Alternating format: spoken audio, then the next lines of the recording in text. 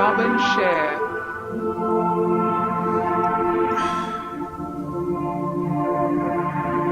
Searching for the truth. UFOs, aliens, greys and ufology. Real images, real stories, real videos, real cases, researched and investigated by professionals in the field and cutting-edge discoveries.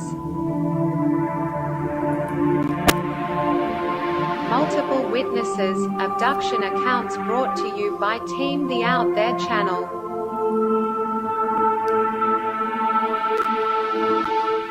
Good to be back. 5, 4, 3, 2, 1. Action. Action.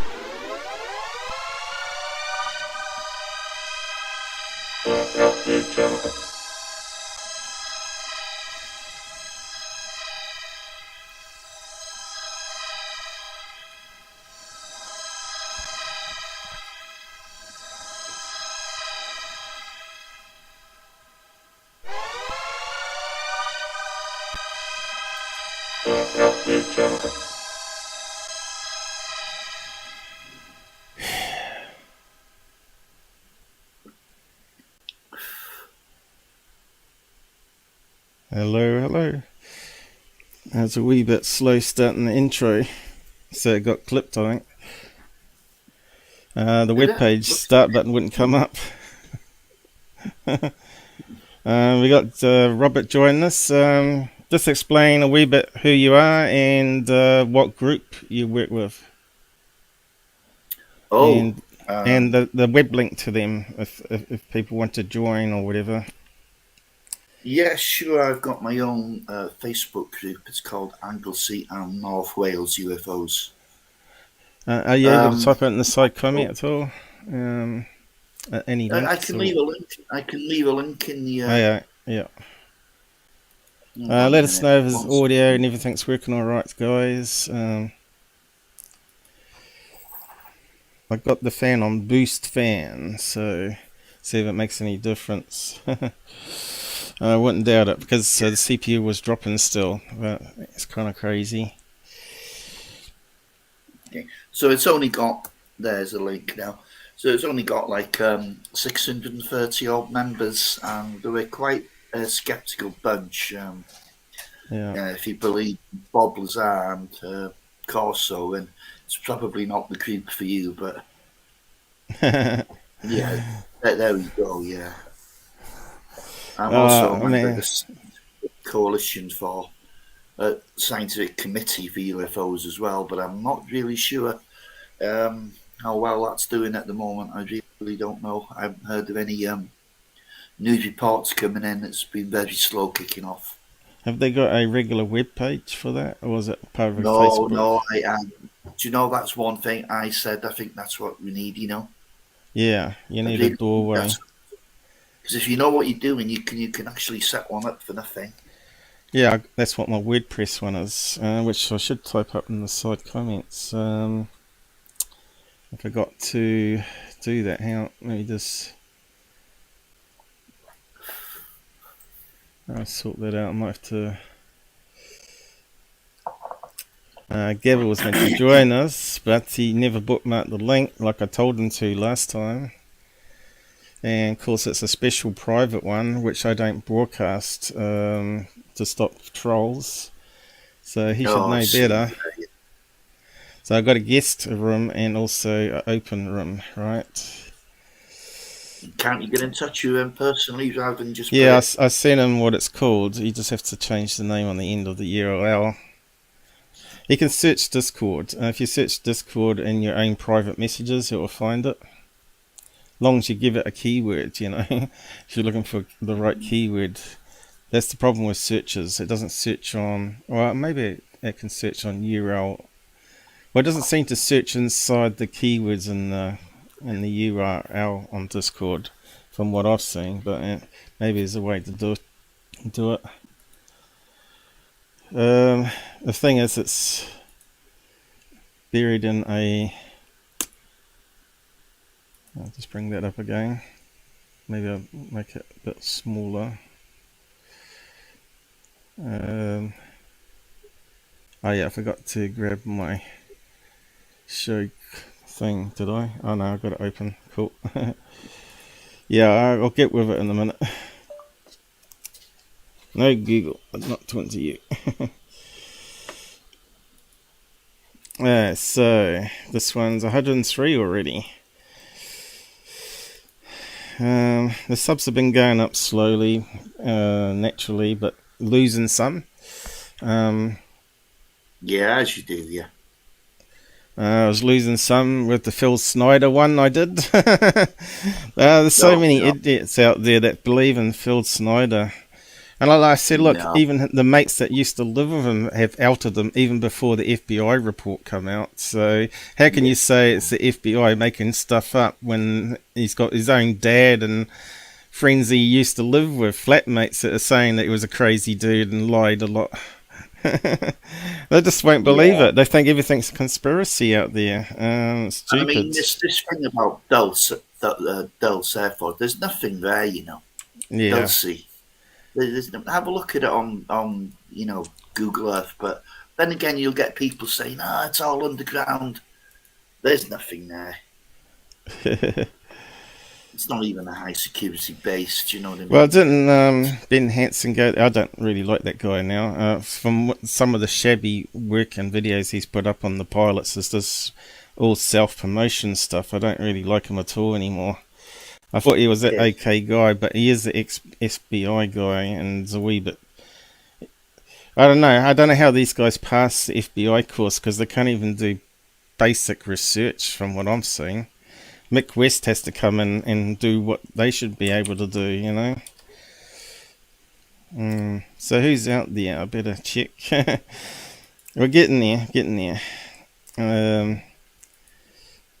Right. What's happening to our screen? Hang on. We've got to be careful of your volume here because you're always loud. How do we get around this problem? Yeah. Hello, Gabber. I found the link. G'day, mate. How are you, Rob? Good to see you, mate. Okay. I've been I was watching that. What's it called? What's that come up? The Eyes on Cinema. It's a good channel. They got some good stuff on there. Oh, it is, isn't it? Yeah, absolutely. Some great information. I've been sitting there going, I'm gonna have nightmares now going to sleep listening to this. Yeah, you could really binge out there, couldn't you? Yeah, thanks for getting me onto that. I've been slowly going through all the videos. There's some really, really interesting eyewitness reports and stuff, some really old stuff. Better than anything new that comes out, way better. Do you know what? I'm not hearing anything much new, you know. Not civilian encounters anyway. I haven't looked at nothing in 10 months except people debunking all the frauds. That's what I've been watching for 10 months, just debunks on frauds. Yeah. I'd rather know who the frauds are than watch something and then find out later they were a fraud. I'd rather know before. Plenty of them. Yeah, definitely. I'll tell you what, today I watched stupid thing. The mini series called UFOs over Earth. And it's a MUFON mini-series. That's old. Well, I didn't. Yeah, it is old. Yeah, I didn't know Bledsoe failed the lie detector test. Bledsoe. Yeah, and the guy, he was independent of MUFON, who carried out the polygraph, and he was scathing. He said there was clear signs of deception. And when he asked him, "Did you really see aliens?" He was he was going back on what he said, and he was trying to say, well, I thought I did, but I can't really be sure. Well, that's not what he was telling MUFON. Sounds like the Corey Good deposition in court. Yeah.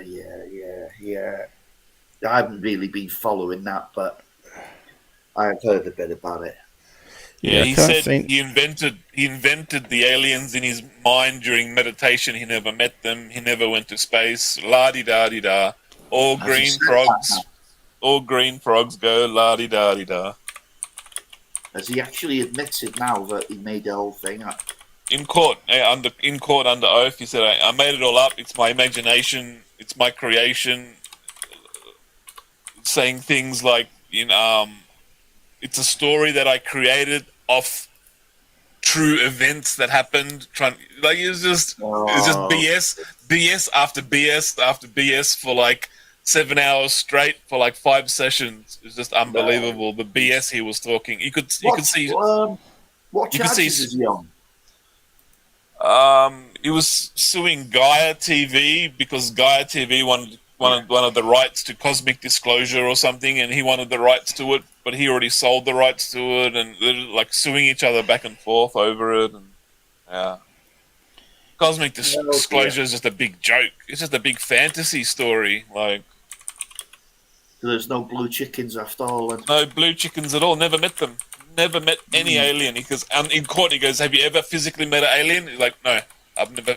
It's just I met these aliens while I was meditating, and I met them inside my mind, and I talked to them in my mind. They're my spirit guides in my mind, and I use them as my spirit guides, and then I made up a story about them to explain them to people. Basically, what he was saying. I'm just like, oh, you're busted. You're so busted. I've been telling.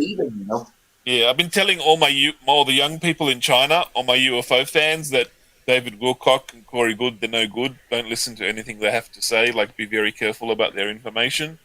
And a lot of them believe me. Some of them, they're hard to. Like one person asked me, "Oh, what do you think of Billy Meier's photos?" And I'm like, "Oh, I asked my friend Paul in New Zealand, and I've had a look at some of the documentaries, and everyone says they're all fake. He threw a garbage can lid. Got a trash can lid and threw it up in the air, or tied it up with some string to a tree and put some pebbles, gold pebbles on it or something." They're like, no, Billy Meier, the CIA analyzed the photo, 12,000 photo. They said they're very good photo. I'm like, no. Look, sorry, mate, they're fake. Don't listen to this Billy Meier. Please go away. Like, all I can do is tell them the truth that I've found out and share the evidence. And most of them wake up. One or two who die hard want to believe. They want to believe so much they can't look at the evidence. I can't do nothing. You still can't do nothing. You always will. Yeah, I can't do nothing for people like that. But at least I'm waking up. The majority of the people that are interested in UFOs, there, at least I'm waking them up to truths I find. But that there's another case. Yeah, there. Billy Meier's own family blew him out. Wife blew him out. His wife dobbed him in. His wife said, "That's my trash can lid. I went missing. What happened to it?" Yeah. His wife dobbed him in. Like, yeah. Still, he's got a big following and he makes millions of dollars a year. People have gone over there to visit him, and they said, "Nah, he's fake. He's doing a cult." I had Michael Horn. I had Michael Horn, his rep, approach me and say, "Oh, I'd like to do a live show with you." I said, "Okay, well, let's just see if that can be possible." And I gave him a whole list of questions, about 20 questions, and I posted them publicly on Twitter. And I said, if you can answer all these, then we can probably go forward with a live show. So I started with basic ones, like what did he do to make a living before Billy Meier, and what does he live off now? Yeah. Does he do it by selling? He was doing the meditation packages, yoga, and all that sort of stuff. And he said it was none of my business. You think if you want to make money, you promote what you're doing, and you post links in the reply, don't you? You say, "Oh, this is what I'm doing. I get paid by Billy Meier, and I sell these products. None of my business." But when we looked into that, Michael Horn, he had a dubious past, and he wasn't there something to do with sex allegations and. Well, it sounds about right in ufology anyway. Yeah, so there was something really dodgy in his past. Plex found something, and he said, "I'll have a read of this." And can't remember exactly what it was now. I'd have to look on Discord for the link again. But yeah. Because they often said it was a sex cult, the Billy Meier thing. I wouldn't, but isn't most cults ended up like that though? Hey, Len, how's it going? Oh my god, it's working. For now, I'm not sure if it's corrupted any audio, but let me know. Let's see, what's the CPU doing? I don't know. I find these frauds have always got something dodgy to sell that's overpriced. That doesn't make any sense. They're doing some other fraud. They're doing like 10 different other frauds and making money off these 10 different other fraud operations they have going at the same time. If they were about disclosing information, they wouldn't be doing these fraudulent activities, multiple fraudulent activities, and charging people like obscene amounts of money for like trash can garbage items. Well, it's all about keeping the dollar rolling in, isn't it? Yeah, basically. But them it's about $1. They don't care. They don't care what's going on. Nothing. Yeah. I got to get some caffeine into me. I was going to get a drink. I just only slept 3 hours. The alarm woke me up. Lucky I got a good alarm. 2 hours more than me.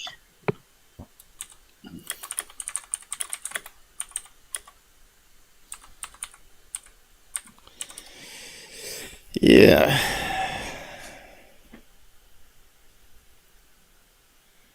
Yeah. Another said about UFOs over Earth. I had that. Oh my god, that Meusann, isn't it? That's his name, isn't it? Jaime Meusann. Yeah. Jesus, that guy is such a con man. Unbelievable. No, you don't say Jamie. You got to say Haime, isn't it? Haime. You got to replace J's with H's, else they get offended. Okay. That's why it's called Rojas, or not Rojas. Jesus. Rojas, yeah. So he's such a shill, that guy though. Like you said, he's like the king of balloon fakes, isn't he? And also, people would fake stuff and try and get on his show. Obviously, they make money from it, right? They probably get paid like $300 or $500 or $1,000 or whatever it is. So it's all a money grab. But of course, he's working with Third Phase of the Moon now, Jaime Meusann. So that should tell you all you need to know. Oh, wow. I don't like that guy. I don't like that guy one little bit. Yeah, I used to believe what he was saying at one stage, like humanoids floating around, and and I never really looked into it. I thought, oh, these guys know what they're talking about. They're meant to be experts. You're in some rabbit holes, Paul. Get out of the rabbit hole. 7 years ago I was when I started. That's why I started my channel, and once I started doing research and background checks on everybody, lots of red flags keep popping up, and I started applying my skills that I used at university and CAD-CAM and all that sort of stuff, and thought, hang on, this ain't moving like a UFO would be moving. Like everybody, all the credible witnesses were saying, it hovers horizontally. It doesn't have to go on an angle. So they've got to be balloons. You know what I mean. But and then I started looking at Greer. I used to believe, everybody kept saying he was the best thing for ufology and he's going to get disclosure. So I was in the rabbit hole 8 years ago, and no Greer. I was, because I never used YouTube until damn. Looks like my thing broke. He's just conspiracy after conspiracy after conspiracy story. Oh no, my thing broke. My headrest broke. You're done. The plastic's sheared off. Typical Chinese crap. I have to see if I can pull it out and repair it somehow. It's going to be for a car headrest, Now I've got no way to lean. My gaming chair cost me like $600. If the headrest comes off, there's gonna be murders. Oh man. It's always this house. There's always stuff breaking every day. It's just ridiculous. This is my my third gaming chair, but it's the best one I've ever bought. I'll buy another one. If this breaks, I'll just buy another one. This is the best one. It was cold overnight, but it's pretty warm today. It was cold last night. I was up till 7 a.m. star watching. It was a beautiful full moon, clear sky. We got clear sky for the next 3 days. So I made an effort to do a bit of sky watching. So I was saw filmed a few orbs flying past. Now I got to look at the satellite app and compare it to the satellite app to see if there were satellites and stuff. I got to do that before I show anyone any footage. Yeah, really hot day outside. Got like 5 or 6 orbs fly past. I got one pulse. One started pulsing really bright, really bright, and then stopped pulsing as soon as I aimed the infrared camera at it. But I could see it. I couldn't see it with the human eye, but I could still see it with the infrared camera. I'm like, why did it stop pulsing for? And it was going in a different direction. It was going north to south, whereas the satellites go west to east. So I was like, well, that's an interesting direction it's traveling because it's not going in the satellite direction.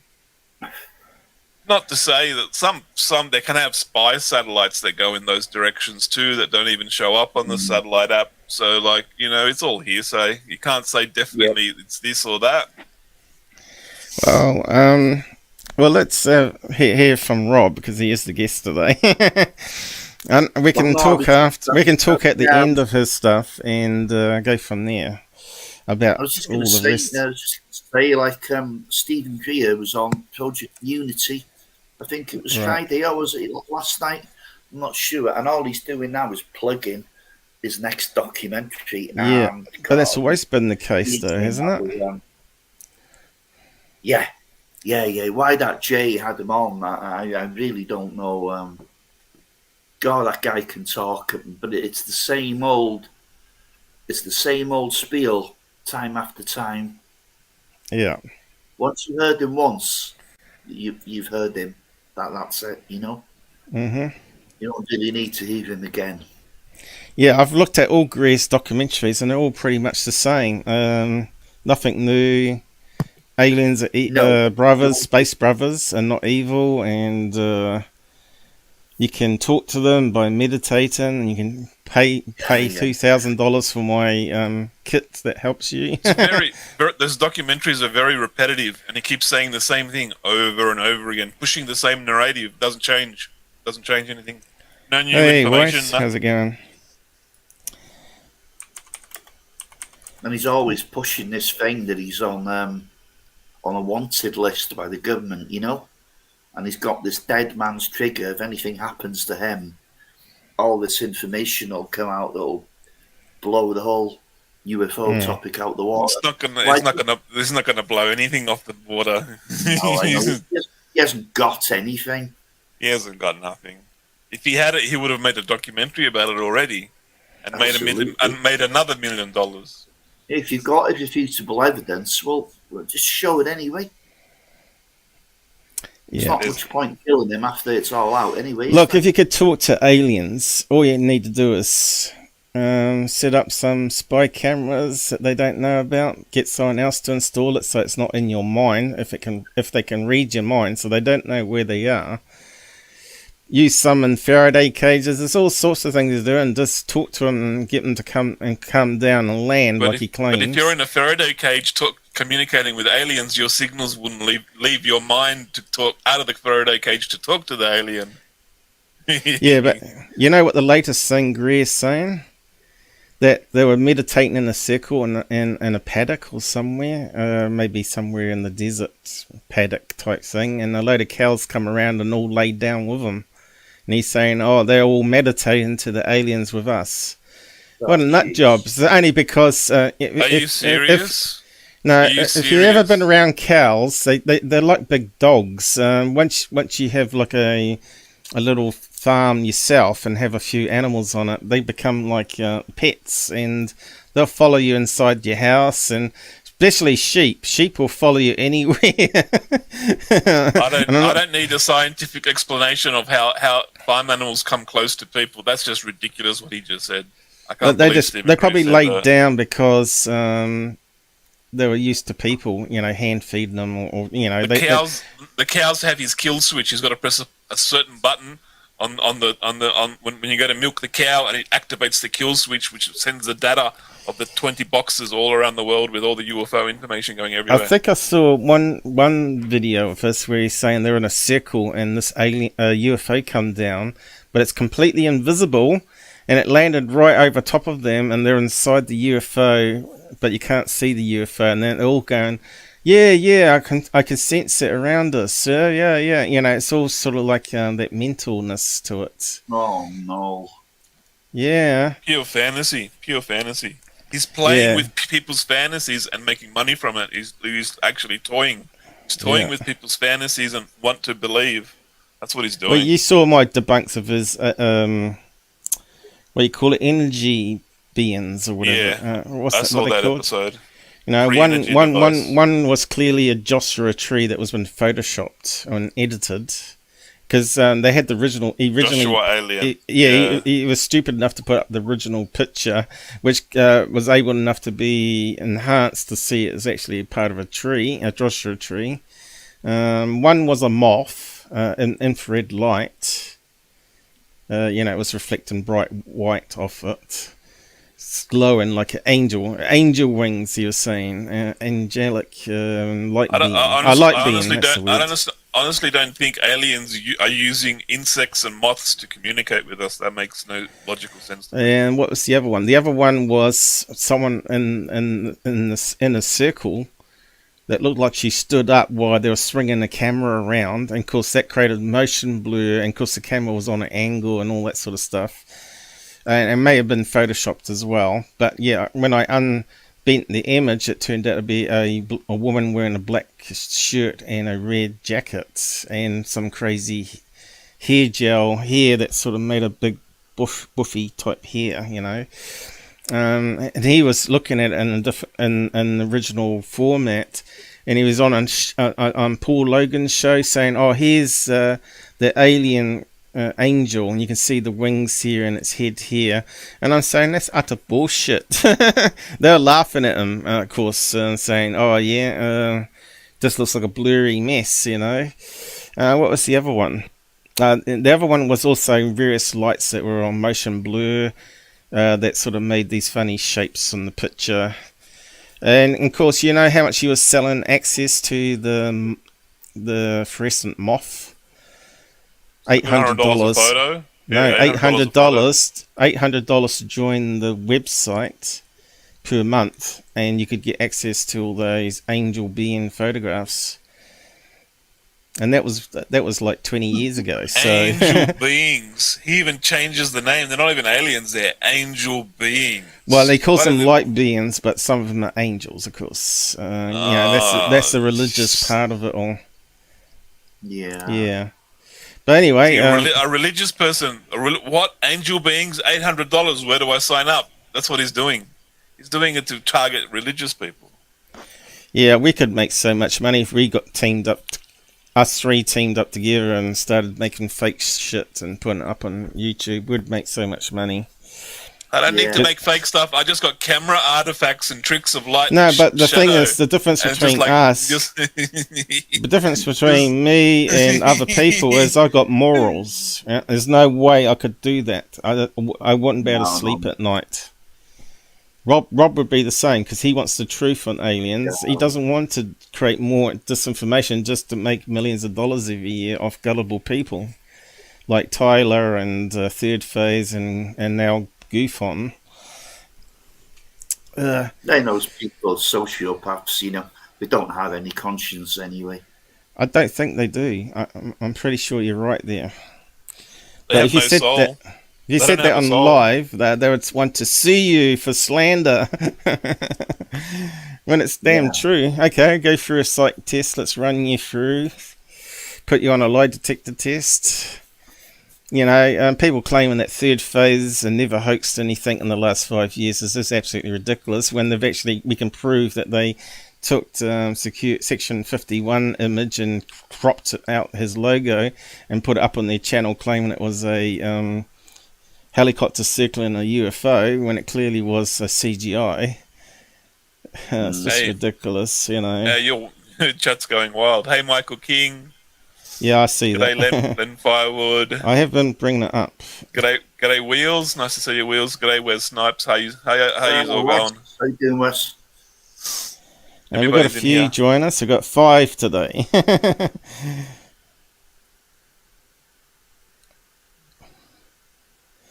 We do it for the truth and not the money. But the money is an evil necessary, isn't it, to keep the channel going.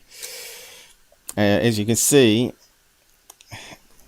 my laptop may be getting old now, and I see the core is, even though I got on turbo fan, it's still dropping it. Even though I turned it off in the settings, it's still dropping a wee bit. So we'll see how it goes. It is running a lot better than it ever did when I first got it. When I first got this laptop, the drivers were all sorts of crap on them and weren't working properly. They were working for games, but they weren't working for standard software, you know. But anyway, back to Roberts. Yeah, what else you want to bring up? Because Gabber will quite happily talk, as you can see. Oh, that's okay. That's okay. I'm tired. But yeah, I don't know if you want to start with those. Couple of cases I sent you. Yeah, I got them up on the screen here. Which one do you want to go with? Should we go with the one with the sketch? Yeah, so this one's got a ping. Let's see if it comes up. What's it doing?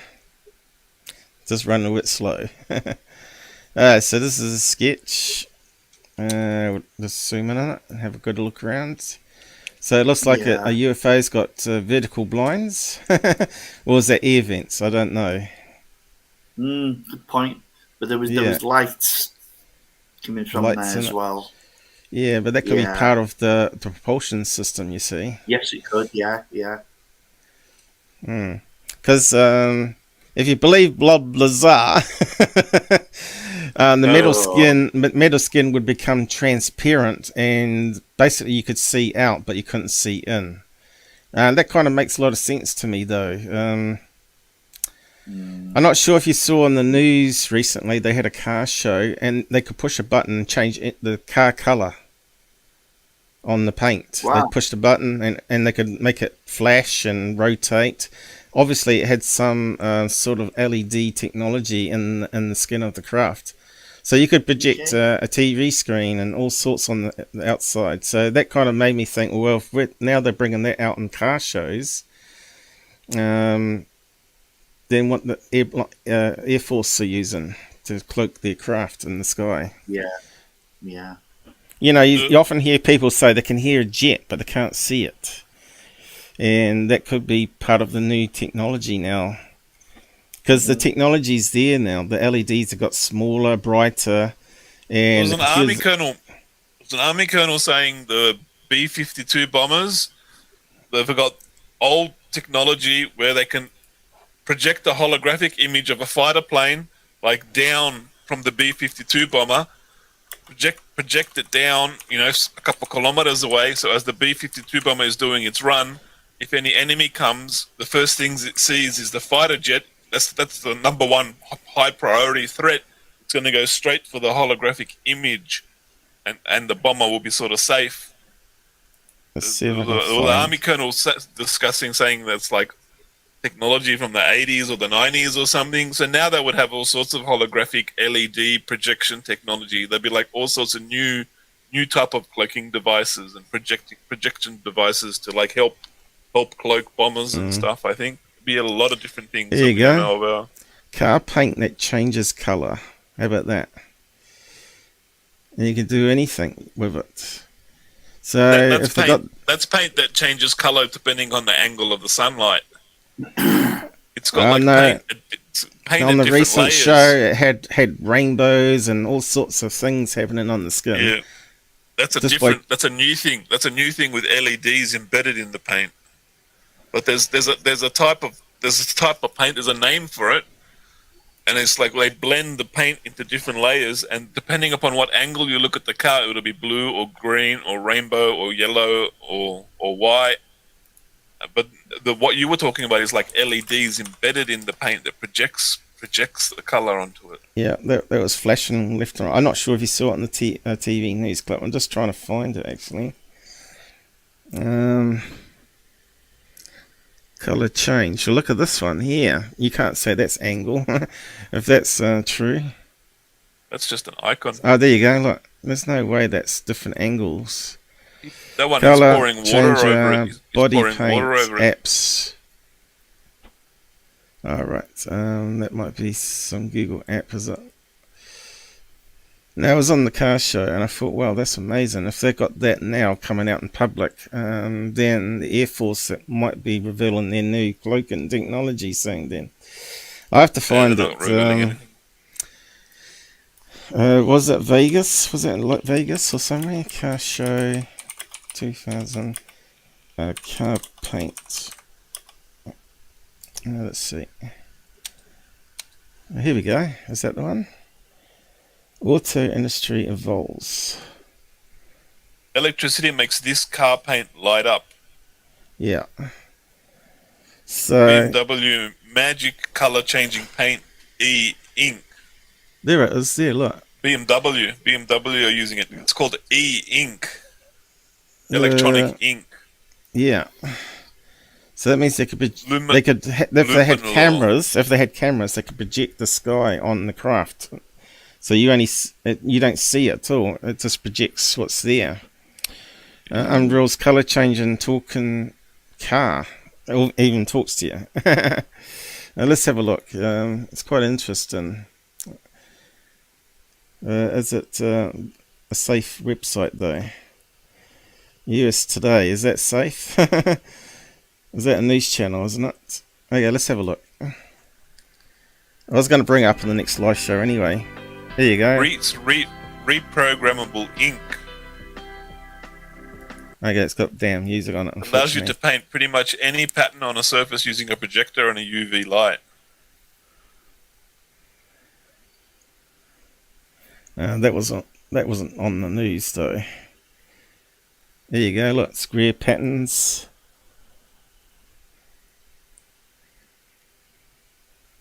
Doesn't look like it's projected to me.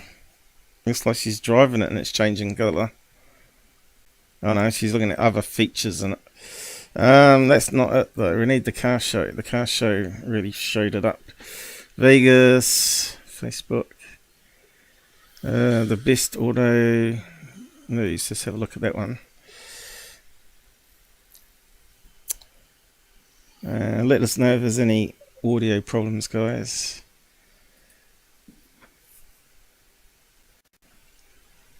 There was no lack of vehicle technology shown at this year's CES in Las Vegas. From foldable e-bikes to a concept car from Sony to Ram's first all-electric pickup, the 2023 You got to search for e-ink. I think e-ink's the new one. Yeah, it's got some music on there, unfortunately. Let's see what comes up. Chrysler. This one, BMW has e-ink. They call it e-ink. Yeah, I just can't seem to find it. I was looking for the decent news clip. Maybe this is a bit... Looks pretty white there. Oh, look at there you go. Look at that cloaking technology, eh? And then you just have to have... so that's probably the early stages of what the US had probably 20 years ago, right? And now they've probably got radar absorption built in, and also they've probably got infrared absorption built in, so it's totally transparent. That's just amazing, I think. So they got tanks now that project these like LED lights, and it makes it look like it's a car. When you look at it, the tank looks like a car, like a civilian car. So, you know, on the battlefield, that would be like disaster. Oh, there you go. Look, that looks like an old, early, pixelated game.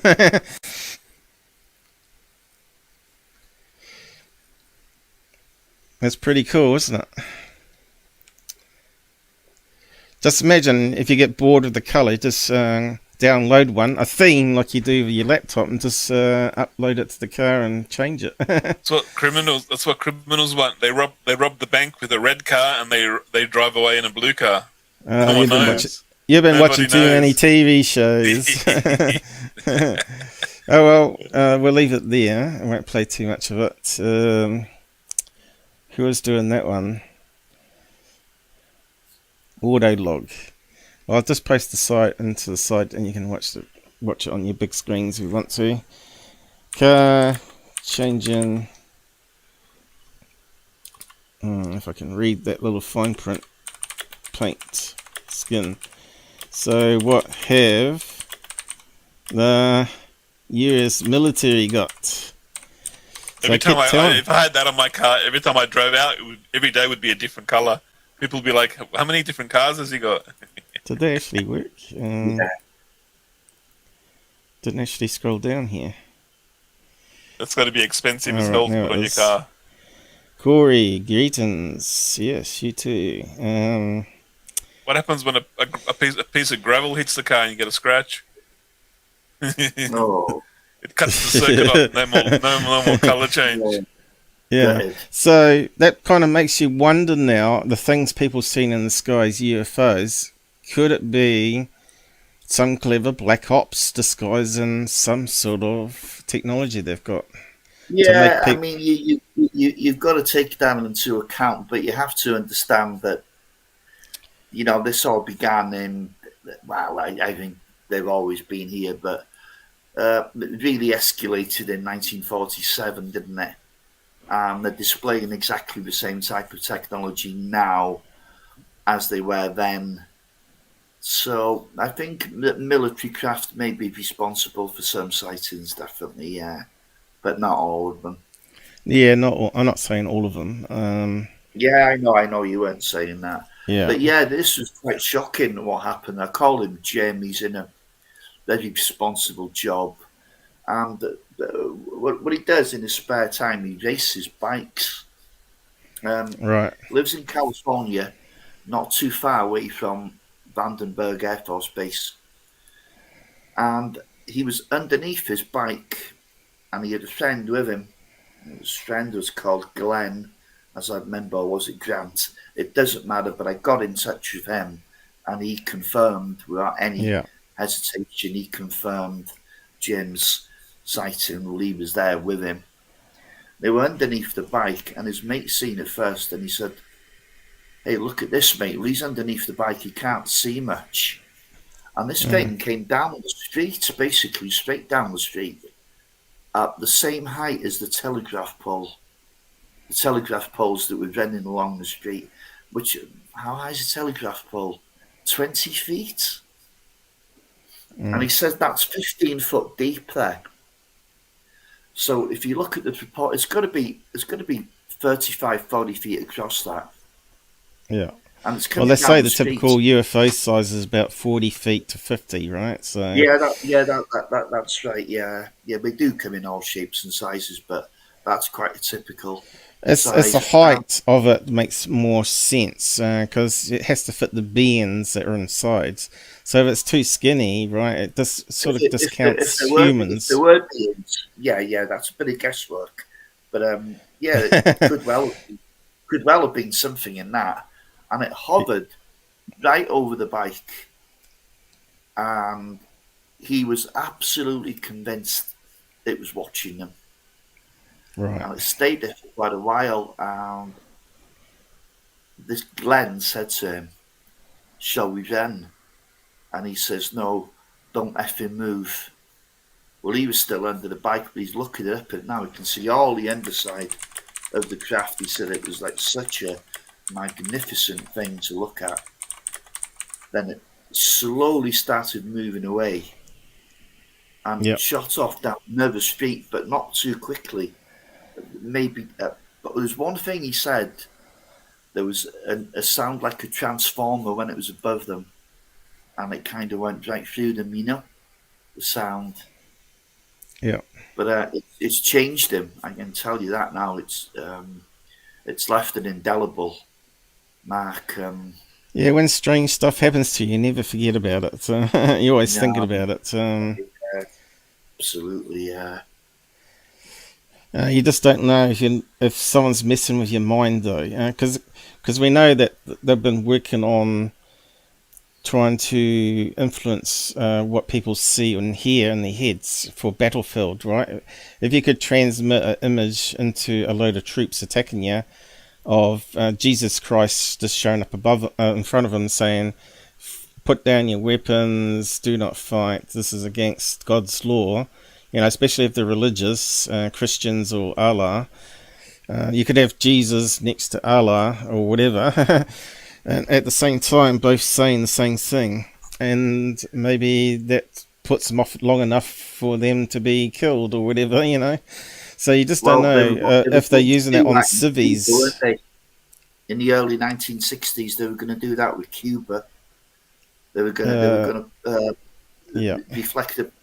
project a picture of Jesus Christ off a cloud. They were hoping. I think although there's a wee bit of a fabrication of the story there, though, wasn't it? Yeah, to overthrow Castro. Yeah, I think they were going to do it with some type of flare technology or something, and they decided it wouldn't be convincing enough. I don't think you can project up in the sky. Yeah, I don't think they can project up in the sky to be believable enough because of the atmospherics and the way clouds move and ice particles and all that sort of stuff. Yeah, that's why they pulled out. Yeah, I think you could do it now with maybe a hovering helicopter, maybe with some of this cloaking technology planked so it's hidden, and then project it. Have some sort of laser projection system underneath, because they're quite big. When you see even those little scaled down versions, it takes up pretty much a size of a table, right? And it only does these little holographic images about 3 inches big and 2 inches wide and stuff. So, and that's only in commercial technology now, but you could say that the government probably had that working 20 years ago, using also the same minds from university back then. Who knows? I would imagine they're 20, 30 years ahead, yeah. So, let's get onto this case now. I know I sort of got sidetracked there on cloaking because I was talking about events. You got the gist of it now, but there's more detail in his actual report, which is all in his own words, by the way. That's what I do when I take a statement. I just kind of leave it all in that own, rather than it's easy to go tidy in the grammar up and stuff, but I don't want to change the words in any way that so who's going to read it out? You can do. I'm not sure if I can or not. Do we have to scale it up more? Let's see. How do we scale it up? I'll just see if I can zoom in. I could zoom in and do it normally, but you should be able to highlight it, shouldn't we? How do we do this? How do we do this on this? Oh, we can zoom in and out now, can we? All right, that makes it easy. There we go. That might be a new addition. I don't remember seeing that in Notebook before. Is that big enough? Or we can make it bigger? Yeah, I can. Right there, let me go to the other. Let me just scale it up a bit more. How big can we get it? There we go. Let me see the seats of the. Okay, I probably can read out some of it. James S. UFO case, California 2010. Yeah. It was summer. It was a summer day, pretty late in the afternoon.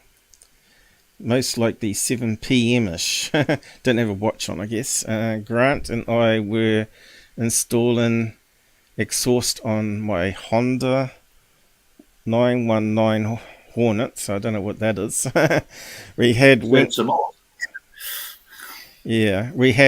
to my work to use the shop tools, and I was unbolting the header from the motor Grant, who was sitting on a milk crate, said, "James, do you see that?"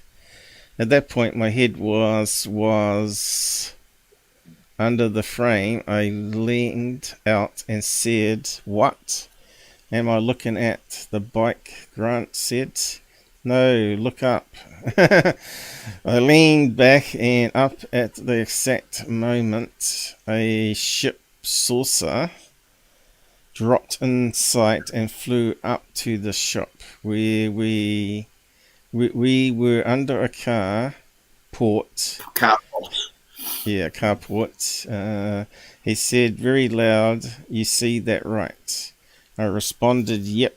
Grant said, "Do we run?" I responded, "Don't F and move." At this point, the ship had flown up to the fence at the impound lot on Atlantic City Avenue, to the right of a big palm tree in front of the fence.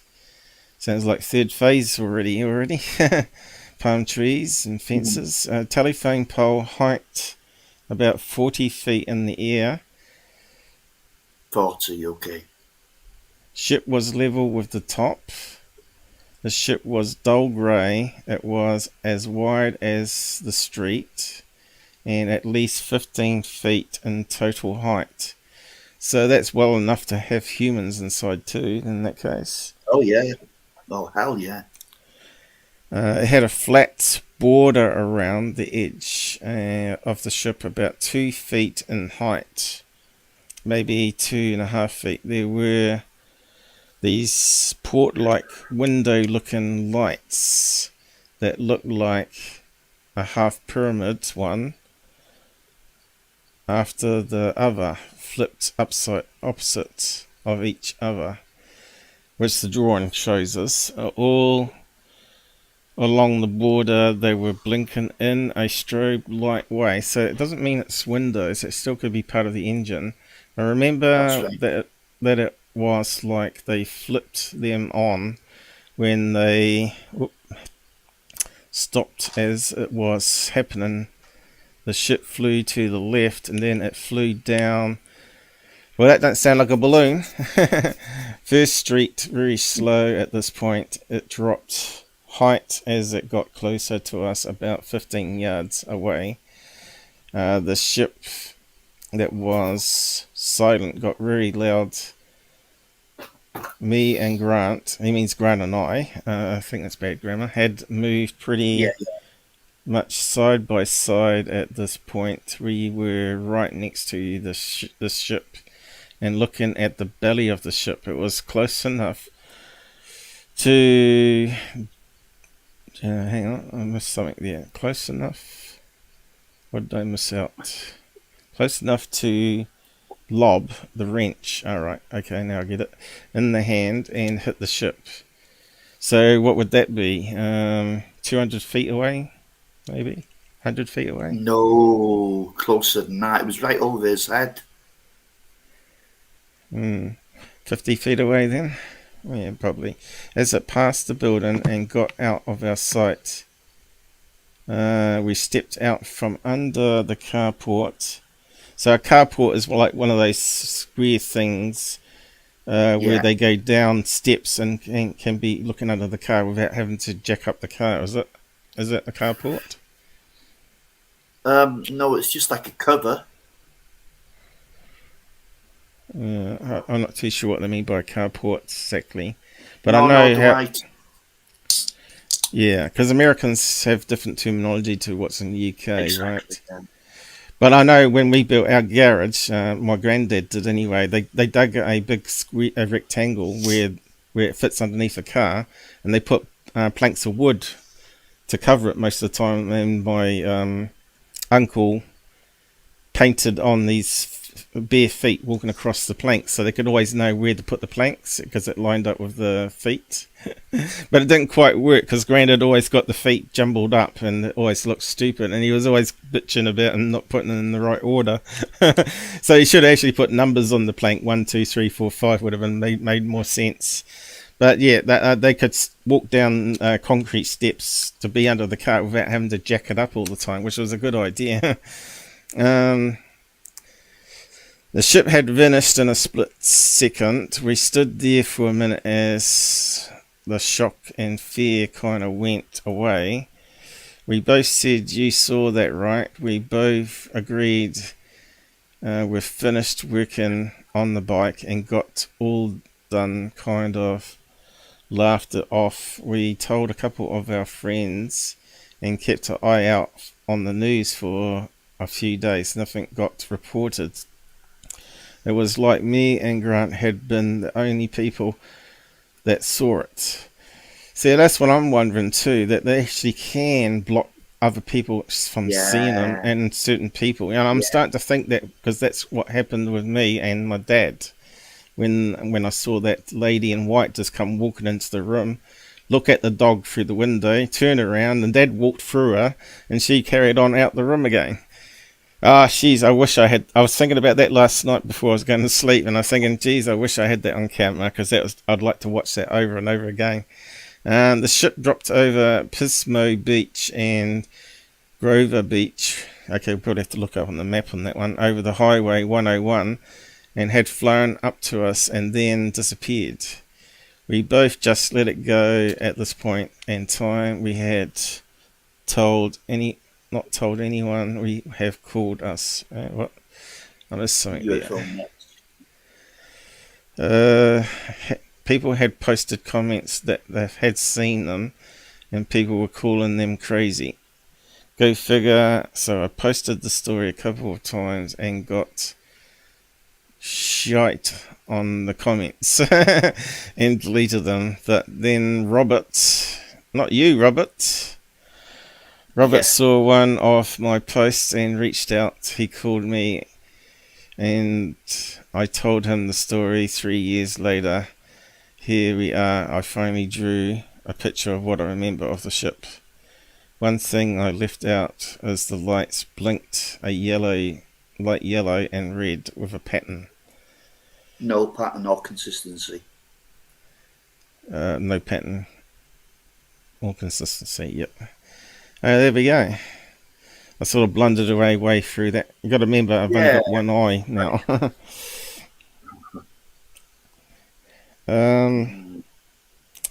So what they saying in the side chat so far?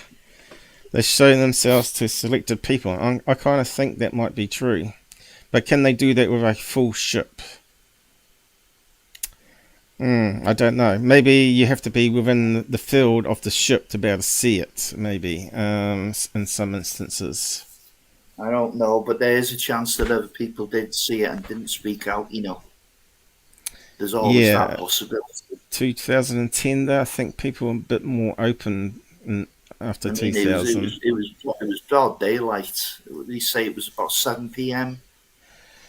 Yeah, shame they didn't have. Some people are scared they don't want to lose their job. If they say I saw a UFO, everyone at my workplace would think I'm crazy and I'm going to lose my job. So they're like, just don't say nothing. Yeah. Len is saying here, somehow we need to bypass all the smooth talking grifters. If the UK scene can create a good workable nexus for updating the public on the latest findings. Yeah. In this area. My comments still got clipped by a couple of words. I might have to work on that again. Just don't watch people who have several ways how to send them money. No, you can't really go by that, 18 wells. Ideally, people that have multiple ways to pay is to try and bypass greedy Google, who takes 30% of the cut from super chats and all that. So everybody's now using the other payments. If Google wasn't so greedy, people probably wouldn't even been mucking around with that side of thing. They're just stuck with Google. So yeah, so you reached out to the guy, Robert. Is that what it's saying there? He's gone AFK for a minute. He's gone to do something. All right. I think it said Robert at the end. I assume he means his Robert, but it could be another Robert.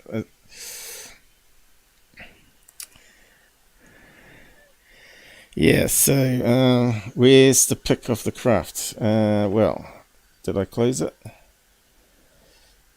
Did I have it here still? I might have closed it. We had it up before. Yep, there it is there. I also got it on the thumbnail for today's show. Although I changed the colour to make it stand out a bit better.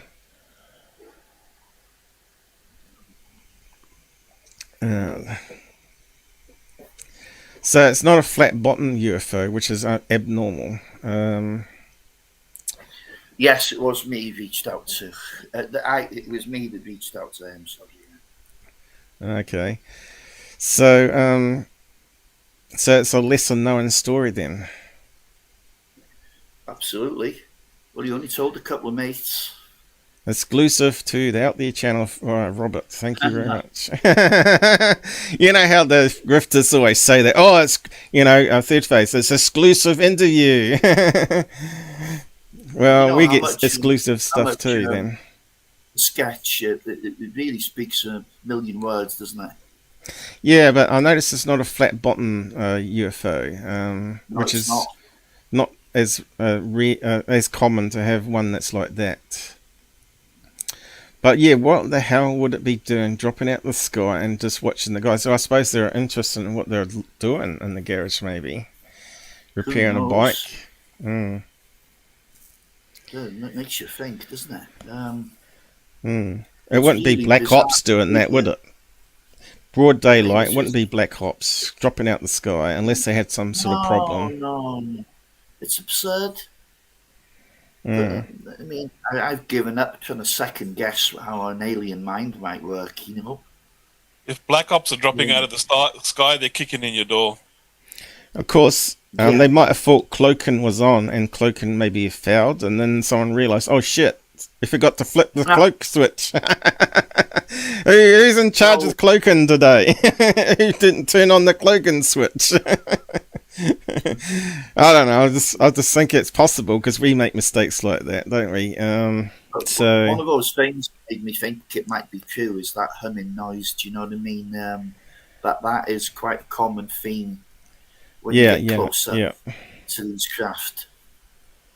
Yeah, like they got electrical field of some kind. But if it's using electromagnetic gravity. For gravity fields. UFO guy, do you know what I mean? For him to know that. Yeah. I thought it was very unlikely. Yeah. But his friend Grant says he doesn't remember the underbelly being as pronounced as that. But apart from that, he said it's identical. Yeah, someone's saying here 18 was... 18 as well as talking about truth seekers, and I said, yeah, Rob's not too keen on it. Oh, Rob mistyped it. Sometimes he makes too much of a meal of a topic, though, and yeah, well, we know exactly what Cambian's like. Yeah, that's what bugs me. Yeah, yeah, he keeps repeating himself quite a bit in the same show too, which can be a bit annoying.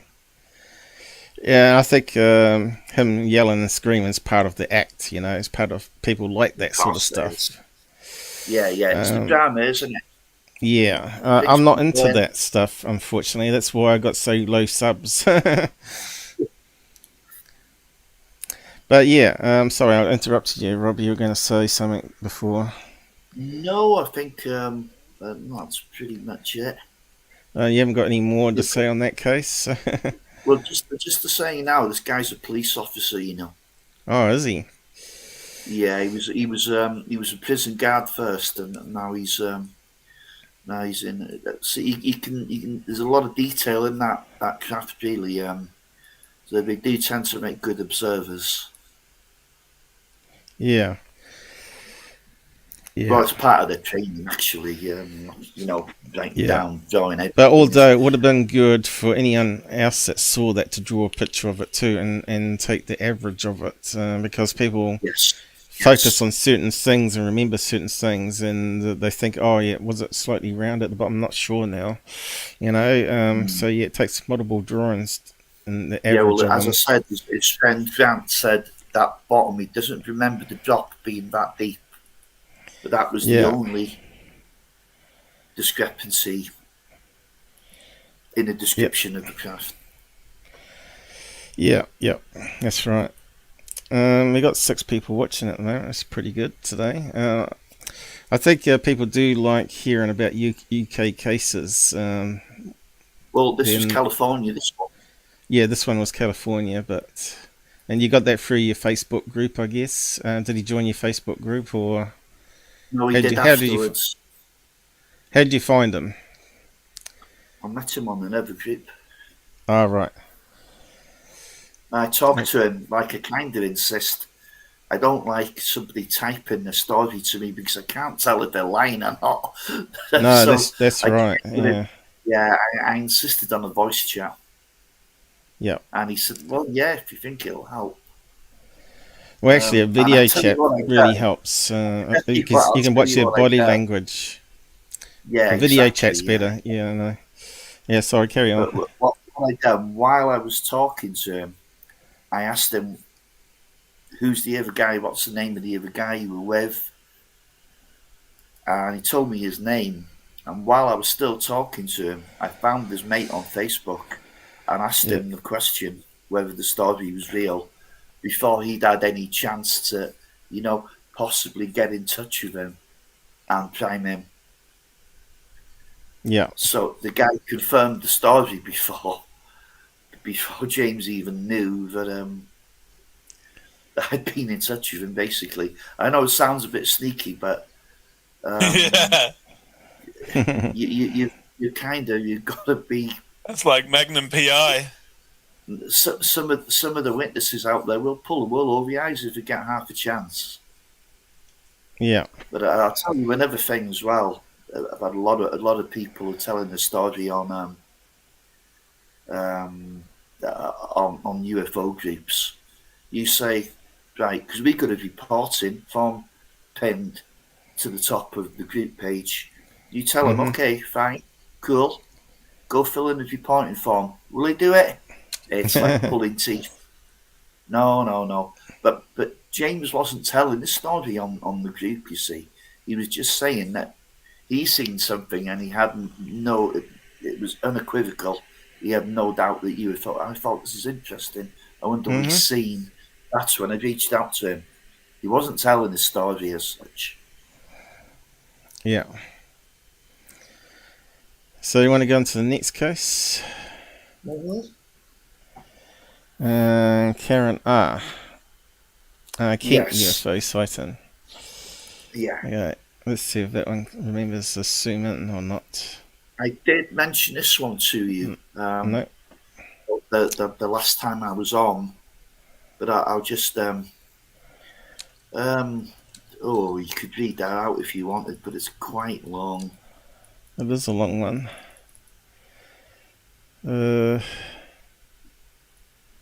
Just go to full screen, make it a bit easier. Okay, Karen R. Summer 1997, 98. I was working late in the summer and left my office around 7. I guess that's PM, not AM. It was still light and sunny, and I was driving with my windows open. I assume car windows. When I got to the place where fields were on both sides of me, between Canterbury and Ashford. We should actually bring up some maps of these. Like, I might do that in a minute.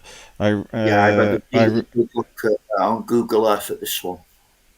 Yeah, I realised the traffic was slowing down both ways. Rubbernecking, as we call it, when there's an accident, people got to slow down and look. I looked to my right, and hovering over the fields was a cigar-shaped light, gently swaying back and forth. It was just light, a bright cloud with slow flashing lights, We all just looked at it. That would have been great to see in daytime or early evening, right? We just looked at it. The man in the car next to me, of course, a car in America is called an auto or a vehicle. Nothing to do with car. We have caravans, which is trailers in America as well. Coming the other way, said, "Can you see that?" And we looked again, and it stopped swaying and sped off so fast. I've never seen anything like it. So yeah, that doesn't sound like a solar tube balloon. Then it was gone. It was just outside a village called Wye, which is between Ashford and Canterbury.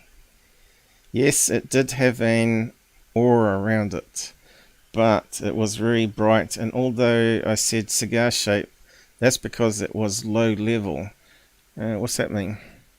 Could it be a disc? Because she was looking at it, basically she didn't have to, when she looked out of a window, a car window, she didn't have to crane the neck to look up to see it.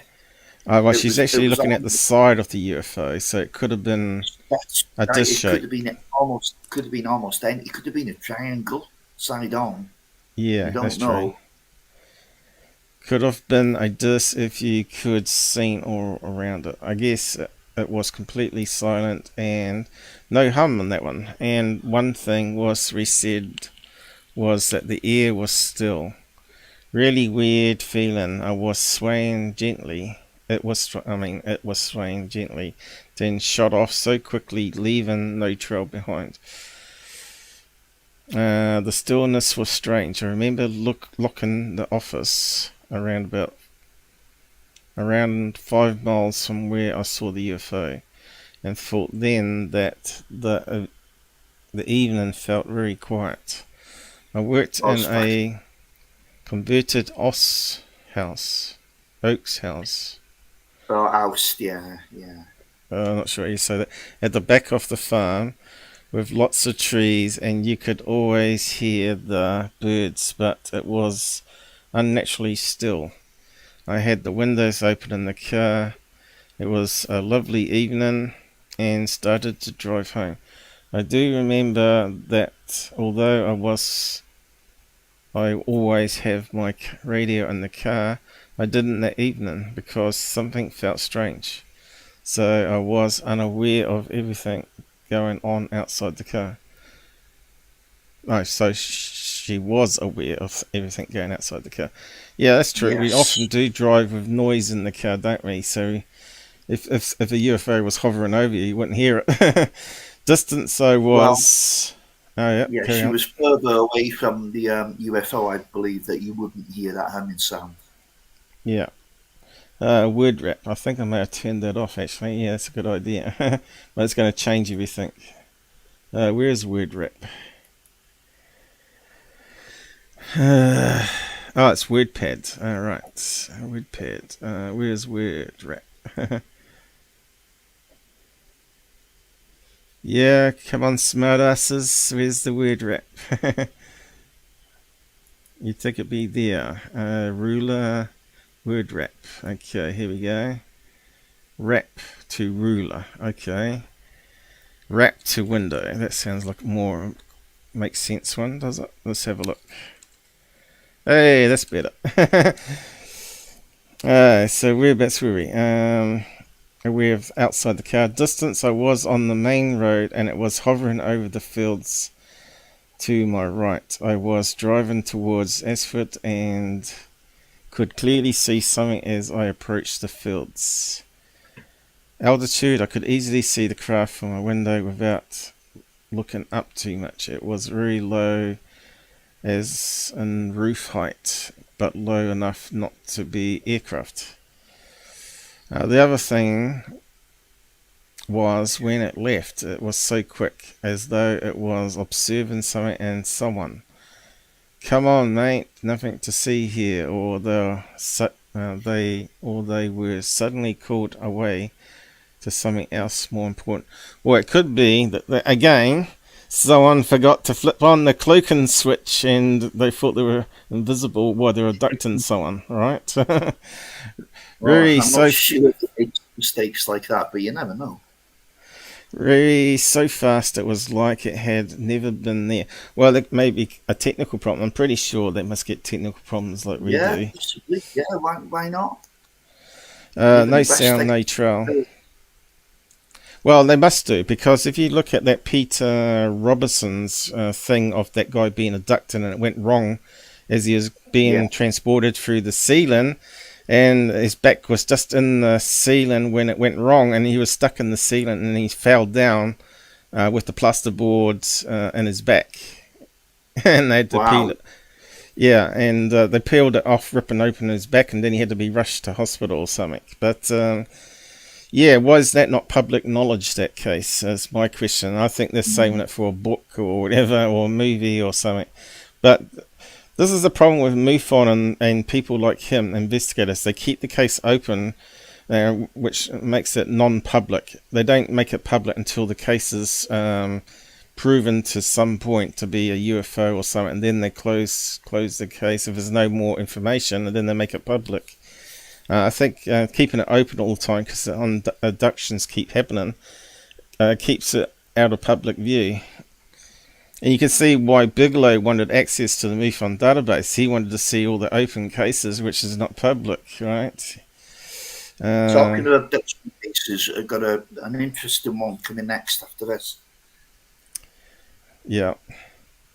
Okay. No sound, no trail. UFO took off in the direction of Canterbury. Okay, so we need to probably... is it going to wrap properly? Oh, yeah. Looks like it's working. That's pretty cool. I think that's something new in the latest update, actually. But anyway, so we need to get the map up. Yeah, we need to get rid of that one. Ashford and Canterbury, is it? Yeah. What you should be looking for, I think it's the A28, is it? A28. It'll actually be in a testimony. I'm not sure if that will come up, but let's have a look. Try A28, Kent. Oh, I didn't put Kent in. I suppose it's a long road. Not particularly. Why is it looking so big though? Looks like the scale's changed here on the map.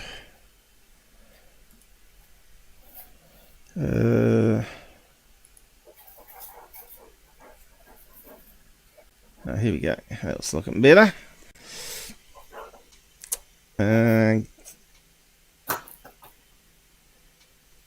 Kenneton. Is that Kent? Don't think so. Sainsbury. Isn't that where they have those monoliths? Yeah, it had those paintings on the hill. And people always wondered why they had pictures of white horses and men with swords painted on the hill. Well, maybe it's just to entertain UFO watchers that fly overhead. Yeah, you can see Ashford there.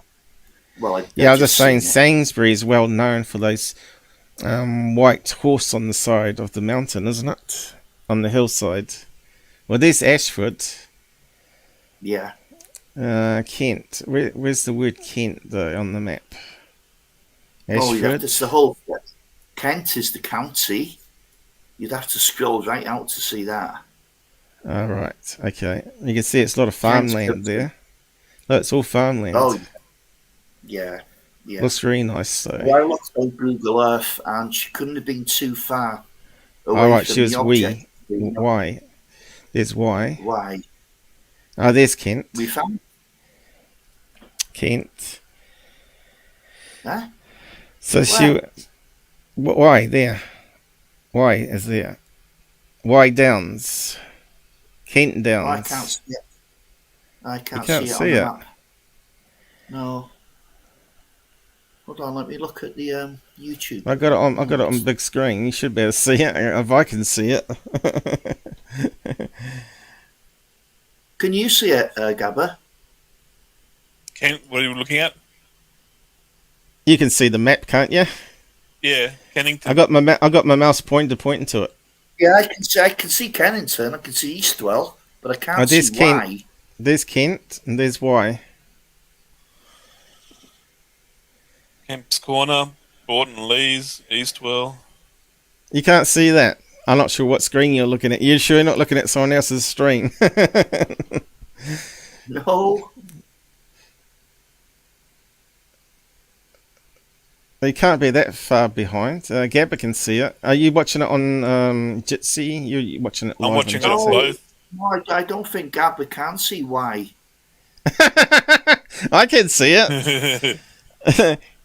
Can you see it or not, Gabber? Are you? It's on YouTube and it's on Jitsi. But I got the 3 screens on Jitsi. I got the. If you click on the 4 squares toggle tile view, it'll show all 3 screens in Jitsi. You got to click on the 4 squares in a box icon. Ah, now I can see it. Yeah, that's the trick.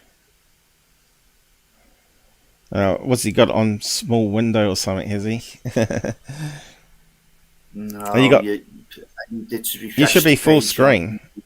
Yeah, I suppose if you want to switch between Windows, the Windows YouTube one, have it muted, you can do that, but it'd be like 30 seconds behind.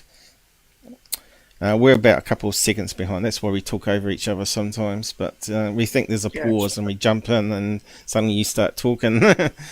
But yeah, something that's, it's not too bad. You're at the top of the world when we're at the bottom, so it's not working too bad. Ricky, it's a supermarket. I think you're thinking of Salisbury. Alright. Is it a different name? Spelling, is it?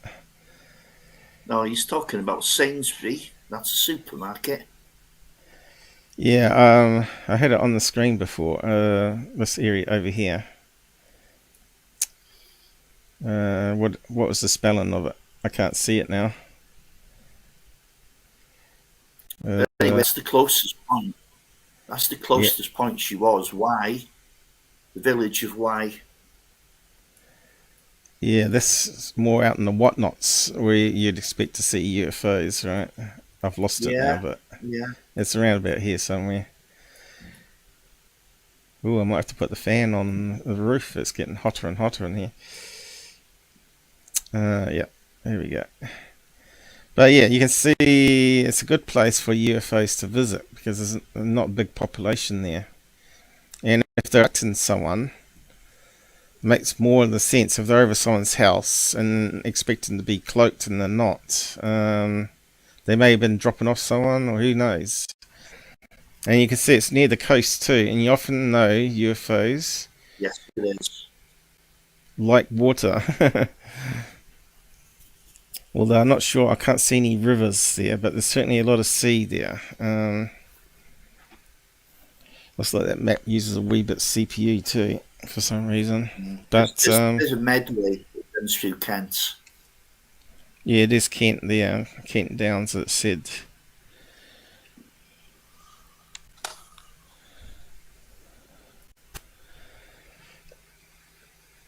Yeah, but there's not much going around there. It's just mostly farms, small pockets of people.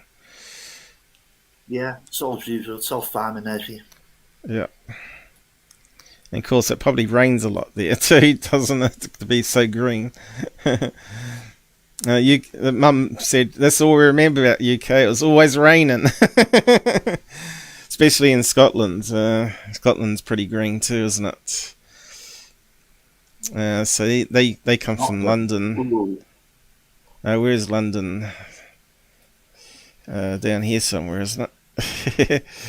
Where's London? I've lost London. There you go. Oh, there it is. London.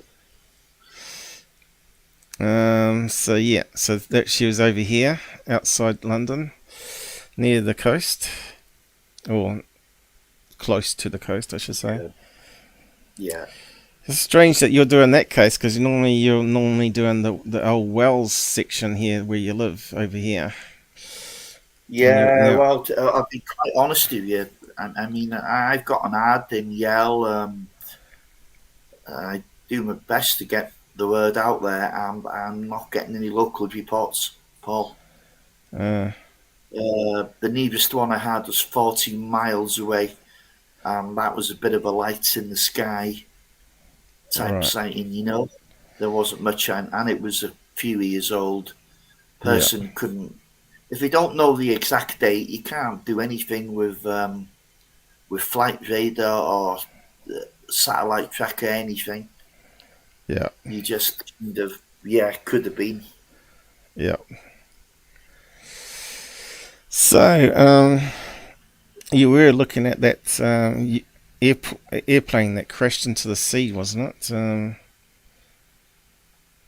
Maybe it had a UFO flying next to it. I can't remember what it was called now.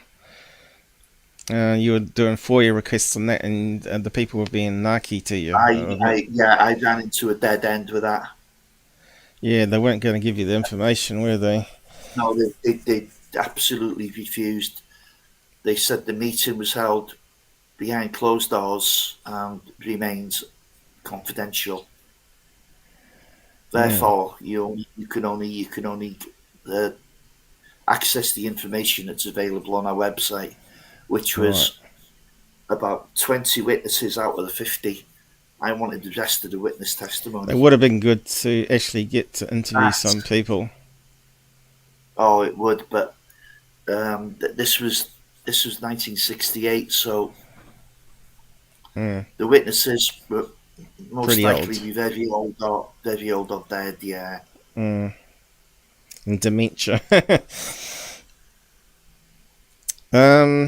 Yeah, you're going to talk about other alien abductions, were you? I think you. Yeah. Let me finish off with this case now. This is interesting. Right, carry on. Because Catherine wasn't sure. She thought it was more than likely 97 or 98, but she couldn't be sure. So what I'd done is a newspaper research from 95 to 2000. And what I found was, in 96, 97, there was literally dozens and dozens and dozens of UFO reports. Some of them were very similar to Karen's. Right. Now, what surprised me is, this is 96, 97. For the year 95, there was no UFO reports. Really? For the year 98, there was no UFO reports. That's odd. So the only thing I could conclude, was that there was a mini flap going on there, 96, 97. Now, she said 97, 98. I think she'd probably seen it in 96, 97. And I've sent her all the newspaper reports. And there was another one about 10 miles away from where Karen's seen hers, only this was in March 1996, where again it was on the side of the road, a marsh on the side of the road, where vehicles hovering over the marsh, and it brought the cars to a halt again. Only this one was after dark, and it was a triangle. The newspapers even set up a hotline. There was that many UFO reports coming in. Wow, everyone saw it. Everybody saw it. Everyone was seeing the UFO. Nothing for 95, nothing for 98, nothing for 99, apart from the odd one. Nothing for 2000. Was there anything particular happen in the world in those years? So,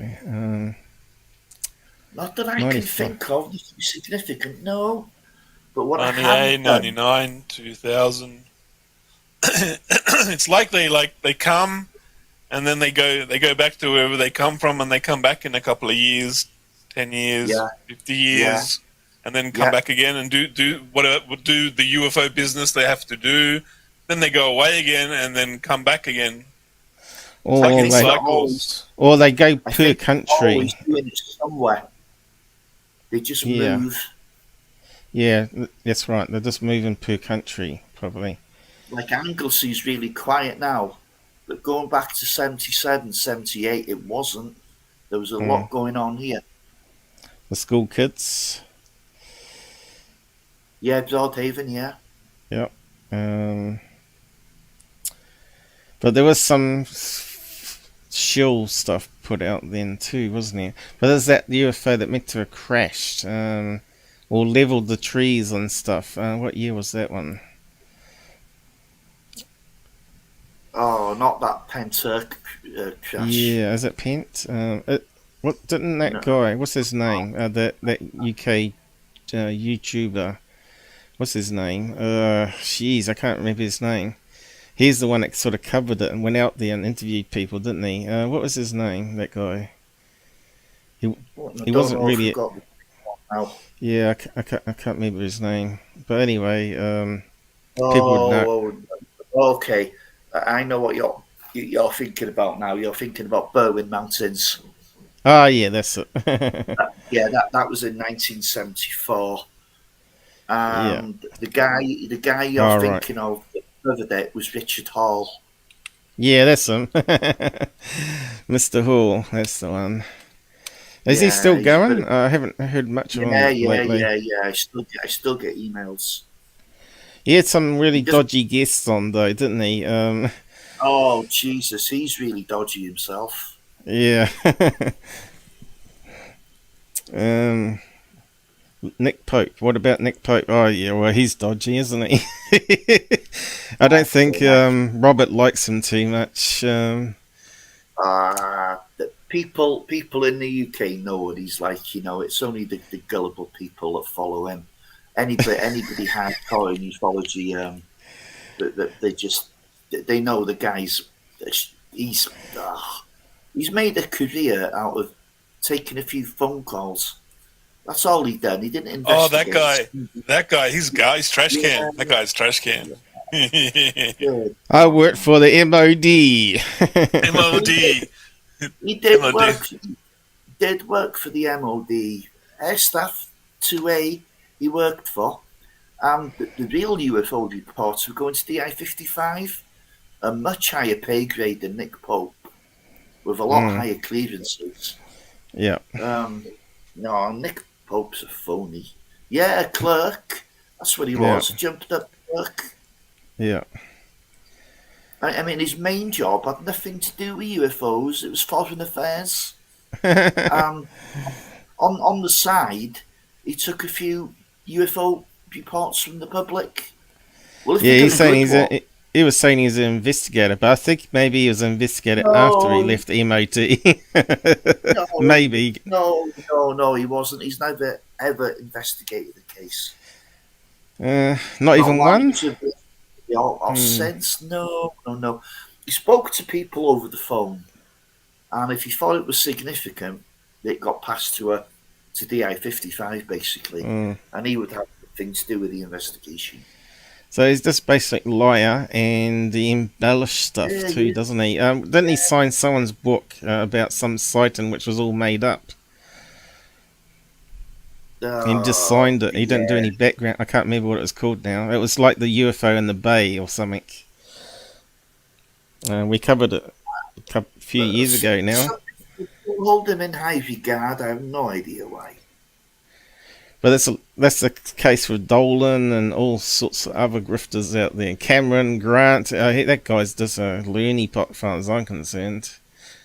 And yet a lot of people that you like Earl Grey, loves those type of guys because he thinks, he could be right about them transmitting into their brain music scores and stuff. And no. Influence. What did he say? Grant Cameron, last time I heard about him, he was claiming on a panel on a podcast that UFOs leave bits and pieces behind as clues. Things drop off UFOs because they want to leave clues for investigators to expose the truth.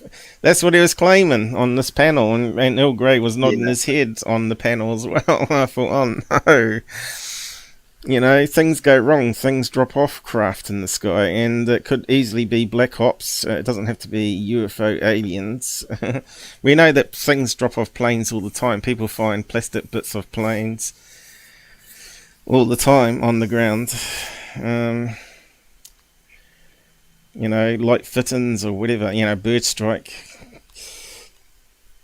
But even dead bodies, people that sneak into the runway and go up the runway into the landing gear. And they think they're going to be okay. They can get from one country to another, but they forget it's not pressurized, so there's no air. So they get frozen and suffocated, and then the nose gear opens up for landing and they fall out.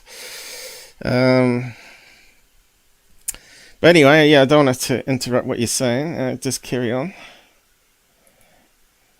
No, I think we've done that, but the evidence was clear that Kent had a flock of sightings in 96, 97, and they stopped as quickly as they began.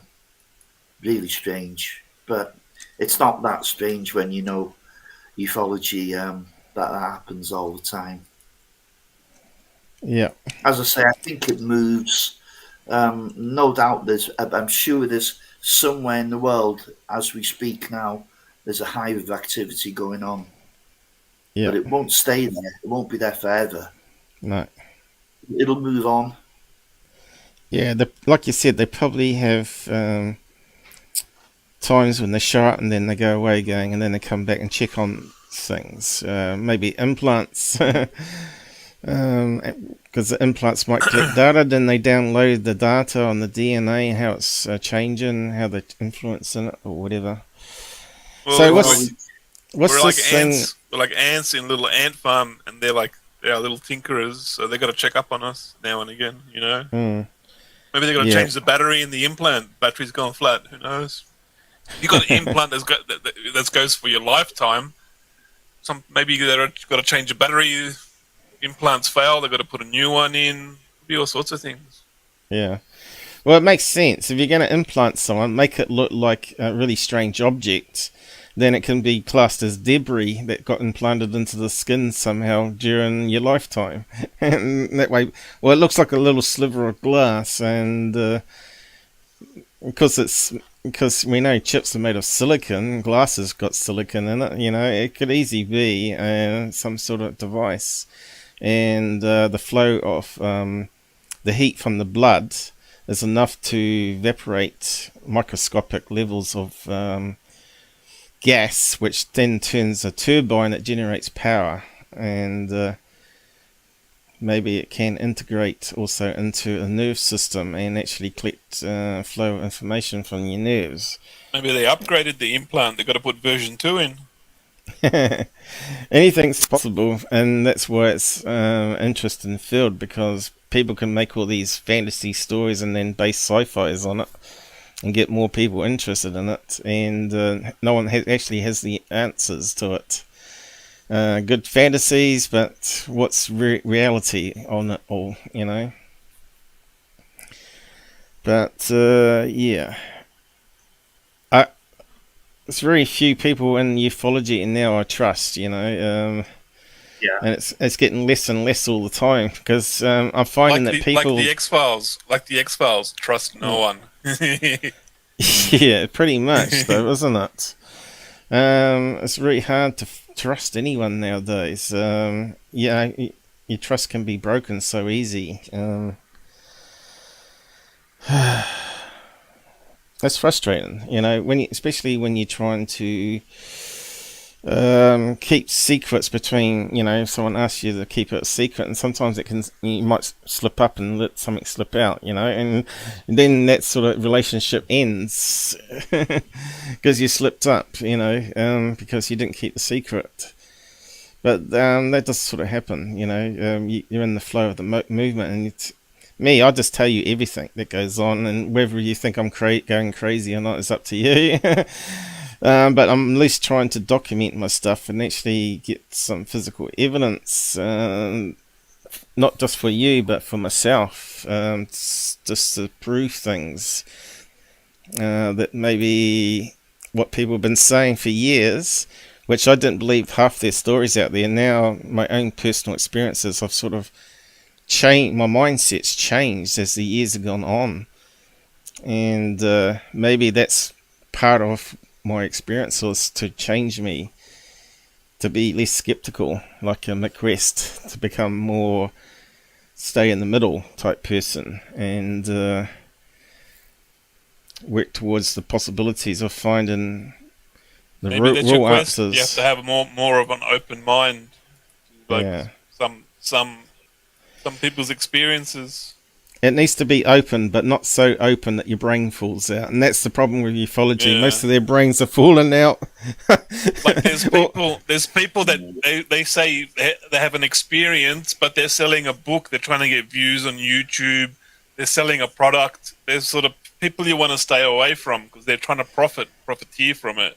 Then there's people that will share a story, and it'll just be as fantastical as the other people's stories, but they haven't written a book. They're not selling a product. They're just sharing their story, and like, you know, you take it with how many grains of salt you want. Yeah. There's sort of two sides to that, I find. Blue Chicken reckons he knows what his left hand's doing, but he doesn't know what his right's doing. He needs the new implant. He's got to get the version 2 yeah, implant. you got to get it. You got to get it upgrade. That fixes that problem. Yeah, it's got firmware upgrade. I'm just joking. What do you say? Blue Chicken. I trust my left hand, but it doesn't know what the right hand is doing. I'm pretty sure that left and right hand doesn't know what it's doing on MUFON.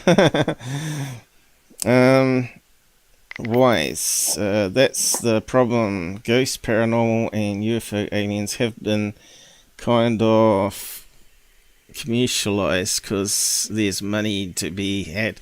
Well, even that Skinwalker Ranch program, that got worse and worse as the episodes progressed. And then the truth come out about Travis working for the government. Oh my god, that guy's a disinformation agent. He's not a scientist with multiple degrees. In fact, his degrees, he doesn't know even basic video analysis skills, and they're looking at stuff which I can clearly see as a satellite moving through the sky, or a balloon, or a bloody bug, or whatever, bird. I think it's safe to say most people are disinformation officers. It's hard to find a legit person that's like sharing. Hey Todd, I haven't seen you for ages. How you going, sharing mate? Truthful information. They're all misdirecting. They're trying to misdirect everyone so you don't look at the truthful stuff. They're trying to confuse people. Did you see that Stephen Greenstreet podcast on Skinwalker? Yeah. I saw that one. Yeah, no, I haven't seen that one. You kind of pass a spider off as an orb. Caterpillars. The flying caterpillars. No, a spider. There's a spider in a web. Spider in a web? Yeah. That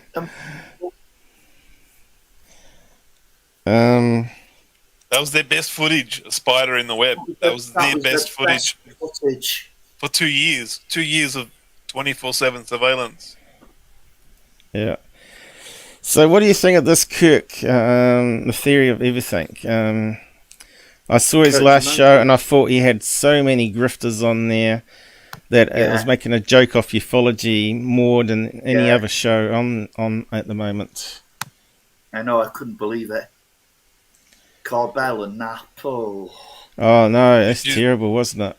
He wasn't even asking them. Documentary 411, The Missing Files. That was a joke. Yeah, that was a big joke. Yeah, 411, The Missing Files. A detective, New York detective, sitting there. He's putting bullets. This person got abducted here. He's putting bullets, like gun bullets, on a map. This person got abducted here. This person disappeared here. Look, it forms a triangle. Why are you putting bullets on a map? Who puts bullets on a map? You put three things make a triangle. He's putting like bullets for a gun on a map. I'm just like, what are you doing? Yeah. What are you doing? And Tyler was promoting him, saying he's a really good investigator. He's got a really good documentary on UFOs here. Remember I went over it and I thought, Lions Ground just did a little 10-minute video about him saying how he's speculating and then he's like talking garbage. Lions Ground had to go at that Carl Higdon case. I think the Carl Higdon case is genuine. The one with the floating pills, is that the one you're talking about? Yes. Yeah, the one the bullet was stopped by a force field that he couldn't see. Yeah, I'm not too sure about that one, though. He did have a go at about that. I'm pretty convinced that that's a real case, you know. Looking at the eyewitness talking about it, I feel like he's talking what happened. That's he's sharing his experience. I don't feel he's making it up or making a story for sensationalism or anything. I sort of agree with you there, with Rob, on that one. I feel It was like a really crazy story, that one, though, wasn't it? And because it's a way out, it's a way out there story. Probably makes it more valid, you know. If you met an alien hunting in the forest, your story would be way out too. There's not going to be a story that's like a normal alien story. To be honest, every story is going to be sort of way out there. Hang on, I'm just going to put a fan on and keep on talking. Yeah, the more likely they are to be true. True. The more absurd it is, the less likely they made it up, because they're going to try and make it less absurd to make it more believable if they're faking it. There was physical evidence that bullet was turned inside out, you know. True, there was physical evidence. They couldn't explain how the bullet ended up like that. Could not explain it.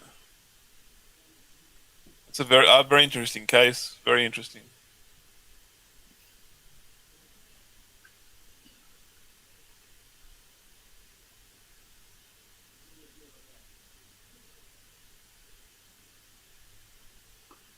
What's going on in the side chat? And firewood in here. I'm in my lounge currently, but since it's almost 2 a.m. in the UK, I need to transfer to my bedside laptop, so I'll be back in about 10 minutes. No worries, Len. Okay. Michael King's been watching the Tron remake. Watched original earlier. What a great movie, by the way. Jeff Bridges is amazing in them both. Is there a new Tron? I haven't seen the new Tron. I don't think I... Rick. When did the original come out? That's some years ago now, isn't it? That was like 10 years ago, I think. I thought it was more.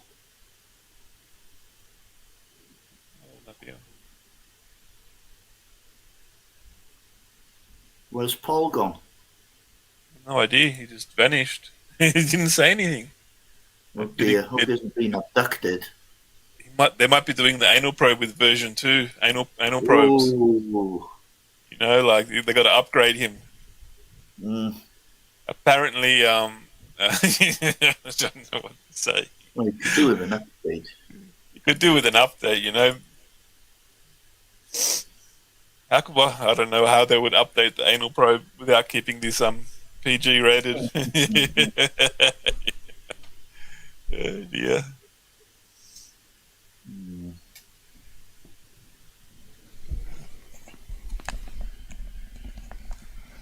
Here he comes. Okay, I'm back. I had to get a toilet. Were you waiting for me? I said carry on. We're talking to chat, right, saying some things chat was saying. Then we were like, we think Paul's gone to get his anal probe version 2 upgrade because he needs the firmware I had to upgraded. eject the anal probe actually. Yeah. The tall greys, the tall whites do this. I'm in my lounge currently, but since it's almost 2 a.m. in UK, I need to transfer to my bedside. Okay, fair enough. That's where tablets come in handy.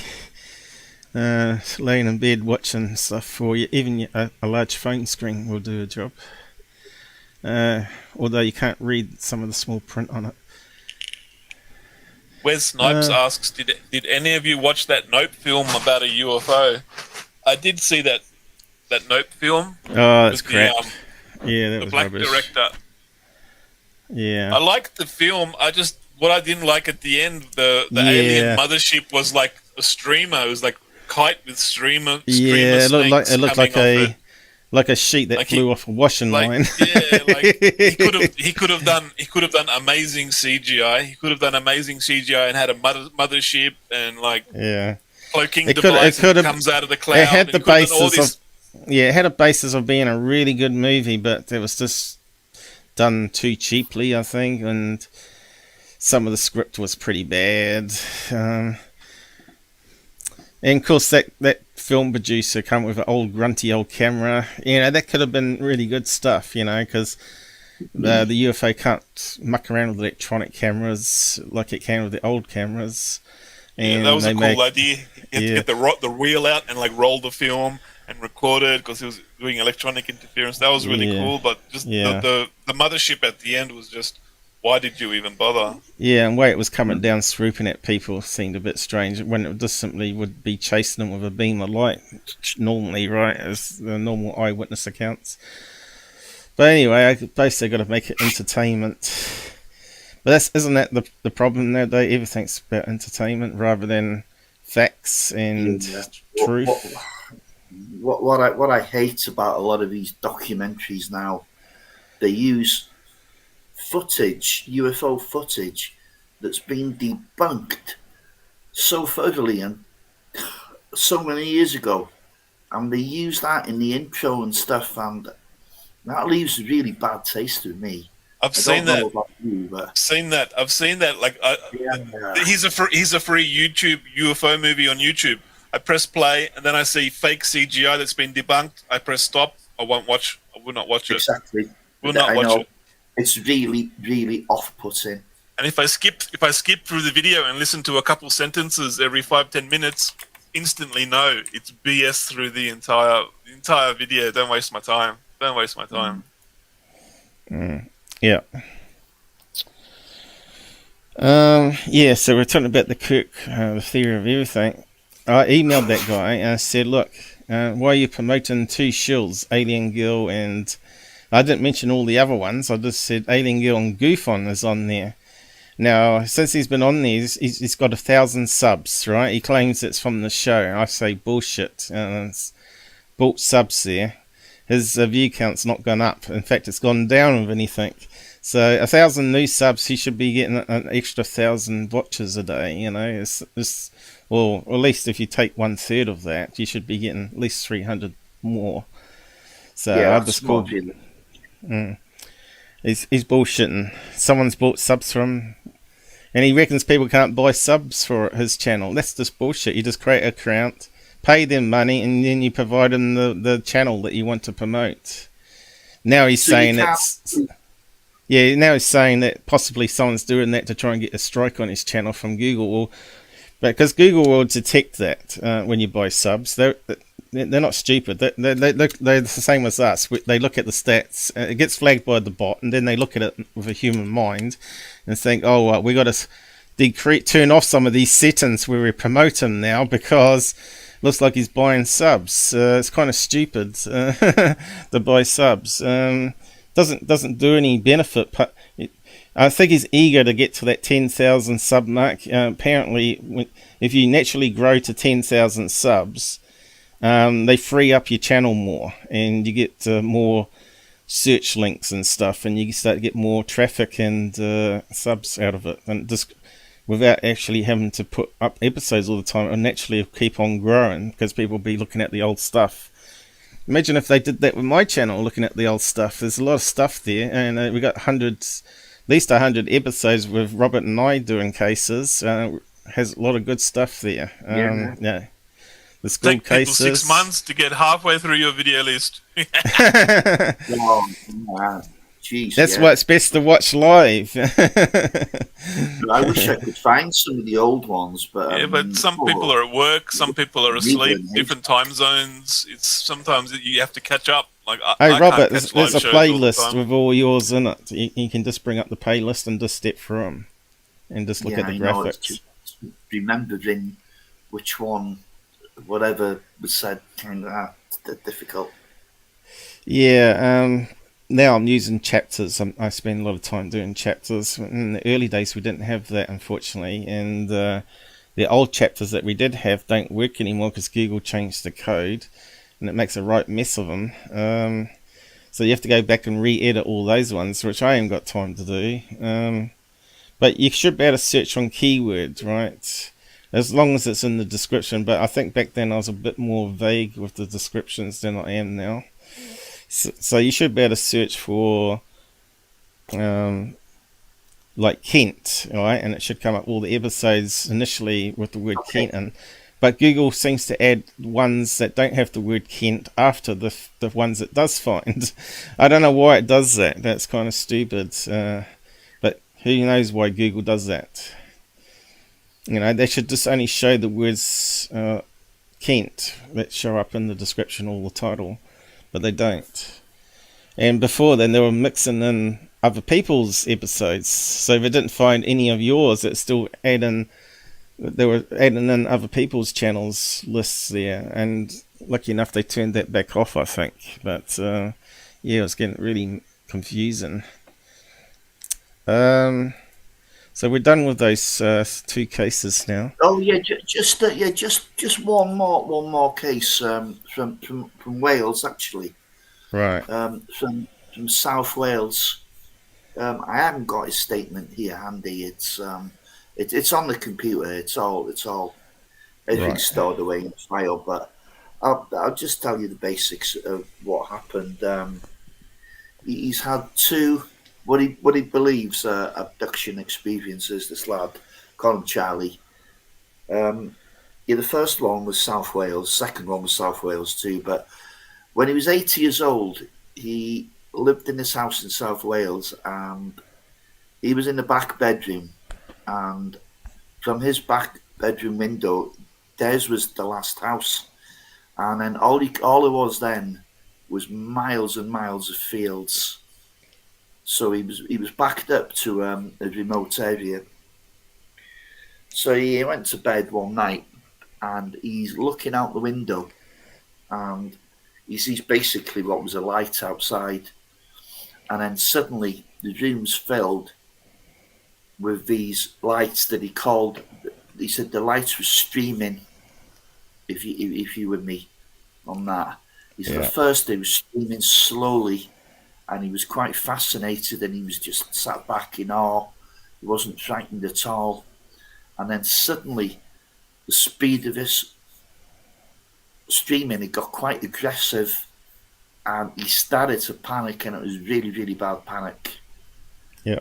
And suddenly, he felt like a hand on his shoulder, and everything was like, whoa, just soothing. He felt relaxed again, and he was told in his head, telepathically, go back to sleep. Right. Well, the next morning, he woke up with a terrible case of conjunctivitis. He couldn't open his eyes. I get that every morning, pretty much. Yeah, but I don't know if you've ever really looked at it. But UFO sightings and conjunctivitis are quite common. Right. There's a few articles you can find on the internet about that.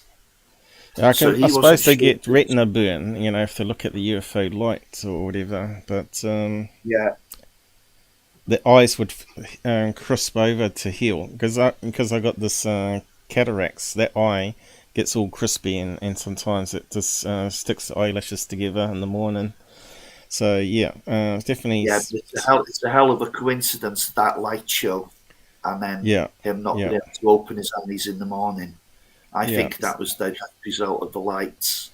Yeah, definitely. Whether there was, that's what my best guess would be. Possibly UV in it.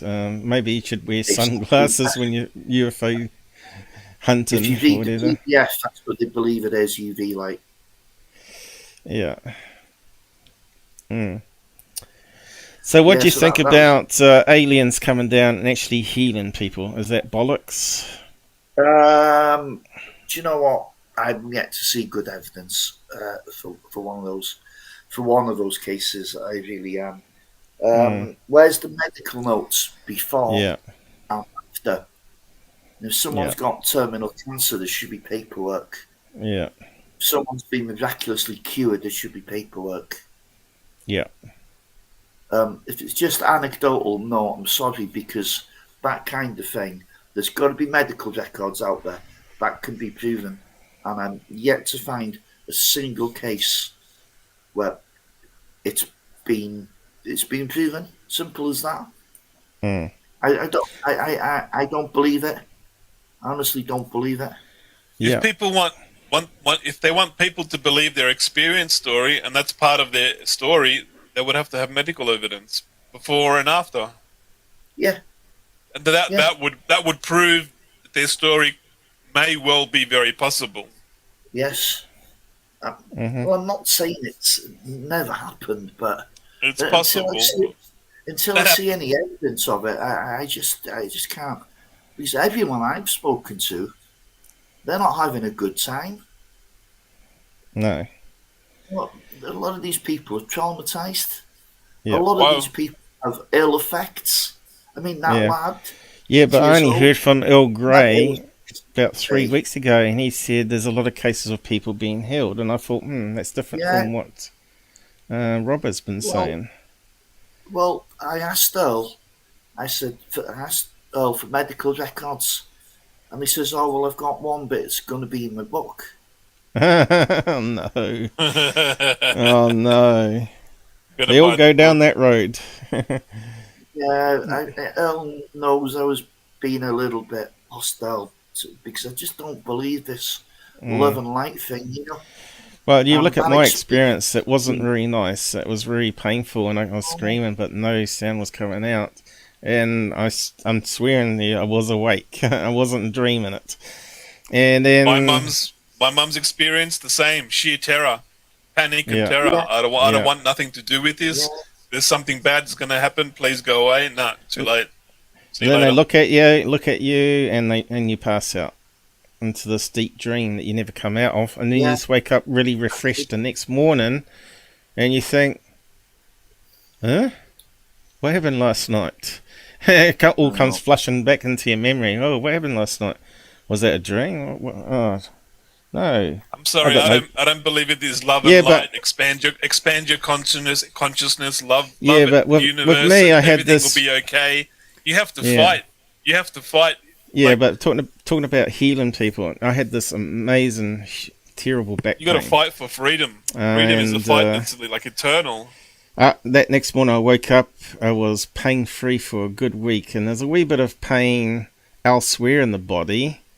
Had moved, but the massive pain that I had wasn't crippling me anymore, and I never took tramadol since, which was the painkiller I was trying to at least get some sleep with. It's really bad stuff. It's opiates. It's horrible stuff. Yeah.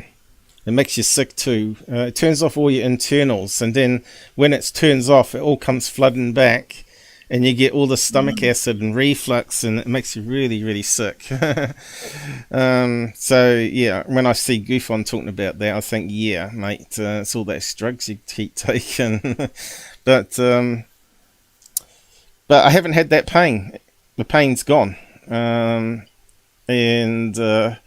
I did actually put on a wee bit of weight with the lockdown, and then I got a lower back pain, and I've been losing the weight, and that back pain's been easing off again. So, to me, the aliens fixed something, or they implanted something that caused the back pain, and then they took it back out. One or the other, I don't know. This is what I've been wrapping my head around, and of course, I had that lump that suddenly appeared where they were mucking around. And it had like 3 holes there. If you look carefully at the picture of that live stream, you could see that you could see 2, maybe 3, like in a triangle pattern. And it was leaking out of these holes, this fluid, for a month on end. And the doctor said it was a skin cyst. And I thought, oh, okay. And then it disappeared and hasn't come back. And then I saw just before it started leaking, was it before or was it during? I saw the tall whites appear in the kitchen, which is really strange. And there were, one of them was doing the thumbs up, and that didn't make any sense to me at all. And I thought, well, did they do something? Did they scare off the alien greys that were doing bad things to me? I just don't know. And now I think back at all the stories that I thought were a bit crazy going back years, and then I had this experience that sort of changed my mind and things, and think, well, maybe they were telling the truth after all this time then. But then again, I can't rule out that there's some sort of government van or a person in a house over the road that's aiming some sort of micro beam technology at me and implanting images in my head to try and shut me up on YouTube or whatever. Who knows? But now I'm in the rabbit hole a wee bit with it all, the conspiracy side of things, Men in Black. But yeah, if they could repair backs and pain like that, like it was the worst back pain, it was like 11 out of 10. I'm pretty sure Todd can tell you about back pain and joint pain because he suffers from it. He's on the side chat. So yeah, you want the tall whites and the alien grey to show up your place, Todd. I have told him, prove that you're real. Go and visit Todd and fix up his medical problem. Maybe they can't fix some things. Maybe they can fix things, and maybe some things they cause, and then the other species fixes it and keeps them away. So there could be some truth in that. But then again, wasn't John in Tucson saying, be careful of the tall whites? He sent a link in one of the live shows, which I never got to read. He said the woman tall whites are very vicious. If you touch their kids, they will kill you. That sort of was the claim. But I never got that sense from either of the sightings I had. Are the references to tall whites, are they like similar to the Nordics? Yeah. But they're super tall. Just another name. The ones I saw were a minimum of 6 foot to 7 foot. A bit like Bigfoot, I guess. I've heard similar stories. The Nordics are like, some are negative, some are positive. They got different agendas. Some of them. Yeah. Not our best interest in their heart. Yeah, I was thinking about someone talking about the story of the tall whites and say that he actually said, if there's any truth on tall whites, I'm going to sit in the bank on the stool.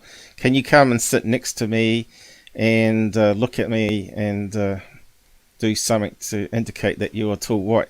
And sure enough, he goes into the bank, sits on the stool, and 10 minutes later, I'm not sure where the story comes from now, that a tall a white walked in. I'm not sure if it was male or female now. Blonde hair, sat next to him, looked at him, turned away, got up and walked out again. So was that proof for him? So I thought, well, let's just try this. I thought if I'm planted, then now I can communicate to aliens. Because I don't believe you can read mind directly through a thick skull, because you have to wear little electrodes on your head for that sort of stuff. So I thought, well, let's just try this as an experiment. I said, I don't want aliens to show up again unless it's in the daytime. And I said, if there's any real tall whites out there around New Zealand, can you make yourself known, but make it during the day, preferably around lunchtime?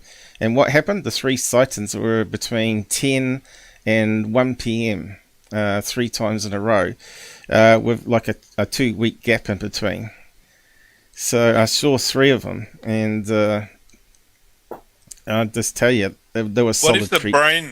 What if when your brain's thinking, it releases little waves of radiation, and you can point like a Wi-Fi sniper rifle at those waves of radiation coming out of your brain to read the brain?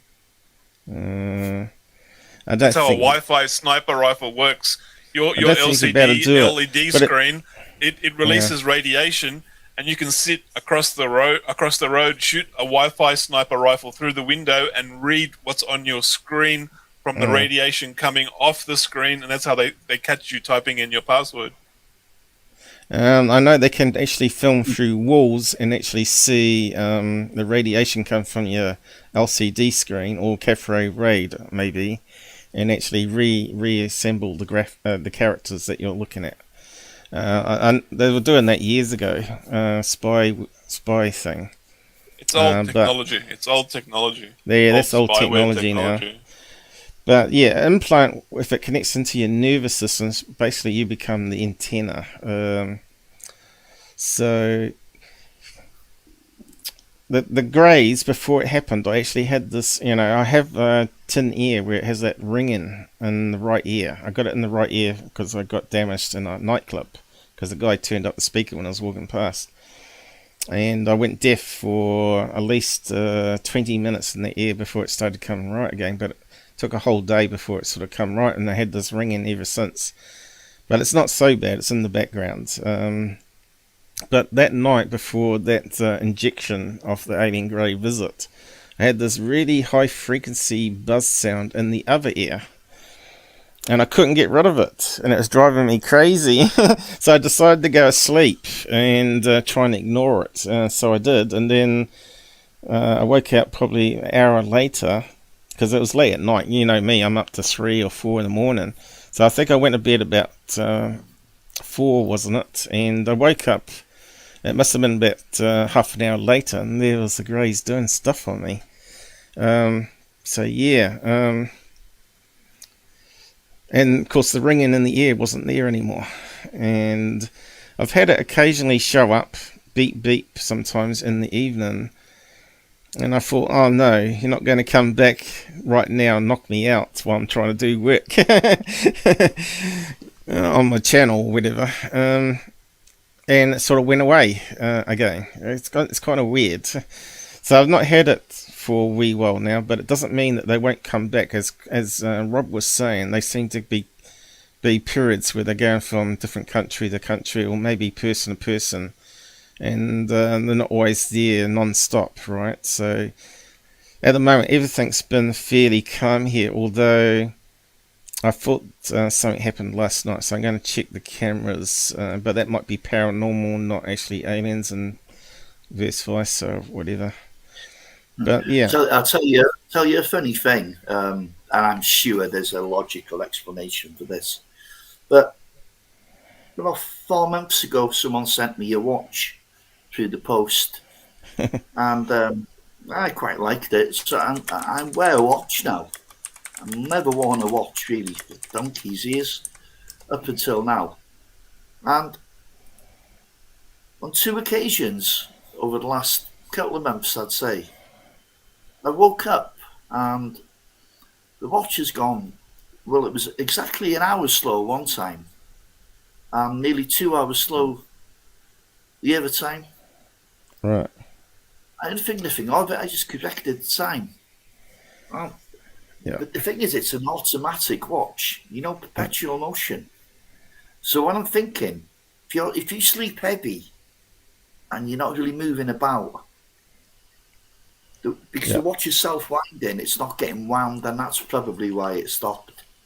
I'm guessing that. But it should go, you know, if you're wearing it regularly, it should go 48 hours, you know, before it starts losing any time. Yeah. So I thought, bloody hell, have I been anywhere? But no, Yeah, but I'm still getting occasional files missing on the bedroom camera, which doesn't make any sense. No other camera's losing files apart from the bedroom one. Well, once but you I'll have a look. You get a bit paranoid about little things like that. Yeah, yeah. But it has gone a wee bit quiet, and since I set up everything, you know, and I got the EMF meter, it works really well. But I'm going to do a little short video on how it flashes when you turn on the ceiling fan.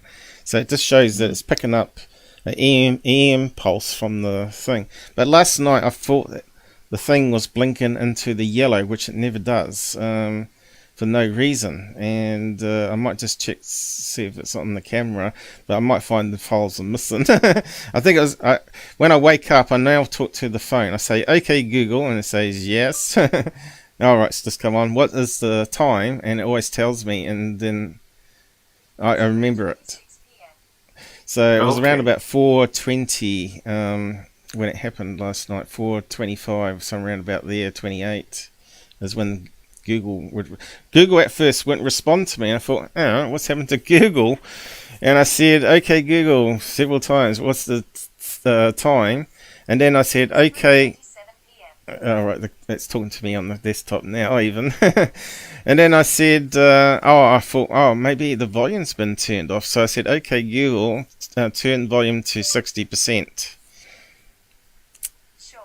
So she's taking my instructions now on the desktop. And then I asked Google what's the time, and she had a more grumpy voice because I've asked it like 5 times in a row or 6 times in a row by then.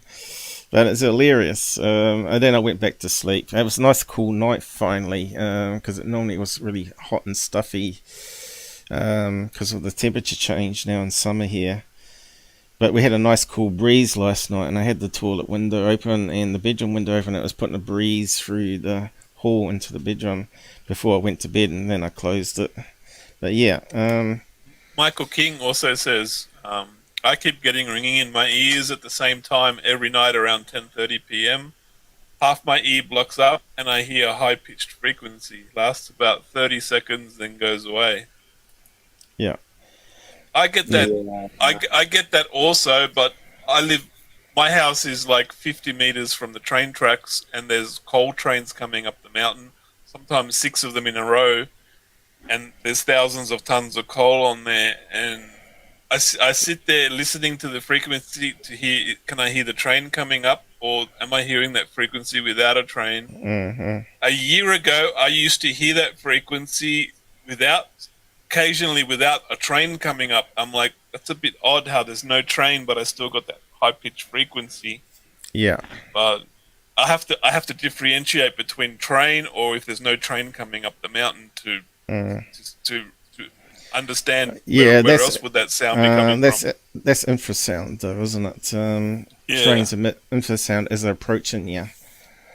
It makes people feel like there's something around them, but yeah. But it has happened a couple times, and then I've listened. I'm like, where's the train? Well, the water cylinder system in houses, I'm not sure if it's in every country, have like a electronic signal they send over the electrical wires to turn it off and on.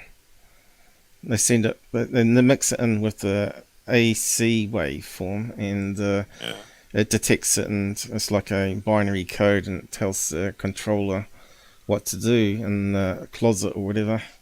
But I don't know if that would actually, if you could actually hear it or detect that. I don't know. I know people said outside lights can have a buzzing sound. That's different to high frequency. That's more of a hum, electrical hum. Yeah, I know some people are more sensitive to EMF than others.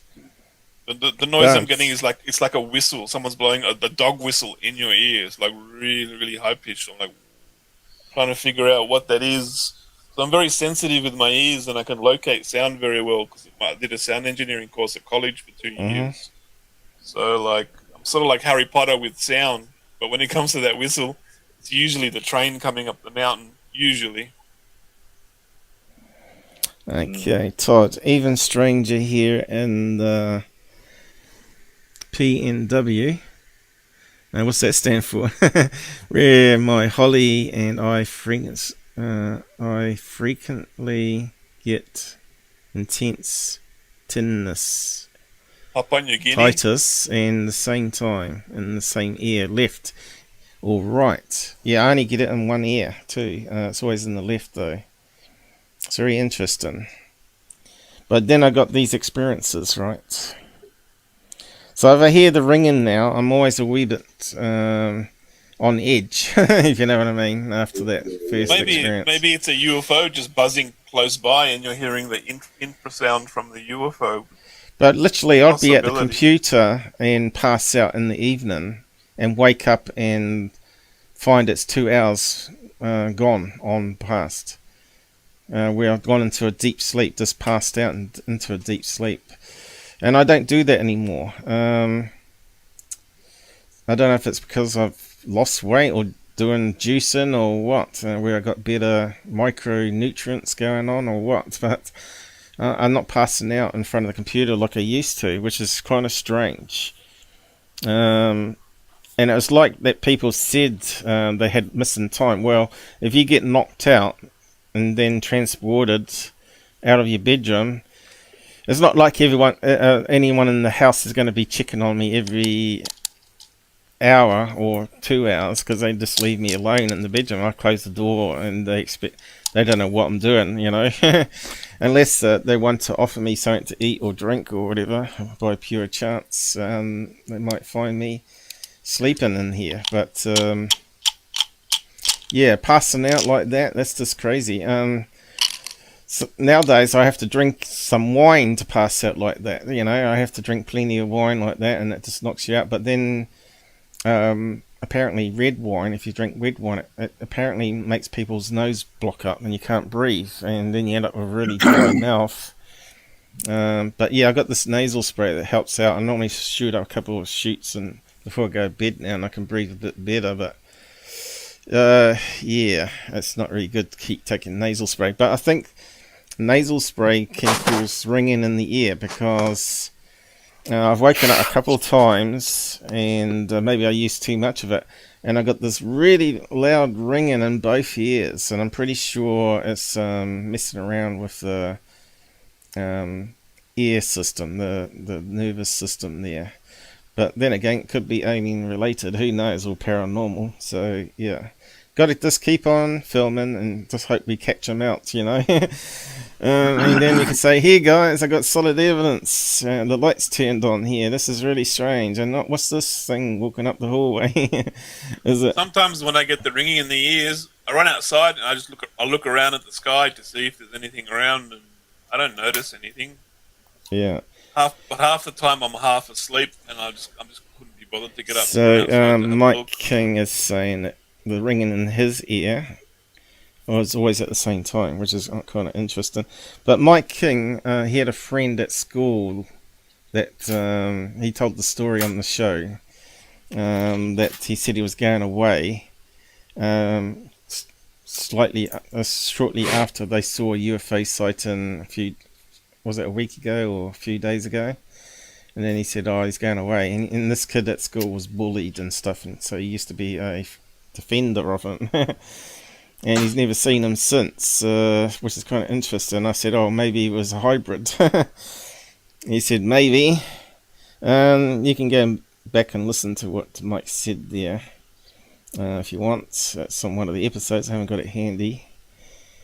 I'm not sure if I sent it to Rob to have a listen to. That was in Scotland, I think, was it?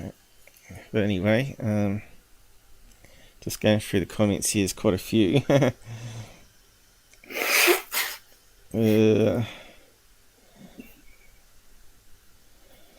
Yeah. So that is one of the signs of abductees, is the ringing in the ear, guys. So just be aware of that. That's just one of them. Apparently we're not meant to reveal all the signatures because you have people that make up fake stories then and then add in the signatures to make it sound more legit. So it's best not to say which ones are known signatures, I guess, because we get the fakers out there ruin it for the rest of us, which is a shame. Yeah, they use a lot of RF for tracking meteorites coming into the atmosphere too. A lot of hobbyists. And then you got the ham radio guys too, doing that stuff as well. We lost someone. Did we lose Rob? Oh, my browser crashed. Oh, you're back. I'm still here. My browser just crashed. I heard the whoop noise, which means someone dropped off and come back in again. West Coast with EMF from time to time. I'm only using half my RAM. I don't know why my browser crashed. He said he was going away, but I befriended him. He had very slant eyes. Never saw him again, and my mother can't remember him, even though I remember. Do you want to come on and tell the story again if you want to? Probably have to give you the link though on Discord because it's a special private guest one. Did you just change the thing on the end of the last year, didn't you, Gabber? That worked.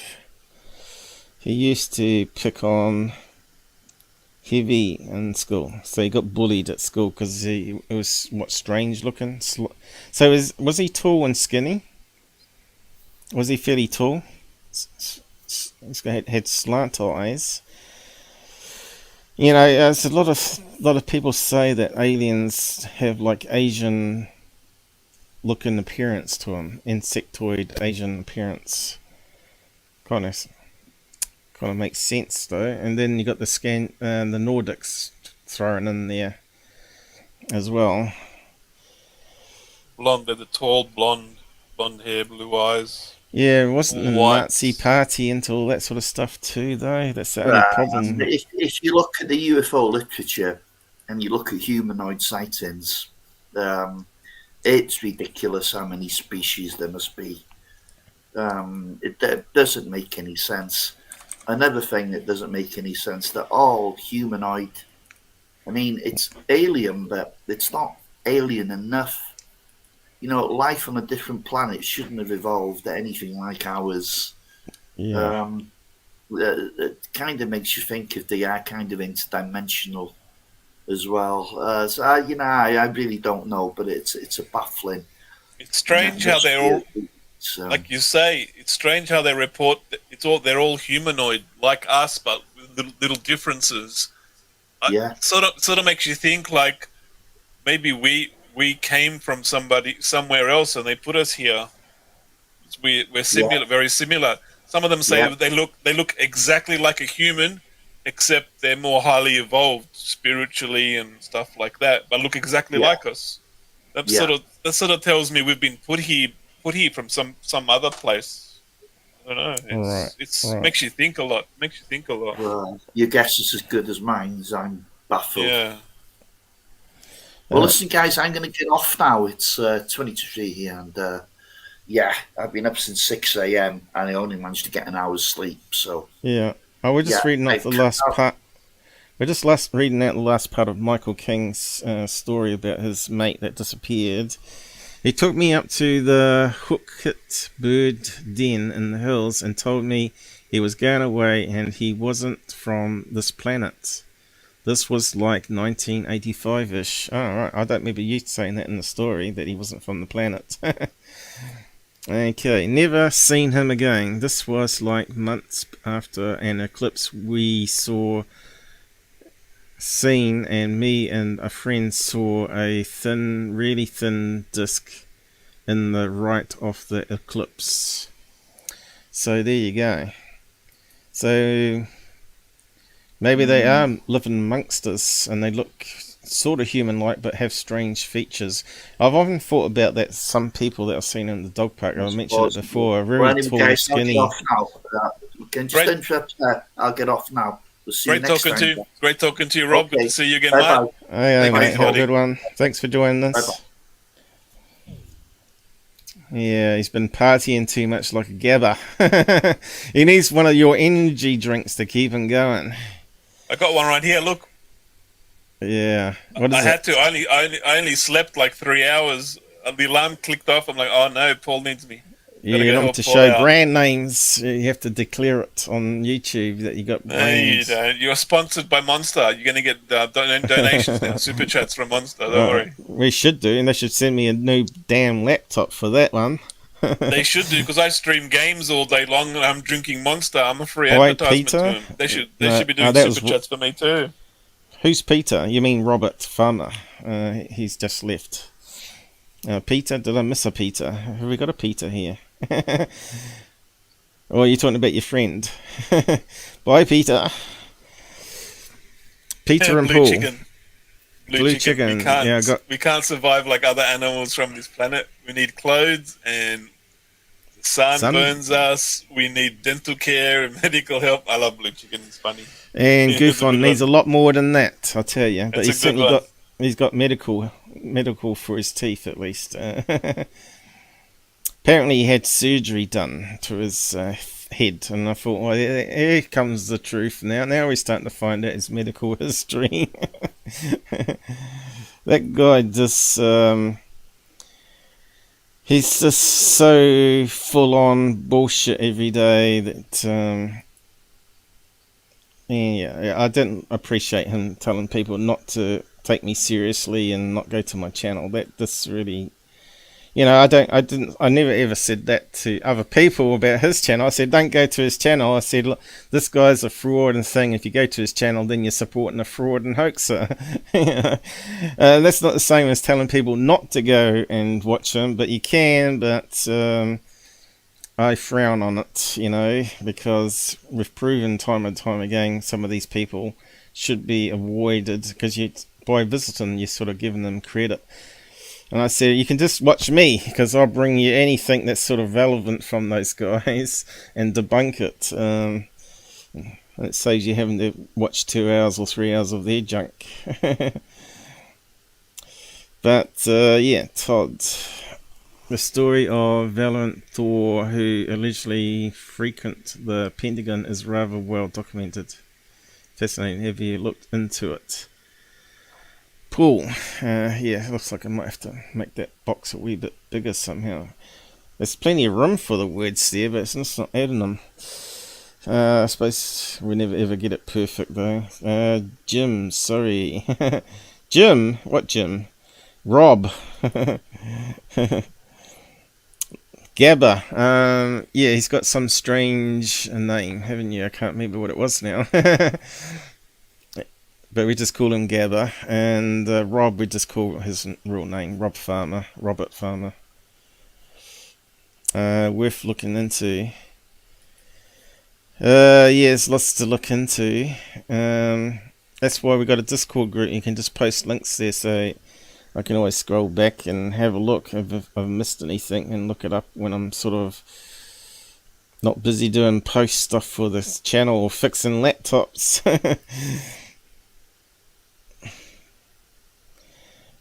Pretty drunk, off for rest of the week. Okay. I think Robert's been drinking all heavy this weekend, perhaps. I don't know. I've been good. He normally has his mates over for drinking, watching sport on TV or something. That's normally what he does, isn't it? And then he's doing all this research and calling up people and stuff. It's been a good stream. Oh, glad you like it then. By the way, smooth, no CPU issues. Yeah, it's been peaking a wee bit though. Let's see. I got it on turbo at the moment, and you can see it's still fairly high up there. When I normally got turbo on, but it is a warmer day here, it's normally sitting around about 47% Celsius.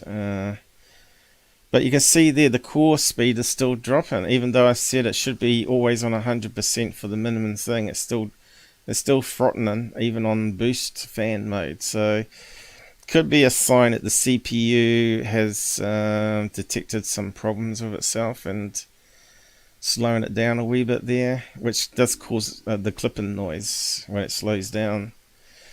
Now, Gabber said I can turn off C status, but there are some downsides to that you can't put it into sleep or hibernation. I use hibernation quite a lot because it's faster getting up and running than rebooting the computer from scratch each time. Even though it's solid state, it's still faster.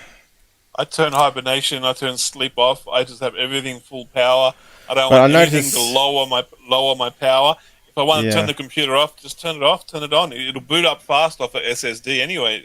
Hibernation is not going to make a huge difference because you've got fast boot times with the SSD. No, it does make a difference because then it's got to load up all the programs that you use inside menu. I have like a 5-second boot time. No, it takes about a minute to load up everything, right? And then when you start a stream, it takes about 10 minutes to go through all the checks and audio and make sure it's streaming to Google. So there's a lot of manual stuff. It's not like you can just double click a batch file and or a VB script file and have it all launched. I suppose you could do some of it, but yeah, no audio glitch. That's good then, because I can't monitor it. Why? Because the double echo, especially with 30-second delay, sometimes can be annoying. Google is your friend. I wish it was. I wish it was true. We'll check it out, mate. Yeah. Temp's way better. Get a fan under the laptop. I have got one. Some Chinese one. I have thought about testing that next, actually. In winter, I don't think I need it so much. Maybe now it's summer, I have to turn up the fan. But yeah, all the extra noise, while you're watching shows on your laptop can be a bit annoying. More cooling, more cooling. I wish it had like a liquid cooling and it was totally silent, so that would be really good on a laptop. You think that would be the next big step for laptops and gaming would be They cannot. like They cannot fit. They cannot fit liquid cooling on a no, laptop. the back of the lid could easily have a thin. You need a huge radiator. The radiator is thicker than your laptop. Yeah, I'm pretty sure you could make a micrometer that would do the cooling. Like you could. It wouldn't be enough. It wouldn't be enough coolant in the radiator to cool the temperatures because your CPUs do over hundreds of degrees. It's got to cool it. Like it doesn't work. Like my radiator is massive. It's bigger than an old VCR. I don't really believe nothing's impossible. I think it just takes the right mindset and working it out. Like you got the back of the laptop. You know, I hang hard drives off the top of my lids, like USBs, because it's a good place for them to be, and also extended USBs. I just hang the hub on the back of the laptop lid. I make little clips, clip on, and I use rubber bands just to hang the hard drives on and stuff. It works really good. And I actually suggested to the company that makes stuff like that. What are they called? Not Opti. What's that other company in Australia? And they actually listened. I think they actually did bring out a power add-on backpack for a back of laptop. They did bring it with USBs, but they didn't go far enough with it. But it looks like they did actually take my idea and actually thought, oh, that's a good idea. But I'm not sure if they even added a USB drive into the backpack, but they might have done. I haven't checked on them. What's the company name? Not A Data. What's all the strange companies out there? All the cheap ones. A Data. Oh God. If you said the name, I'd say that's it. Probably CPU paste is drying if it's old. He's onto that paste again. He loves his paste. I don't want to open up this laptop though. It's to me it's still too new to do that. You know what I mean? And I don't want to make it worse. And yeah, now my luck, I'll probably break the chip putting it in. I'd rather give it to a laptop specialist to do that and let them do it, you know. I'm sort of beyond that now. My eyes, my hands are shaky. I used to do it back in the old 8-bit micro days, you know, open up spectrums and stuff and muck around on the circuit board, but these ones here with the smaller surface mounts than the old computers used to have is really dodgy. You can lift them quite easily. Remember when I repaired the LED board, I got it all working, only to find that in the process of unscrewing, one of the surface mounts must have popped, and it's very hard to see a micro gap between a surface mount resistor or a chip on it. So yeah, it was basically a throwaway item. I suppose if I was a keen Indian and Asian with thin hands and microscopic you know, add-ons that they would solder around looking for it. Cooling often makes significant difference. Well, it does when they got throttling happening on the CPU, right? Based on temperature. I've got liquid cooling and a huge radiator on my PC, and my CPU is like. I think you would need that, especially in Australia, especially since mostly it's hotter over there. It's at 40 degrees Celsius, and like. Yeah, but your winters are pretty mild. When I was in Australia, you know, the winters never seem to drop below 20 degrees Celsius, and that's like the regular temperature for UKers. And I live on the top of a mountain, minus 6 degrees Celsius when it's windy. Yeah. So you wouldn't need much cooling then, if it's that cold in the room. I built a 4 massive servers that came with 6 fans. Yeah, I've seen some of those big servers. Oh right, you've got a long sentence here, so it gets clipped. Looks like I might have to go to 6 lines. Now I'm going to have to try and make that longer. I couldn't quite do it. I have to go back into that extension software and try and do it. It's a bit hard testing it for yourself though. But yes, I typed in a long comment and think, oh wow, that's a really big comment and it's maximum characters, and yet you've got a longer comment here, which doesn't make sense because I had it maximum characters as well, and mine fits and yours is not. Where'd it get to? It's another 1, 2, 3, 4, 5, 6, 7, 8 words after that. That's why they do that. They also make... Yeah, I just don't know about fans. I suppose there's nothing easier than fans for cooling, though, when you think about it. But, yeah, refrigerator built into a computer. Well, they're mucking around now. Intel's mucking around with, what they call it? Gas cooling. Vapor change. Gas vapor change. Yeah, what's all that about? You know, that's all changing technology too. It's like hard to keep gas, this gas that they changed the vapor by putting it 180 degrees out of phase or something, and it makes it really cool or something. Yeah. It's a weird one. It's like magic technology. Yeah, I suppose if CPU's got throttling based on temperature, if you can keep it cool, then the CPUs can run faster if you overclock it, right? When you overclock it, do you increase or lower the voltage though? It must be more voltage when you overclock it. When you overclock, you're supposed to boost the voltage slightly. Yeah. You're increasing the frequency, so it needs more electricity to feed the higher frequency clock that it's operating. So that's what I thought. So increasing the voltage increases the temperatures. This laptop you can't customize though, but there was a website I read where you can actually push a few secret keys when you're in the BIOS and it shows more settings.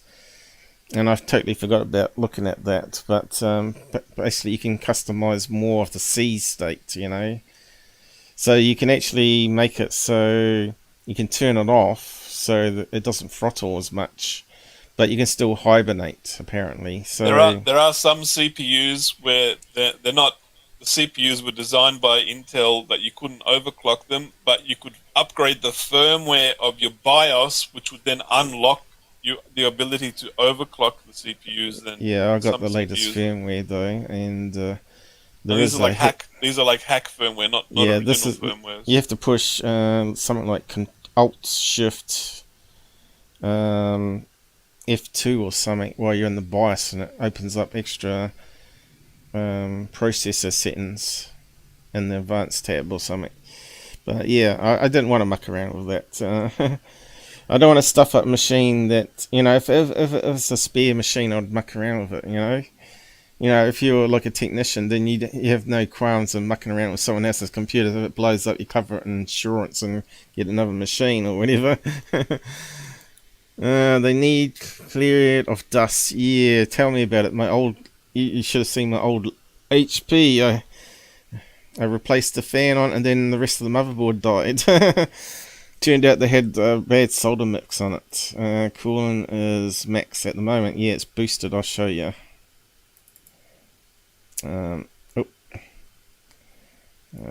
Clicked on. Oh, where's it disappeared to? There it is. In fact, it's gone on the other screen. Back on. I never moved it either, but it's gone back on the other screen. So I got it on cooler boost. It can't go any faster. But this stupid software doesn't tell you the RPM or anything anywhere on the panel, which is kind of stupid. So that's what it's. Yeah, so that's what it's saying. CPU. I think you need to run a separate cable that goes onto a pin on your board, and then that relays like the RPM information or something. So it doesn't even tell me the temperature on there, which is kind of stupid, isn't it? You'd think at least on the fan page where you customize it would have maybe there, but it makes sense to have another dial here. But, you know, maybe the new computers come out with a better interface center where you can actually overclock it and stuff. So you need to get a chip with H on the end. I mean with a K on the end, which means unlocked. So you can get HK or XK. So that's the one. That's the type of CPU you need from Intel. But they're all desktop CPUs. I don't think they don't put the K series Intels in laptops. Yes, they do. I've looked. They I've do? been reading up on it. Yeah, they do. Yep, MSI's Might have got. changed it now. Yeah, might have changed. Yeah, MSI's got some. But yeah, that's all right, isn't it? And if you go over here, you can see the side panel. It's got more information. 72 degrees, So, you're getting toasty. 73 degrees, it's getting toasty. Yeah, and you can see the CPU speeds dropped though. See that there? Instead of 3.8, it's dropped down to 3.4. But it was during the live show with the talking 3.1 and 3.0. So it lost 800 megahertz, which is pretty bad, especially when we need the 8 megahertz to run all the software that I'm running together. But as long as it's not clipping on minicam, I did actually play around with some other settings on on voice mixer. So anyway, I could turn it back down to normal fan. I'd actually had it mucked around with basic, and then there's advanced there. I don't understand advanced, but if I click on that, I'll just show you. You can see the fan's switched off now. Now I have to figure out what all this means. You can do CPU and GPU. What's it mean by percent there? Percent in temperature, or what? If it had Celsius there, it would make more sense. You want to turn on the fan as soon as it gets over 50 and what speed it should be. That would make more sense to me as a control panel. They make it complicated, and then I tried basic, which is a lot simpler. And I stuck it to halfway, and if it's cool enough in the room, it actually will slow down the fan still, but I've told it an average to be faster, and defaults down here. But even though that was putting up the temperature, so if we look at the temperature now, it will be going up again, just a wee bit at the moment. So boost is definitely the best one, but it seems to go out the back vents more than it uses the side vents. I've noticed when you go on boost, and it changes the sound of the fans. So obviously they're using the back ports because the noise is then being directed out the back rather than towards you, which would make more sense. But yeah, okay, I'm not too disappointed with MSI and how they're doing things, but at least you got all those options that you can talk to the CPU via that software. No, what's this? Keep it cool, it runs max performance. No, what? The default clock speed need way less voltage. Oh, we got it round the wrong way. Faster speed, less voltage. Well, less voltage means less heat, doesn't it? But surely it would be higher voltage would create more heat, which means depends on what you're talking about, graphics card or CPU. Some graphics cards actually perform faster by lowering the voltage. They lower the power draw, and they can get the graphics card to work faster. But CPUs generally you got to increase the voltage for CPUs. Yeah, if you disable the C state as we was talking about before, what it can do is it sets it at a slower frequency. So instead of being 4.9, say, it drops it down to 4.6, and it won't go up or lower than that, and it sets it on a constant voltage. But then you ain't got no sleep mode or hibernation mode.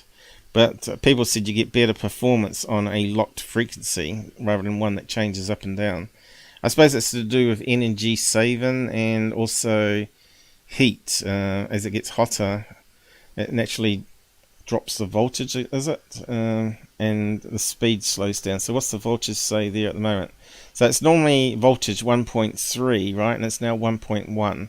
So it's clearly dropped the voltage, and the multiplier has dropped down 4 steps there. Instead of being times, I can't seem to point to it, but if you want to overclock, you want it locked at a speed and just full turbo mode the whole way. You can see there it says times 34, 100 megahertz times 34. Well, that should be 39 for maximum speed on this laptop. So I'm not sure why it's dropping. 70 degrees Celsius. Why your CPU's dropping? Because it's on that stupid Intel turbo. It goes up and down, up and down. Yeah, it's not proper turbo, is it? That's a lot of people are saying. It should be just locked. It should be just locked at one speed, and that's it. You just run it turbo all day long, 24/7. Yeah, I think it's still not proper turbo. I think people said the MSI wasn't proper turbo because of Intel, like you're saying. What are you using? What's your CPU makeup? My CPU makeup? Yeah. I'm going to have to look. Give me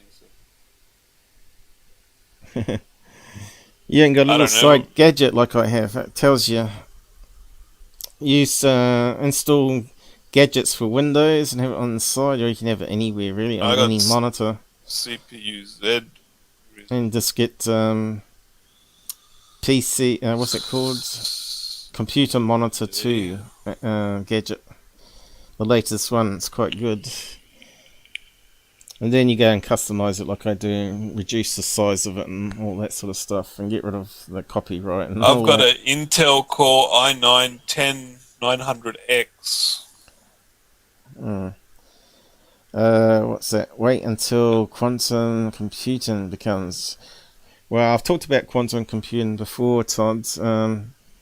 Regular PCs ain't going to go away anytime soon because quantum computers are no good at what Windows does. It's no good for gaming. What will happen is quantum computer will have like a chip on the board that works with your regular CPUs for like a math coprocessor for doing very fast, well, actually be on your GPU card. It'll be doing very fast transformations and converting into a 3D model for you, and also AI art and all that sort of stuff. So that's where it will be used, but it won't replace normal computers. Not from what I've read about the quantum computers. My CPU's going from 1.9 gigahertz up to 4.2 gigahertz. This Intel turbo is just stupid. 4.5 gigahertz, 3.8 gigahertz. It's just constantly like overclocking, underclocking. When I'm using it, it's just stupid. Yeah, but quantum computers are no good for regular computer stuff for what we do. Let's see if we can bring it up. Let's see if we can find it. You just type in, will quantum computers ever replace normal CPUs? The CPUs will evolve where they're using light instead of electrons for for the circuit. So that the CPUs will evolve, and they'll probably use some biotechnology in it, some living cells and all that sort of stuff. But they'll still be around to control I/O stuff. So you just type that in. I think most of the answers from what I read is it won't replace anytime soon or ever. Come on, computer, stop doing that.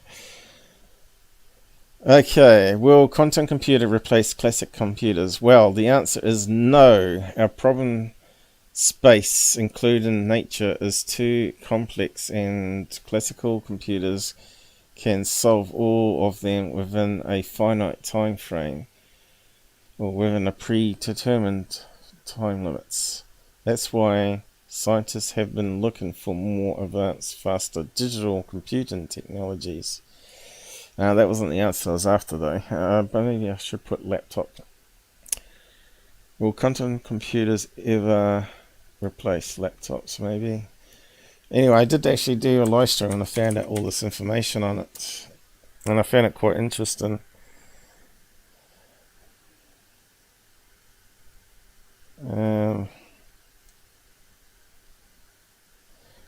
Quantum computers will change everything, but they won't. What's it say there? I can't quite see. Should close my other eye really, because it's a nuisance.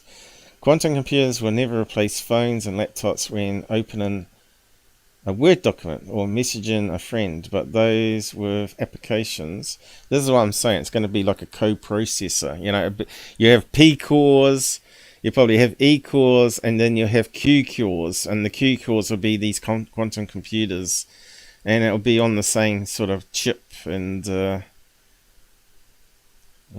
the zoom is a wee bit, it's fighting the browser control scroll. It's a bloody nuisance. You can't turn off the control scroll wheel mouse. I mean, you can't turn it off. I'm using some add-ons to try and stop it. Browser plugins here that disable it, but it still fights it. Quantum computers will change everything, but they won't replace your laptop.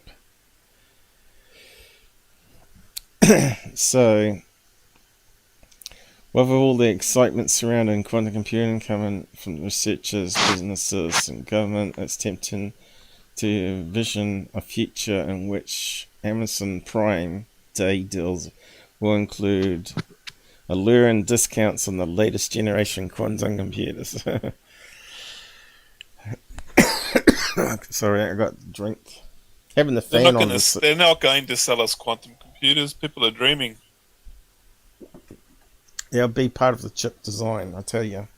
But it won't replace... People have quantum computers, and then they could decrypt all the Bitcoin hashes and steal everyone's money.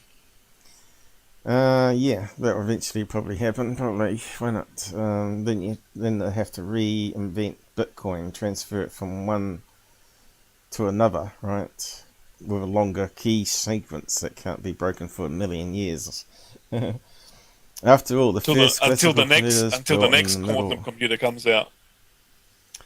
But yeah, I'm just trying to find the technical bits on why quantum computers won't replace regular chips. And there was all sorts of interesting things that was brought up. I actually did it. I did a good a live stream years ago, but I always like to do updates to things, see if anything new. Why is it not scrolling? Okay. Quantum.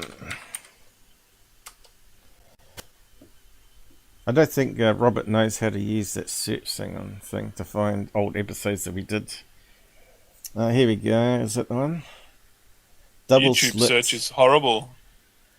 Double slit and quantum entanglement flaws. Okay, that was a good one, but that's upset quite a few people.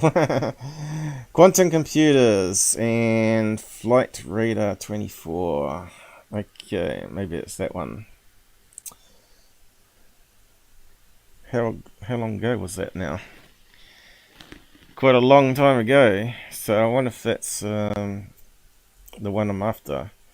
2019, so we've got another few years on since then. And it's got no chapters, unfortunately. The TODs, the current application which lies on the toolkit, so it's probably there. I'm not sure if you download it or whatever. And it sends it out. So you probably have to manually scroll through it. I'm trying to fight the browser over the mouse control. So where to begin? Quantum computers. I probably have to look at the topic list. So at the very beginning, so that should be easy enough to find, shouldn't it? So it'll probably be 10 minutes in or whatever. About here somewhere. Where it starts. I'll paste it in the side link. And certainly not the way you may think of it. First, quantum computers are still a long way down the road. The problem being the engineering, not the theory. You may see systems emerge mostly likely designed to solve a very specific problem, and some possibly programmable to a certain point, like D-Wave, but do not expect this to be D-Wave quantum computer. That was like the cutting edge of quantum computers. But you might remember that Prasat, who was claiming to be like this quantum computer expert, and he turns out he is bullshitting quite a lot. And people were questioning his qualifications, whether he actually did get a degree as a whiz kid. Yeah, quantum computers. Like I said, you got to keep watching me old stuff, and then we can update the old stuff to new stuff as it progresses. Live show 2019. So I actually showed the problems of quantum computers as well, and some maths and stuff on it. So go and check it out. But like I said, you might better do a search to find out more stuff. So I was going to talk about this, but maybe... Oh, I suppose we can talk about it. We were going to read out some of these Orange Orb UFO stuff, right? I thought Robert was going to hang around like he did last time, but obviously he got woken up early and didn't have many hours sleep or whatever. So, yeah, so we have to fill in. So, whereabouts does it go here? Was it Christchurch? Okay, let's just go through these ones. Not sure if I did or not. The witness observed a large orange ball of light transverving the sky from east to west. So, I'm on the east, near Littleton. Well, actually, I'm pretty more closer to inside of New Zealand, the middle of South Island, than I am east, I guess. Well, maybe not. But I'm a bit further in on the east, and the west is the west coast where it goes over the Alps. So he saw going east to west when first sighted. The witness estimated its distance to be approximately 2 or 3 kilometers. So that was back in November 2012. And now we got October 2012. A witness saw a perfect red-orange glow traveling east across Montica. It was how do you say that? Montica. I'm no good at the old Mary words sometimes. It was traveling slowly, low and below cloud cover, and was completely silent. Now, 2012, wasn't that when SpaceX started putting shit up in the sky? But the thing is, you'd have to watch the times here. You can see they're all around about 9-10 o'clock at night, which is kind of interesting. Mike was talking about the ringing in the air about 10:30. This one's also at night time. Auckland. Motueka? How do you say that word? Auckland. The witness was driving home when he observed a large orange light with reddish tinge moving from above Torbay on the easterly curved flight path out to sea. See, Auckland to me, it's got a lot of flight paths in and out there. So that could be what they're seeing as plane lights. So I don't know about that one. Of course, it's built over an active volcano at Auckland. It could blow any time. But does that cause earth lights, as they call them? It's possible. So yeah, I'll just get up on the side chat here. I just have to zoom out again. Yeah, you're what have I missed here? Todd has a practical application, apparently military. There's no expense will spared to accomplish it. Quantum computing involving a new metamaterials. Yeah, maybe just have a watch of my old show if you've not watched it. Did I post it on the side? Or did I forget to? Oh no, I did post it on the side. Somewhere here. These guys just pump out the questions or the side comments, I mean. I like that movie from Fire in the Sky was freaky. Fire in the Sky, that's Travis Walton nonsense though. Am I missing something? Is that the one you're talking about? It was an old movie, Fire in the Sky, where they're in the forest and the UFO comes. And yeah, Travis Walton, that's garbage. I thought it was the most crappy UFO thing I've seen. The best one's always been Close Encounters for me. Todd, you mean about encryption being a memory? Not sure what you're talking about there. Going away. Has Todd left, has he? You gone, Todd? No. Yeah, you are right. Typo City. It's my Bluetooth keyboard. Yeah, I hate Bluetooth, but I got a Bluetooth mouse, but it can be a problem over a Wi-Fi mouse, you know. I've seen that a quantum computer can decrypt the latest easily in weeks. Yeah, you can guarantee the government are using it. Government's had quantum computers for decades. Oh, I don't know about that. That's just all myth, I think. But they certainly have supercomputers. They've had supercomputers for decades, yeah, but they got quantum. They got quantum yeah. computers. They got quantum. Look at our CPUs. Our CPUs are so slow right now and have only 20 or 60 cores. When the development of the technology, we should be like so much faster and have so many more cores, but they slowly filter us garbage old technology and charge us $1,000 a chip. Yeah, Mike's saying here is they can't decrypt keys shared between people. Well, you'd hope so, but I think brute force. I think it's a bit like most things. The CIA has a machine that can decrypt private keys for like military standard encryption, 4064 bit or something, 4096 bit, but it takes them 2 years to decrypt. So, like, if they're reading a message that's 2 years old, it's too late. You've already moved on. It doesn't really matter if the CIA takes them 2 years to decrypt the message you wrote 2 years ago.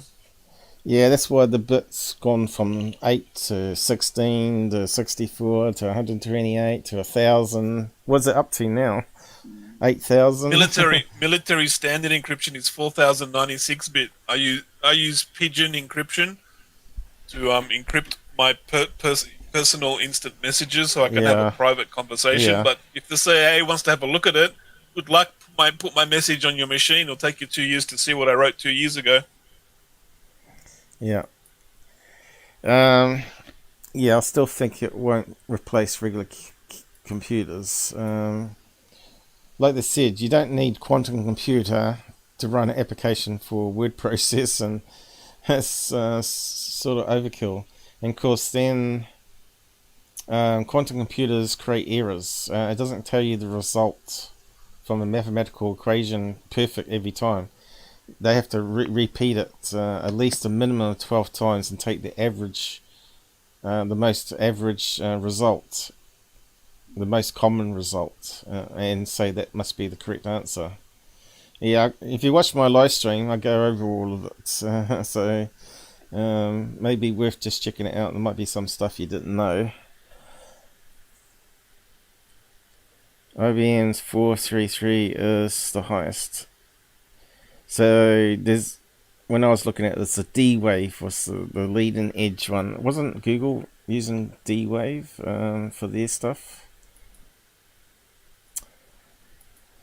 Yeah. But this is what I said to you about the human brain, where I believe the atoms, actually the energy within the atoms and the patterns, there's a pattern field and deep in atoms that stores information, where reincarnation actually could be a legit thing. So when someone dies, they burn the body, the atoms that were in the body combine with oxygen, float off in the air, then they bury it and sprinkle it over land. It carries off in the wind, goes in other parts of the world. Birds might eat something that's growing off that atom. Like it might be a piece of carbon that the tree sucks up and creates an apple, or a berry, the bird eats it, flies off to another country and craps, and then the atom's crapped out again, and it's just a matter of the person then also eating fruit from that atom goes into the body as a baby is being formed, and that atom becomes part of the brain of the baby, and then as the neurons interact, able to re-access that information in the atom itself and get past life memories, right? That's my theory. I'm not sure if anyone else has come up with a theory of information being stored deep in atoms before, and whether reincarnation has ever gone down that track. But you can say Paul Skinner is the first one that's brought that up in New Zealand years ago. And now you can prove it exists, and that's the same with animals being born. How do they know how to get up? How do they know how to breathe, and all that sort of stuff? It's got to be some intelligence initially in atoms that's able then to be retrieved by the brain of the animal. Isn't it like DNA memory that's passed on from your ancestors? It's in your bones. Yeah, exactly. But real memory, actually visual memories of names and people's faces, are all encoded into that information. Have a look at some UFOs. And it could be each atom could be billions and trillions of bits of information. Imagine memory, if you did that, if you could actually get trillions of bits of information from an atom, able to access it on a computer, you'd be able to store all the knowledge on Earth probably within a handful of atoms, right? And storage space for storing video games and video movies, DVD 30 terabit quality or whatever, it would be no problem. You never run out of storage. Well, I suppose technically you could, but you're limited by the number of atoms. How would you erase it and write to it though? But I reckon that one day they'll figure it out. Great reference. Kind of proof. Alternate realities, in a way. Great reference. One possible explanation for why quantum computers work involves parallel universes. Now that's going a wee bit too out there, I think, Michael. Yeah, we don't want to turn into a talking head conspiracy site. This is the out there channel. We have to be out there. Yeah, but you don't have to have your brain open so much it falls out.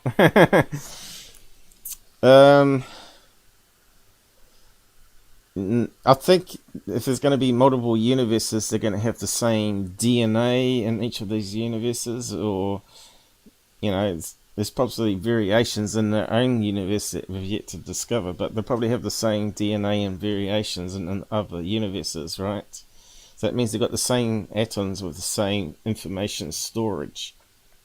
So where we can get down to that level of interfacing into that knowledge and understanding it, I don't know, but it's just a theory of mine. It would make a good sci-fi movie anyway. Qubits, yeah, I talk about that in my documentary. It has been theorized that qubits are able to exist in two states simultaneously. Yeah, but that's all that quantum.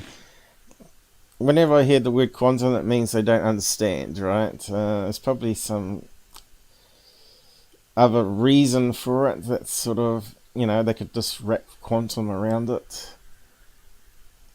But it might be due to resonance of the atom itself. That's why it's got two states.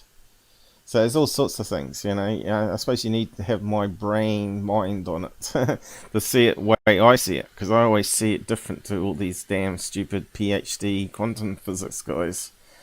My brain is unique, that's why I got Gray sticking needles in me. But I'm pretty sure somehow information has been passed to me, because a lot of that theory had come since that alien Grey visit, and to me it makes perfect sense in my head, a lot of stuff, and I'm thinking these guys are talking utter crap about space-time and all that. It's all wrong.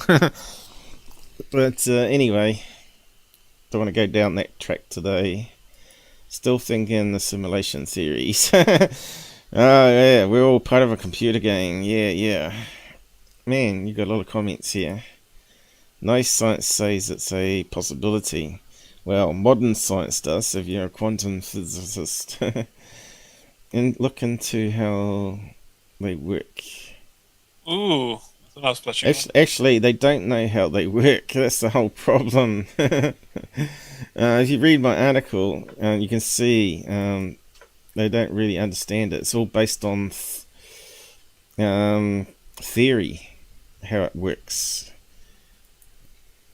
Seeing the double slit experiment. Yeah, I'll debunk it. Yeah, you gotta go and watch back some old videos, man. I think it was on that episode I just shared, actually, wasn't it? Oh no, it might be this one. That one there. Errors in double slit experiment. It's all cobblers, mate. No. As if a atom can split into two and then reassemble on the other side of a slit. It's just bollocks, you know. There's other ways to look at it. Anyway, I don't want to go over it on this show. Double split. I do cover it on this one.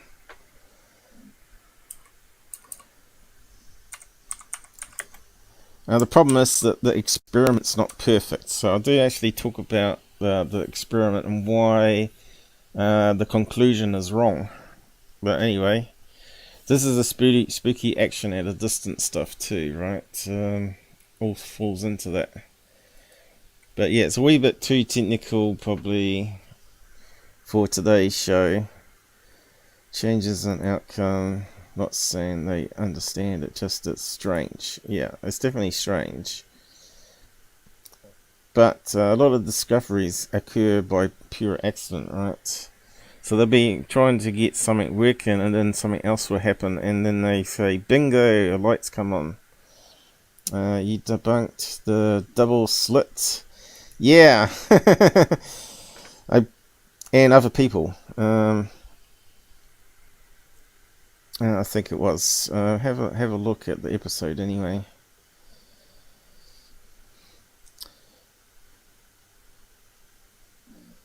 Now, that means if there is spooky action at a distance where people seem to come out and say the same things all the time, there may be related to what Tesla called the ether. Nothing to do with it. It's sort of like the double slit experiment, I suppose. But what happens is you're projecting your brain waves into that energy field where anyone can tap into the same energy field and then retrieve that information. So it's a bit like a invisible telephone line, so to speak. So someone on the other side of the world or internet connection is also receiving as well as transmitting into that same medium.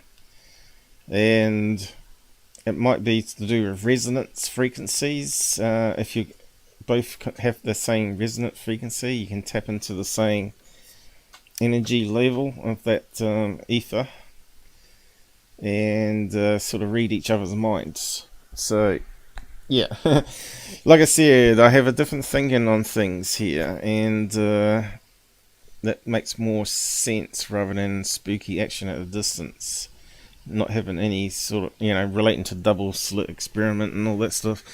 When they create a what they call it, a quantum particle, from the double slit, where they duplicate it. They're doing it with light particles, right? They put it through a filter and they split the beam of light and create two. They say they create two light photons, one's at a different phase to the other one. Again, I cover it in that episode. That to me is like nothing to do with spooky action at a distance, but they're saying they're using that to communicate in space. China's doing experiments with it, so they can communicate somehow using it. I didn't really look much into it, but they may have just discovered something that's connected into the ether, is what I'm talking about. So I'm looking at their conclusion in a different way to what they think it is on modern science way. So yeah, and it's something that you can't prove. They can't prove it themselves, right? They just know it happens. They know the result. Something's going on, but they don't understand it. What's the thing about observing changing the outcome? Yeah, that's all to do with that. Is the cat alive or dead in the box experiment? What was that guy's name? It's just absolutely nonsense, though. By observing that you're changing the outcome of the experiment, that sort of business. Again, that's going into the deep end of science stuff, and not the people who are going to be interested in it. Again, I have my own viewpoints on that. If a tree fall over, did it really fall over if you didn't hear it? That sort of experiment. Of course it fell over. It still falls over. It still follows natural nature cause. The tree fell over. It doesn't mean you can't hear it because of other science factors. So it's nothing to do with... It's not really good analogy though, but that's what one they use. And then they use the cat one. Is the cat dead or alive? And you won't know until you open the box, which changes the experiment. You want to see this morning's star watching, Orbs? Yeah, I was going to leave your orb stuff to another day. I was just going to read through those ones that were reported there. But yeah, I know you did some put pretty up cool ones. Got some. I done them this morning, like 5 o'clock this morning. Yeah, it's a bit late in the stream now to do that. Let's do it for the next stream, perhaps. We'll go through and sort it out. That one's a cool one. Yeah, just really close too. This one's really big and close. How big is that? You've seen amateurs doing what? Spooky action at a distance? What? Reading each other's minds. He used to in various interface experiments. Yeah, what's his name? Screw Dingers, that's the one. Yeah, that's the one. I don't doubt it's real, just found it weird. Yeah. I think we're still babies in science, we've still got a long way to go. And I think there's a lot of misdirection in science with this space-time stuff. And you got people talking about time traveling, like, what's his name? One of those PhD guys, or actually a few of them actually, all talking about the same, if you can spend space and time, then you can go back in time. So it's got to be complete nonsense, right? Just by that alone. And I've tried to explain to them, well, it's actually multiverse, where each of the verses are at a different time frame, and you break into through an overlapping portal or whatever, bridge, and you're now in that universe for minutes or hours or days, and then you drop back out into your own planet or universe, and you think you got a message from someone from the future, when in fact it was from another universe. But anyway, I'm not going to go over all that. It gets deep, that stuff. It gets deep when you want to debate it all, especially with PhDs. And they won't change their mind. And me, I'd rather stick in the middle and say, well, what they're observing is probably correct, but they're labeling it, or they've got the wrong conclusion, or they're labeling it wrong. And it's actually the same as what Tesla did, what Einstein did is similar to what Tesla did, but in between is actually the correct answer. But everyone's either all Tesla or all Einstein, and you got the two camps. But you really got to be in the middle, because we know Einstein's correct about the atom bomb, because inside the splitting of the atom you get immense energy and all that sort of business, right? But it doesn't mean that he's right on everything. Space-time might be totally bollocks, But then they say they've proven it with satellites going out of sync in space because of spent space. Well, there's other reasons to explain why that happens, and same with bending light around universes and massive stars. Again, we got the plasma field effect that bends light without loss of energy, right? And so on and so on. And now they've got the James Webb telescope telling them that stuff is wrong. And now they're all panicking, trying to change the formulas for Big Bang and stuff. and modify it slightly. Your beliefs may not be adhered to by physical universe for. Well, a lot of people have said stuff in the past that end up being true, though. Who knows? I might have the right idea, and maybe aliens have passed the information on to me to try and tell you, but no one's listening. You know what I mean? Maybe the aliens have passed information on to you, and you're not listening to the aliens. You're a complex person, aren't you, Gabber? Bend over, let's give him a boot. Anyway, let's just get back to the article. You're going to kick the anal probe out of my butt. You sure it's in the butt? I think they might have stuck it in your ear. Anyway, that might explain the ringing. That might explain the ringing in my ears. Yeah. Let's see. Look, Wellington, looking north, the witness observed a very large, bright orange-red horizontal oval in shape. So the oval shape is a bit strange, isn't it? Unless it's two orbs close together. Two witnesses observed red pulsing orb of light high in the sky, travelling slowly from a northwesterly direction. So it's all over New Zealand here, in the main cities. Remember that map I brought up? Where generally there were volcanoes, which is kind of interesting. 4 witnesses observed a large bright orange light in the northwestern sky.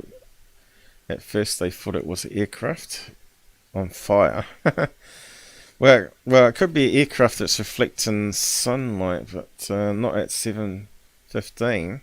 Although, let's see, the sun's going down here about 9:30 at night, so it's possible. August.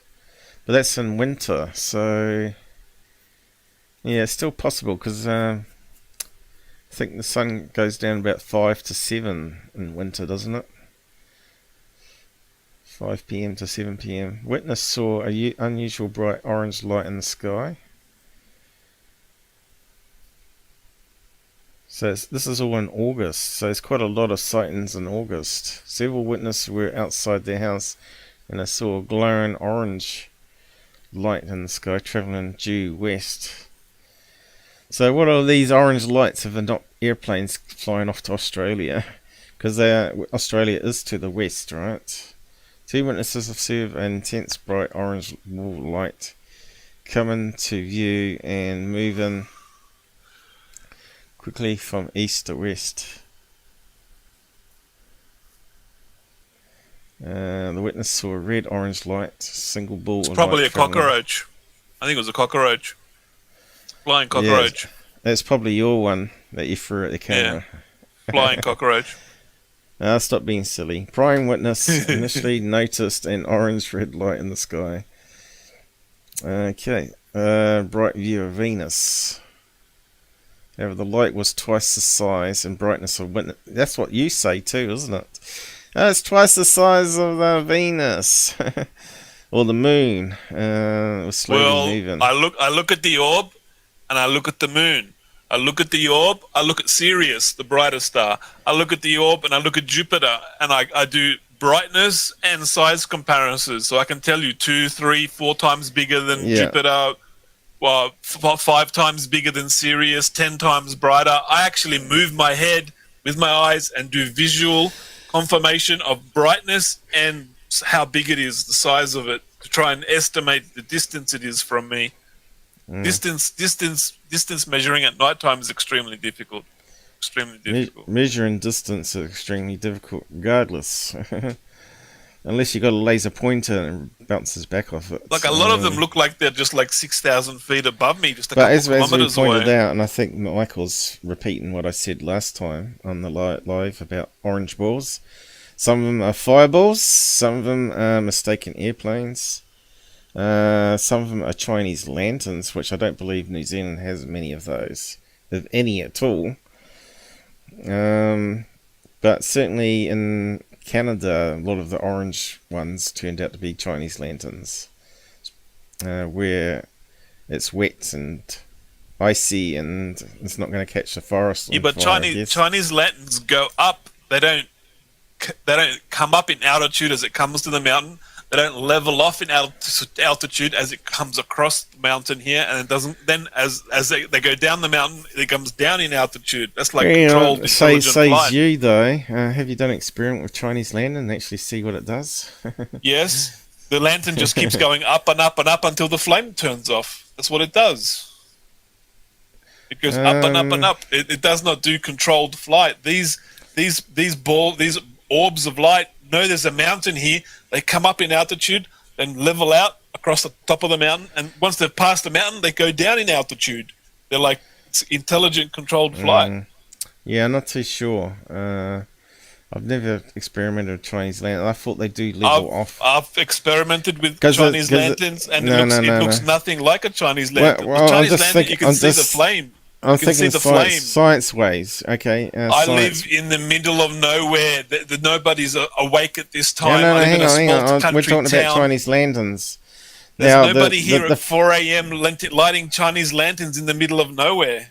Okay, I'm just talking about Chinese lanterns in general.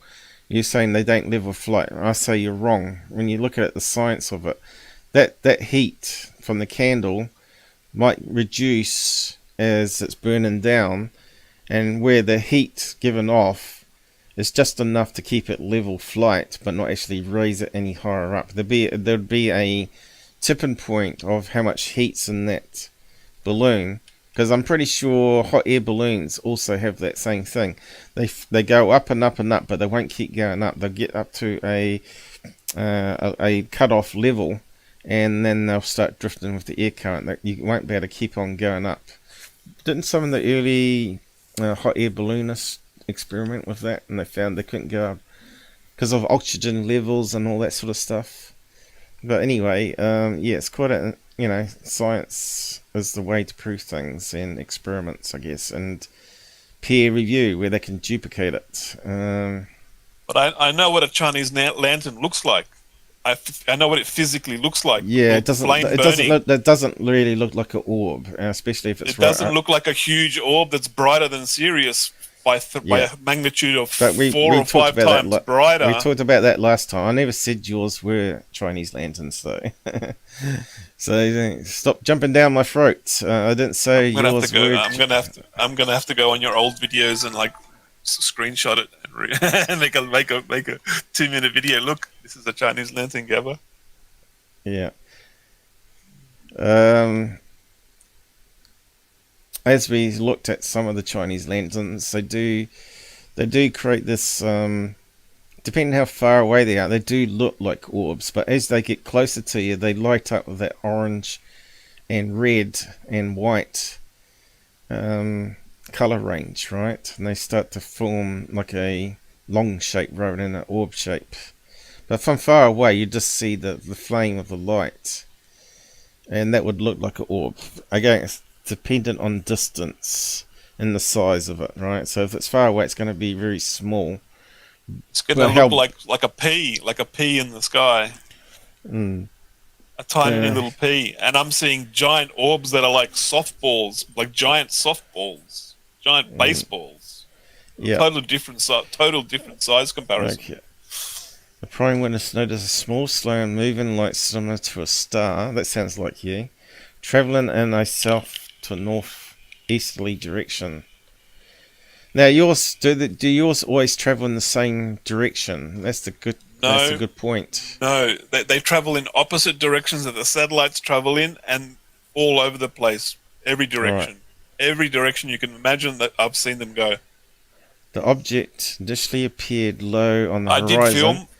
I did film a candle burning in the back of my backyard with the infrared camera to think about your Chinese lantern theory.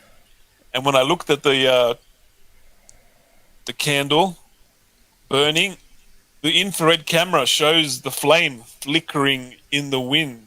So if I was filming a Chinese lantern, my infrared camera would show the detail of the flame flickering in the wind as it's going up. You're talking about the green screen one, though. It's all green screen. What green screen? What are you talking about? Green screen? Yeah, 720 green screen one, the night vision one. Is that what you're talking about? My infrared night vision camera. Yeah, with it's got the green screen. Yeah, that's right. It can see the individual flame, and as it flickers in the wind, you can see the. But again, it's dependent on distance, though, isn't it? So yeah, you'd have to get the right size shape and then look at it in camera, and if you can see the candle flickering, then you can discount it, right? That's how you sort of debunk things with actual comparisons. That's a good way of debunking, you know, practical pattern matching, right? And you don't get that on fraud channels, unfortunately. They don't want to break the delusion that they're seeing a Meier balloon. Send me a Chinese lantern over, and I'll send it up, and I'll film it all the way till it gets to the top. This one here does sound like it's low in the sky, just after night setting, Ashburton. Could be International Space Station, but I'm not sure if it's visible over South Island. I think it's visible over North Island, but that could be, again, sounds like SpaceX to me. Low on the horizon, flare from SpaceX satellite. What do you call them? Starlink. Auckland, 9:30. See, they're all around about the same time. It's quite interesting, which means there may be the same time frame. Maybe the clue that they're all seeing the same thing. Maybe it doesn't have to be UFOs or aliens.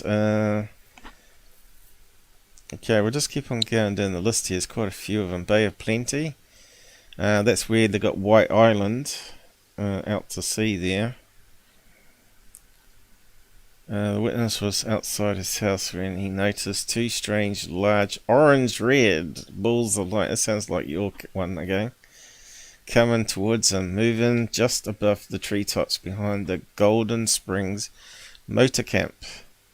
The lights become stationary. Ah, that sounds like yours too. And hovered about the trees for around 30 seconds and then continued slowly in a northeasterly direction. Okay.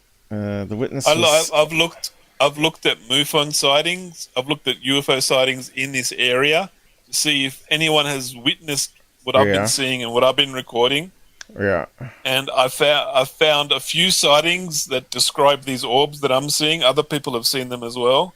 And I found a couple news articles about them, same descriptions. And I found someone took a picture of one that looked exactly the same as the orbs that I'm seeing. They took a picture. I'm like, that's the same thing I took video of.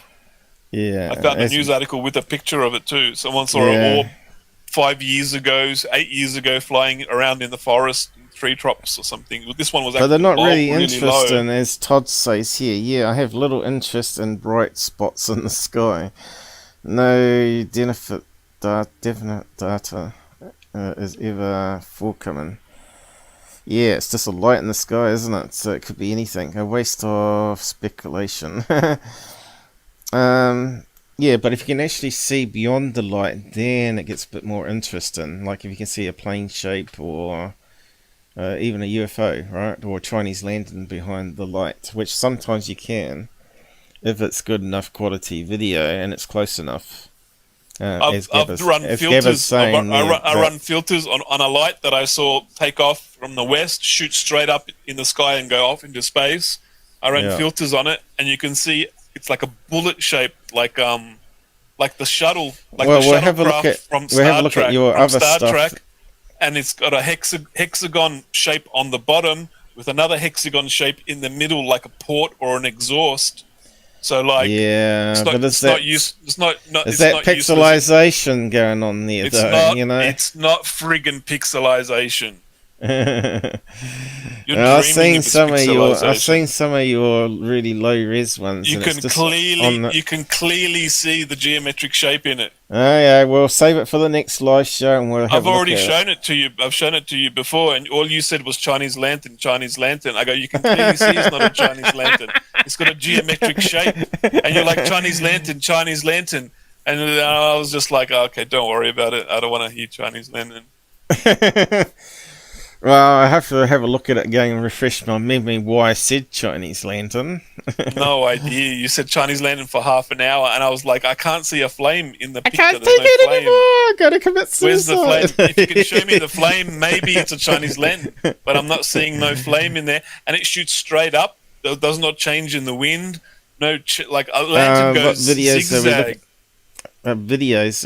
No, these are cut and paste from a website that people report UFOs in New Zealand, and they've cut and pasted it into above top secret. And yeah, Top secret none of Chinese them have got web links to any of the videos or pictures. Maybe because they didn't have any. I don't know. And they saw it with the eyewitness accounts.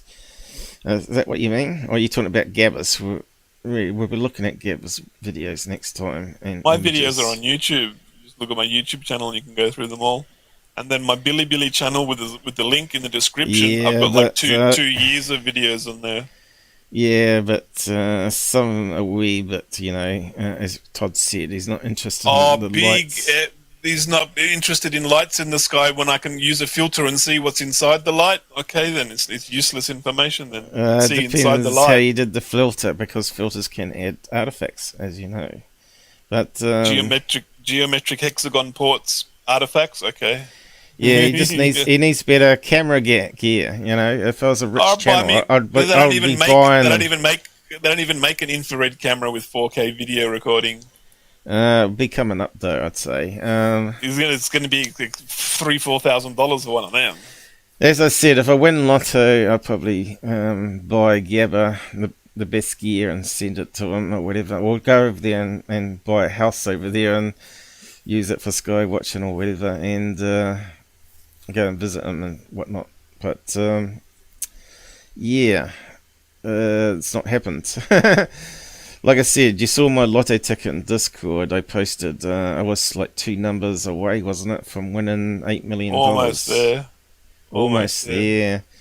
But just to get 4 numbers in the bonus, that's like more likely to be run over than even get $288 as I did in New Zealand, which doesn't buy much.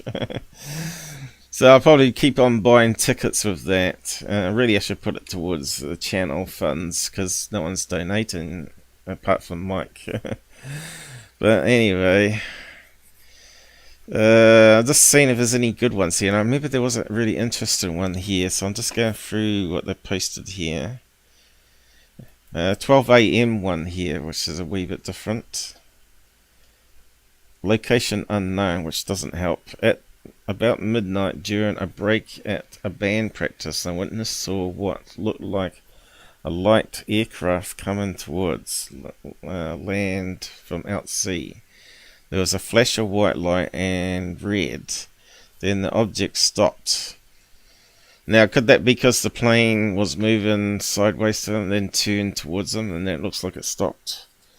It moved horizontally to the right and then back to the left and hovered. That sounds like a plane moving around to me. And then it changed colour, becoming an orange glow. Mind you, planes don't glow orange, red for sure, and white.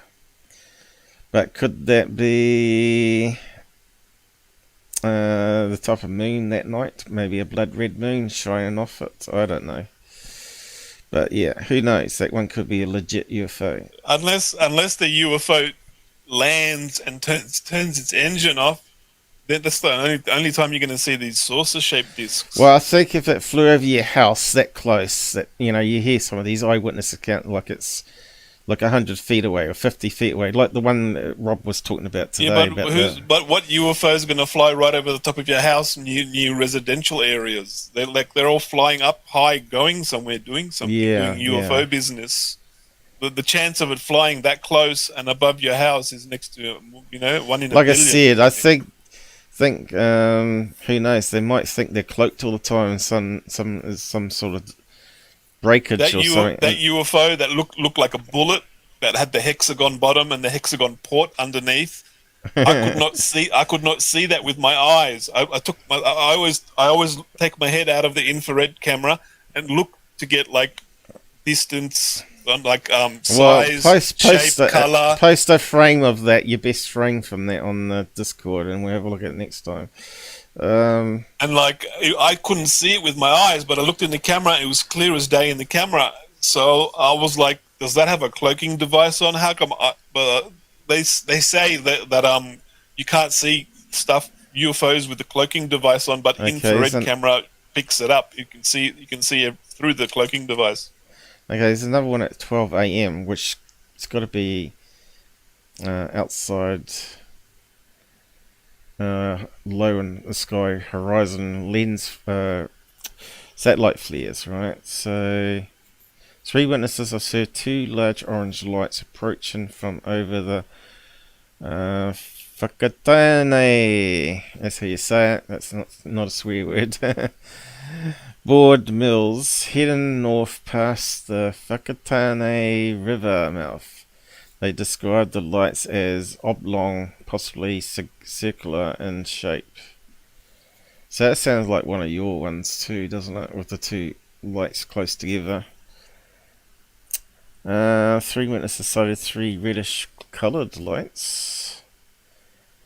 And that was Christchurch, was it? No, that wasn't Christchurch. I don't get too much in Christchurch. Here's a Christchurch one. Let's have a look. Read that one. 2 witnesses sighted a formation of 5 bright orange lights. Red lights tracking from north to south at high altitude. See, that would be good to capture on my Skycam at the moment. The lights were not flickering and did not have aircraft navigation hazard lights on. They travelled at constant speed similar to that of a jet. But that could be also fireballs, couldn't it? 5 of them, where it's sort of broken up and it's just moving across, and then it skims off the outer edge of the Earth and bounces back out into space. So yeah, we just can't discount that being something natural again. Christchurch. The witness noticed a large orange sphere. It's a bit like that one that was really strange that I caught on my camera outside here. Remember that one that had a flash of light, only lasted like a few seconds, and inside the bright light was actually a black circle. It was just getting really close to the pixel limit of the camera, but that one was really strange, and I thought maybe it could have been a meteorite. But why the black hole, I don't understand that one. Unless it was exploded and it created a ring pattern, maybe. UFO portal, as soon as you do that in the video, I think I actually said this is a UFO portal. It had like 200 views in an hour or something ridiculous on it. This is the mentality of ufology, though. If you put some clickbait title on it, they will love it. The witness noticed a large orange sphere of light appear out of nowhere. Oh, that one's interesting. If it suddenly appears in front of you like that one over your garage, moving slightly across the sky at relative low speed, the second light appeared following same path, followed by further 4 lights all moving in southerly direction. Could that be a whole stream of meteorite tail breaking up? I don't know. But like, I filmed the UFO. Filmed the UFO that slowed down. It did a couple of direction changes. It slowed right down. I filmed it for 13 minutes. So it didn't leave. Like a satellite goes over and past in 2 minutes. Yeah. ISS goes past in 2 minutes. Mm-hmm. This thing slowed right down, almost slow motion. I'm looking at it, going, am I still filming it? I couldn't even figure out if I was filming it. It was going that slow, and then 2 lights popped up behind it and followed it, and I was just like, what on earth? There's 2 more in here following it, and it's hard to tell because it was heading northeast, and the sun was starting to come up, so you got all the infrared rays coming off the sun, so you can barely see it. So the detail's really hard, but you can see two objects following this light that I filmed for like 13 minutes. Yeah, I don't know. I don't know either. I got no idea what it is. 13 minutes means it's not a satellite. There was nothing on the plane radar. Yeah, this is where it gets a bit more tricky with the SpaceX Starlinks, though. If you got a whole racetrack of them, what you're seeing is the light on the first one, and then that fades away while the second one takes over where that light was. Sort of goes around. Not with an infrared camera. If I'm filming a satellite, you see the satellite until it leaves. Because it's stuck in an orbit. It's stuck at 700 kilometers or 1,500 kilometers.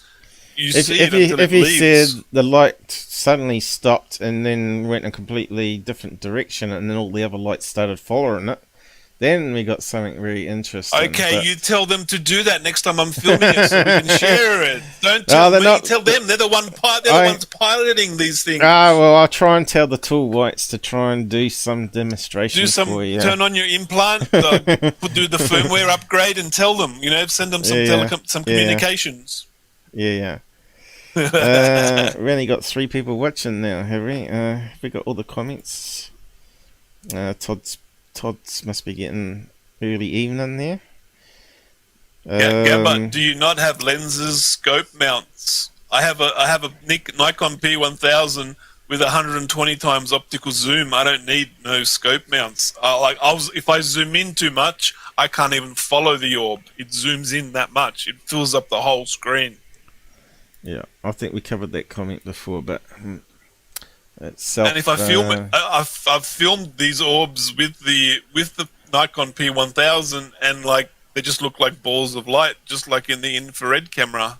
There's no difference. It's just you get 4K color ball of light, or with the infrared camera you get 1080p ball of light. They look exactly the same, no difference. Okay, so these are areas where all these sightings occurred. And it's all around volcano locations. Bay of Plenty, White Island's out here somewhere, I think.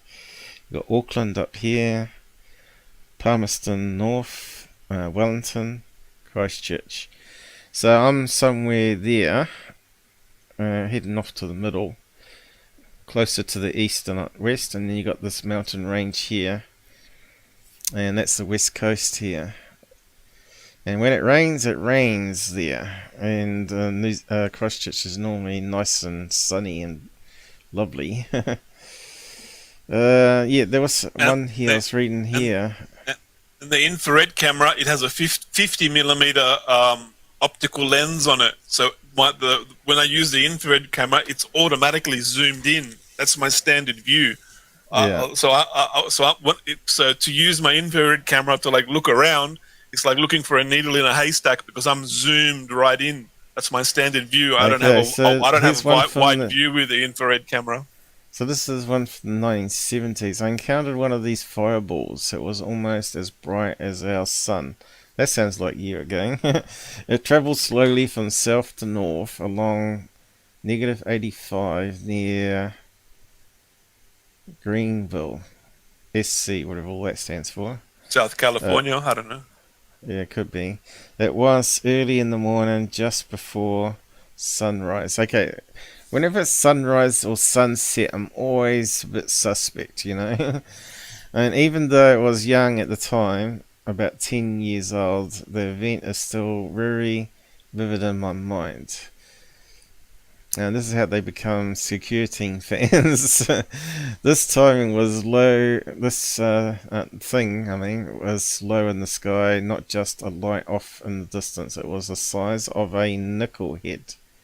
Nickel held at arm's length. But see, we got a lot of traffic now. We got the NASA space plane. We got the Chinese space plane. That they go in orbit for 900 days. How do you know it's not the space plane orbiting? Yeah, they're spying on Gabber. Betcha. Because I keep copy and pasting Tiananmen Square, free the people in China. So he's talking about Skylab was still up there before it got burnt up in the atmosphere, right? Remember watching the small dot as it travelled across the sky.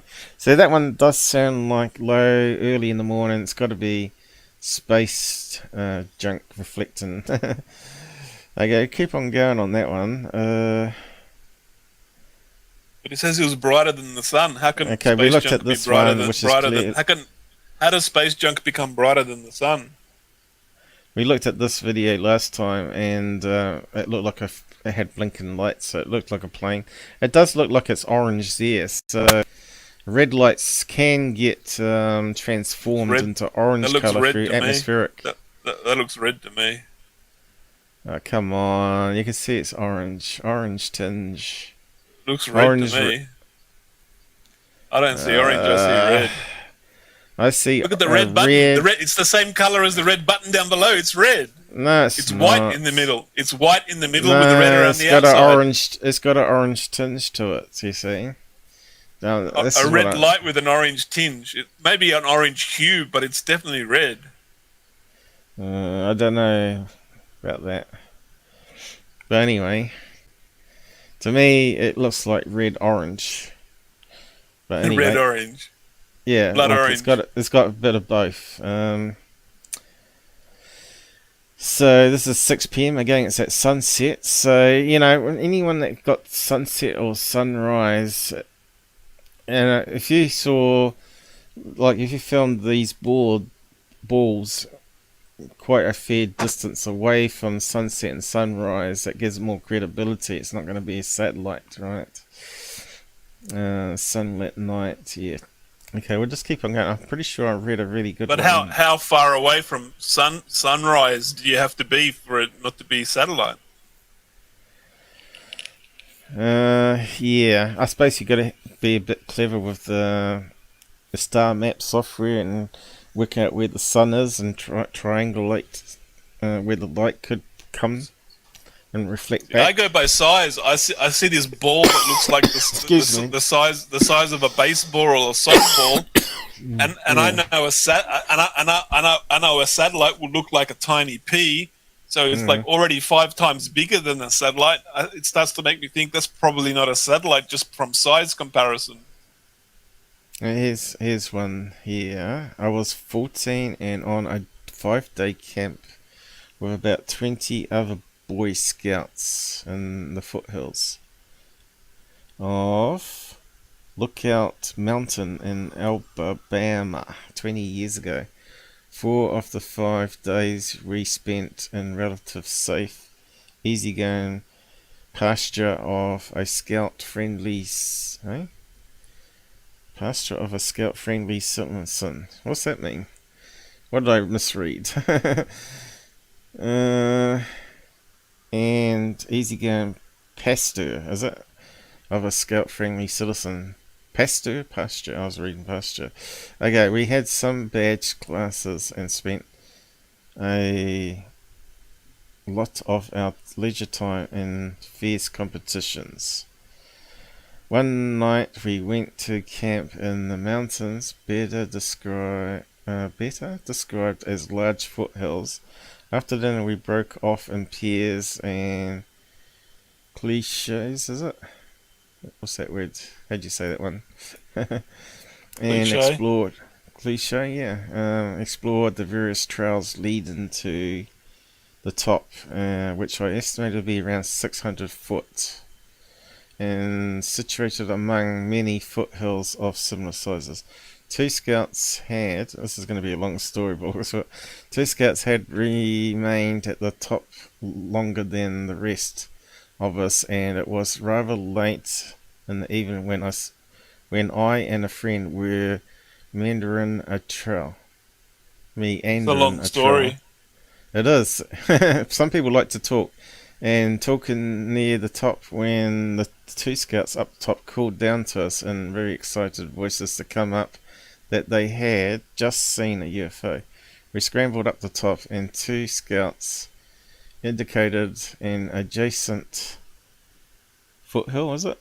No, and taller mountain, and said they saw a big glowing orange UFO land there. Oh, okay. You would want to go and walk towards it, wouldn't you, and investigate it? I was skeptical, but was intrigued by how excited they were, cutting each other off in their silliness to describe what they saw. We settled in and continued talking all night. So that if that landed, then it had to take off again. That's That sounds credible to me, because if aliens are coming here, they're going to be collecting specimens like scientists. Because that's what you would do when you go to a new planet. You'd be trying to understand what's growing there and what's safe to eat and all that sort of stuff. Maybe 20 minutes passed when there appeared a brilliant double flash that emanated from and illuminated the top of a peak. A second. I get those all the time. I got some of those this morning. What's that? These huge flashes of white light right in front of me, like I'm looking, but I can't see nothing on the infrared camera. Right. But there was one. I was just looking at the video like just now. I saw this big bright flash of light. I pointed the infrared camera there, and you can actually see this ball of light pulsating, huge flashes fly past the screen. But I didn't see it when I was looking in the infrared camera, and I'm looking around for it. But I actually did capture it. Really hard to see. It's a full moon, so like the sky is lit up. It's very, very difficult to see. That's why That's why you need to get one of the locked out cameras that's on not night vision mode, but Sony's color mode, right? Then it mixes in regular light with infrared light at the same time. Then you would see the flash. But like when I was showing you that orb that flashed in the room, and I said you couldn't see it on the black and white one, but when we went to the color one in the same room, we saw these little specks of white light. Yeah, I got to get one of those color NV cams and put them I thought you ordered roof. one. I thought you were going to get one for the roof. I thought you had already ordered it. I got to get a DVR kit, and I got to get everything. And no, I don't know where to order them. No, you could just run I got to figure out what's the best. You could run it with VLC. You could run it with VLC or iSpy, and just actually a better software to use is this Android tablet with a big memory in it, and you can. I've only got a Windows tablet. Well, anything like that would do. You could just use VLC, and you could actually make that run in background so it's recording all the time. I'm not sure if you can do in chunks though, but you can use that. It would be good if it captures the orbs flying past. Then I can show the infrared camera. Yeah, but if you look at the app for Android called IP Cam Viewer, it's very powerful, and you can set it up to record on movement and all sorts. So it's getting more and more clever. Initially, it started off as a universal baby cam thing, but it sort of works out all the different camera brands and allows you to control them. With an IP camera, I could just plug the Ethernet cable in and record straight off my computer while I'm outside recording.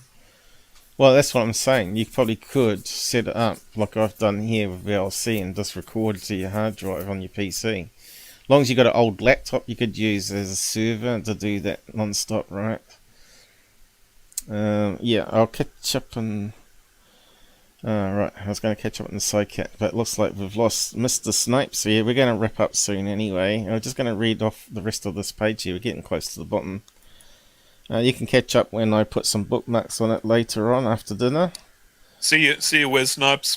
Thanks for joining us, and stay safe on the roads and whatnot. Catch you next time. Yep. We'll be looking at his orb videos again.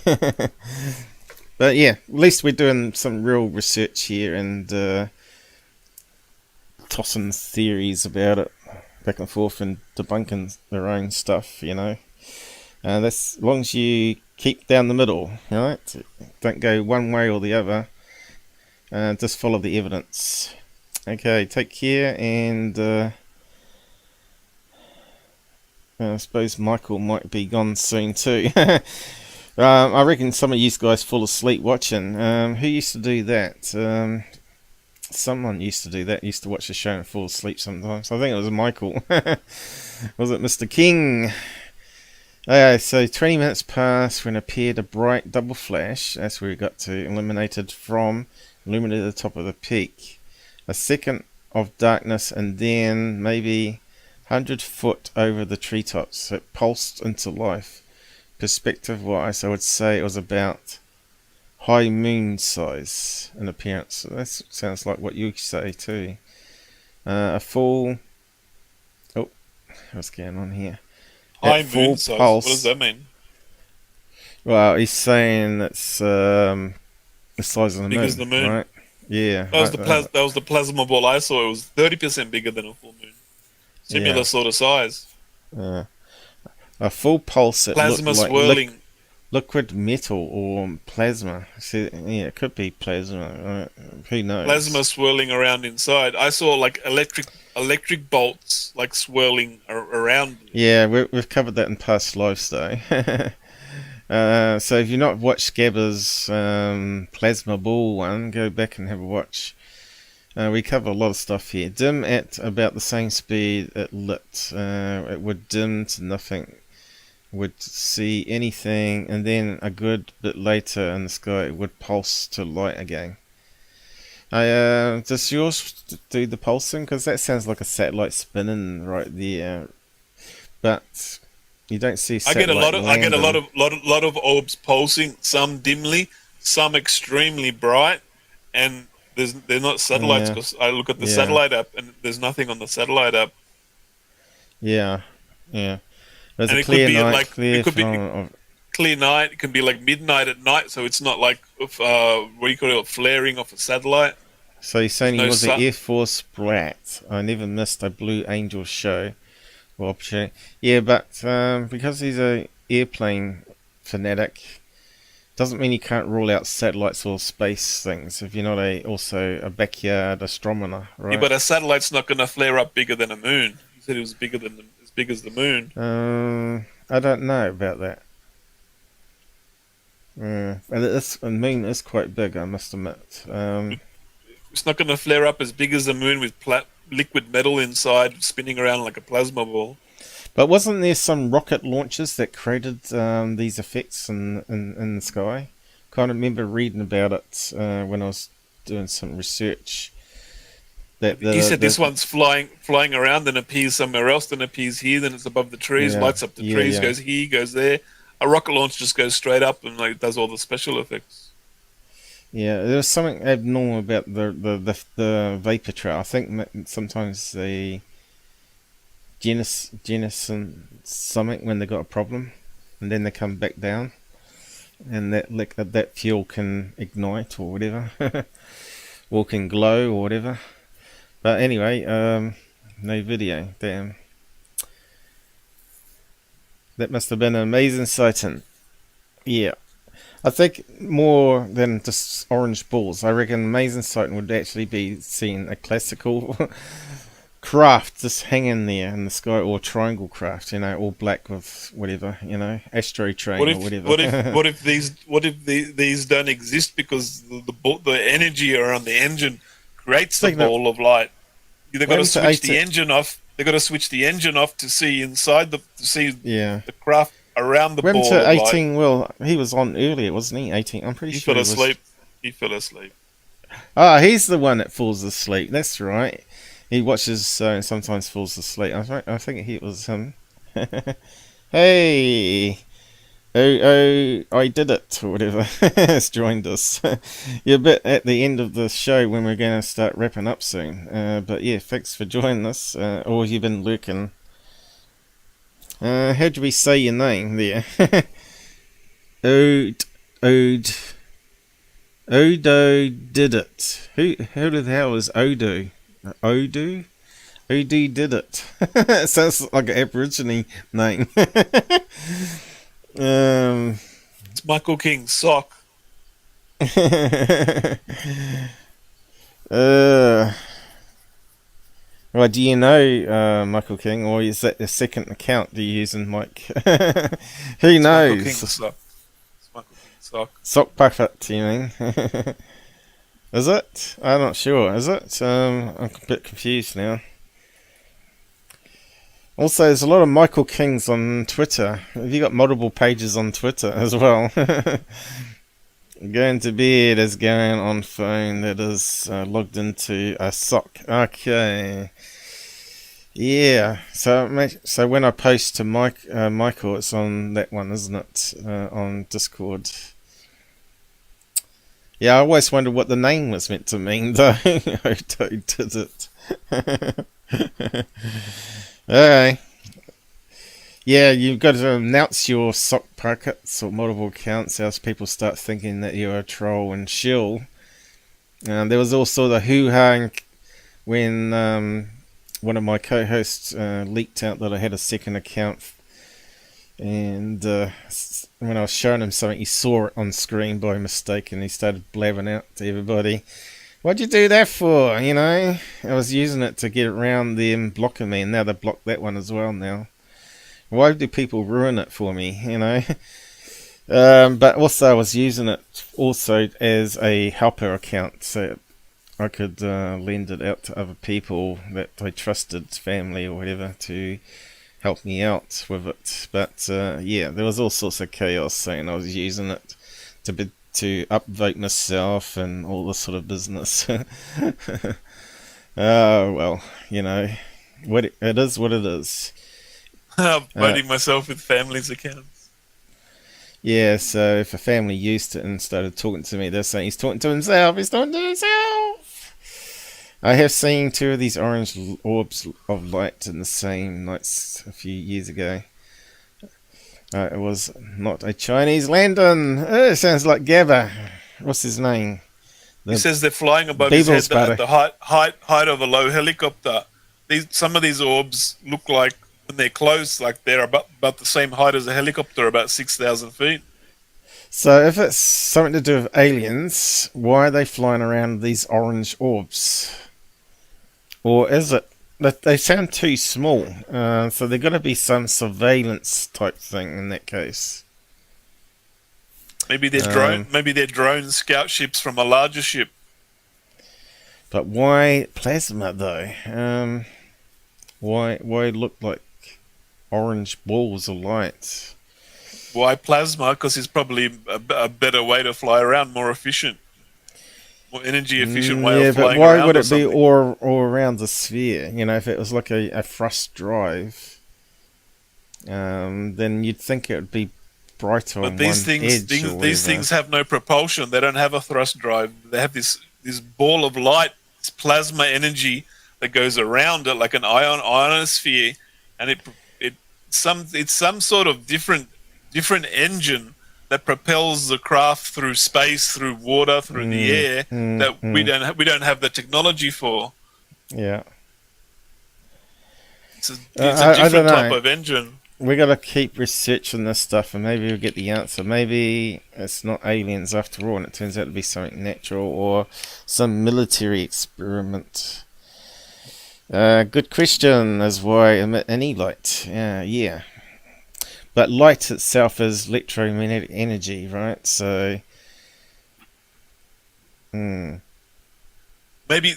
these type of UFOs, because they have to generate the huge amount of intense light around it to move around, propel itself through the air. Maybe they can't cloak themselves because of the way that engine is. They can't cloak that huge amount of light. Yeah, that's but why we're seeing them. What I was saying is, if it's all orange all around, then parts of it has to be brighter where it's emitting more radiation or whatever. That pushes it, right? And we don't see that happening. It seems to be always constant. Yeah, but these craft do things that our physics and science don't explain. So we can't explain it because they're using stuff that we haven't discovered yet or we don't know about. Okay. Looks like another long story. I know there was a couple of good stories on the end here. What year was it? Also in the 70s, you see. 70s was a good time, wasn't it? 70s. Skip the huge story and just go to the UFO part. I don't want to know what he did at Boy Scout camp. That doesn't interest me.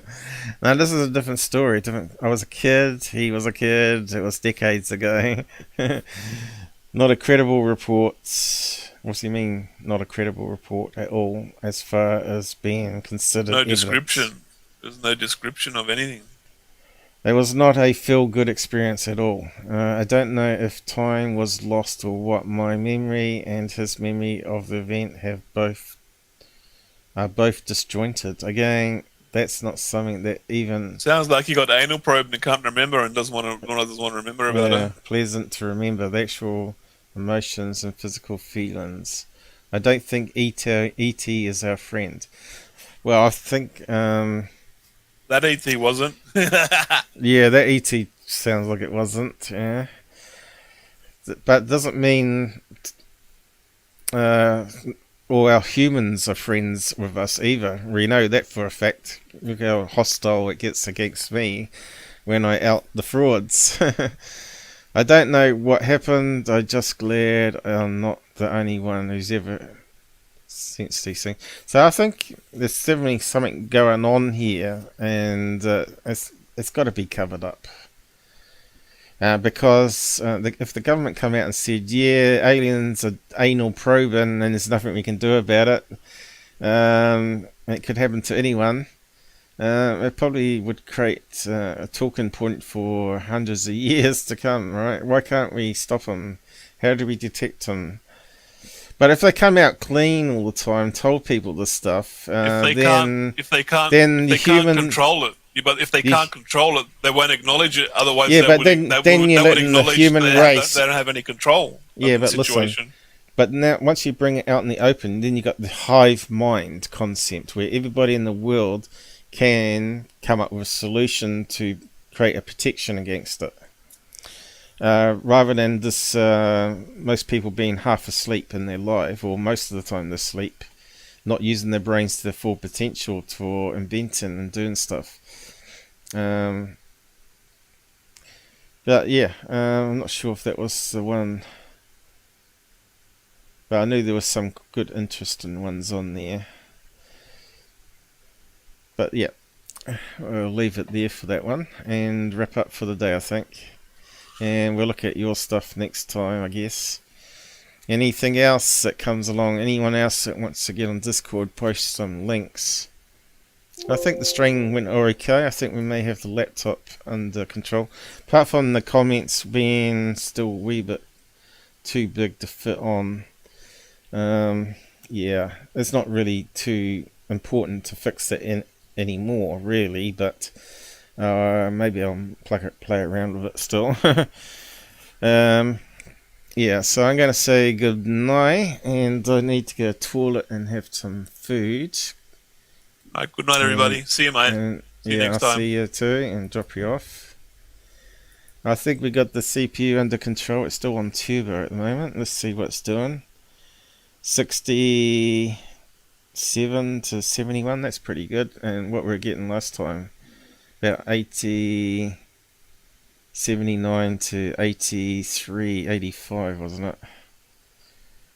But still, you can see, alright, the CPU speed's gone up now. See that? That's kind of weird. Oh no, it's still pretty... Is it 39? Yeah, it's 39 now, but it was 35 before, wasn't it? 34. Anyway, I don't think I heard any clicking my end, but I haven't been monitoring what's going out to Google, because that's on a separate line. Just use primitive propulsion then, yeah. Well, if you use negative ions, or ions I should say, you don't see them. Stay at high altitude, and yeah, but as you go higher, the wind speeds increase crazy apparently, because the high altitude balloons can travel in the slipstream at 10 Mach 10 apparently, from what we read about that balloon, the V-shaped balloon scientist. I need to sleep. Okay, good night. Good night all. Gonna kick off the music. I think the music intro got clipped today, but I couldn't click the start button quick enough. It was the computer wasn't responding. There's too much going on, I think. Good night all. Take care. And I'll probably see, what is it today, Monday?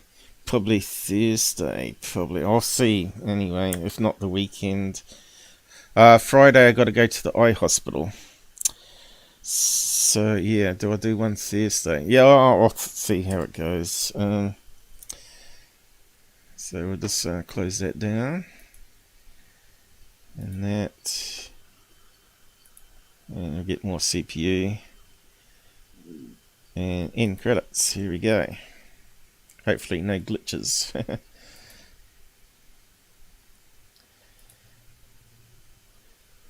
Oh, that was a good show, I think. Everything went smoothly. And it's not repeating the same old garbage like most other channels do. Okay, where's the end button? There it is. Cool.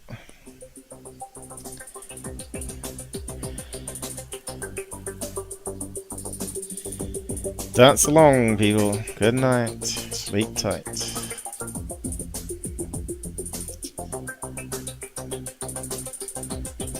All the volumes look good here.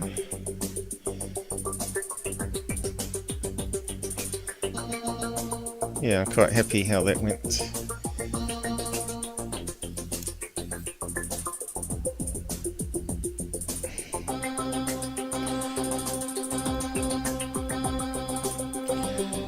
Although I would like to lock that clock speed drop in, that would solve a lot of problems. But maybe that's what it's meant to do, right? Unless you hack the system, as people are saying, with the C states. Good night. Ending.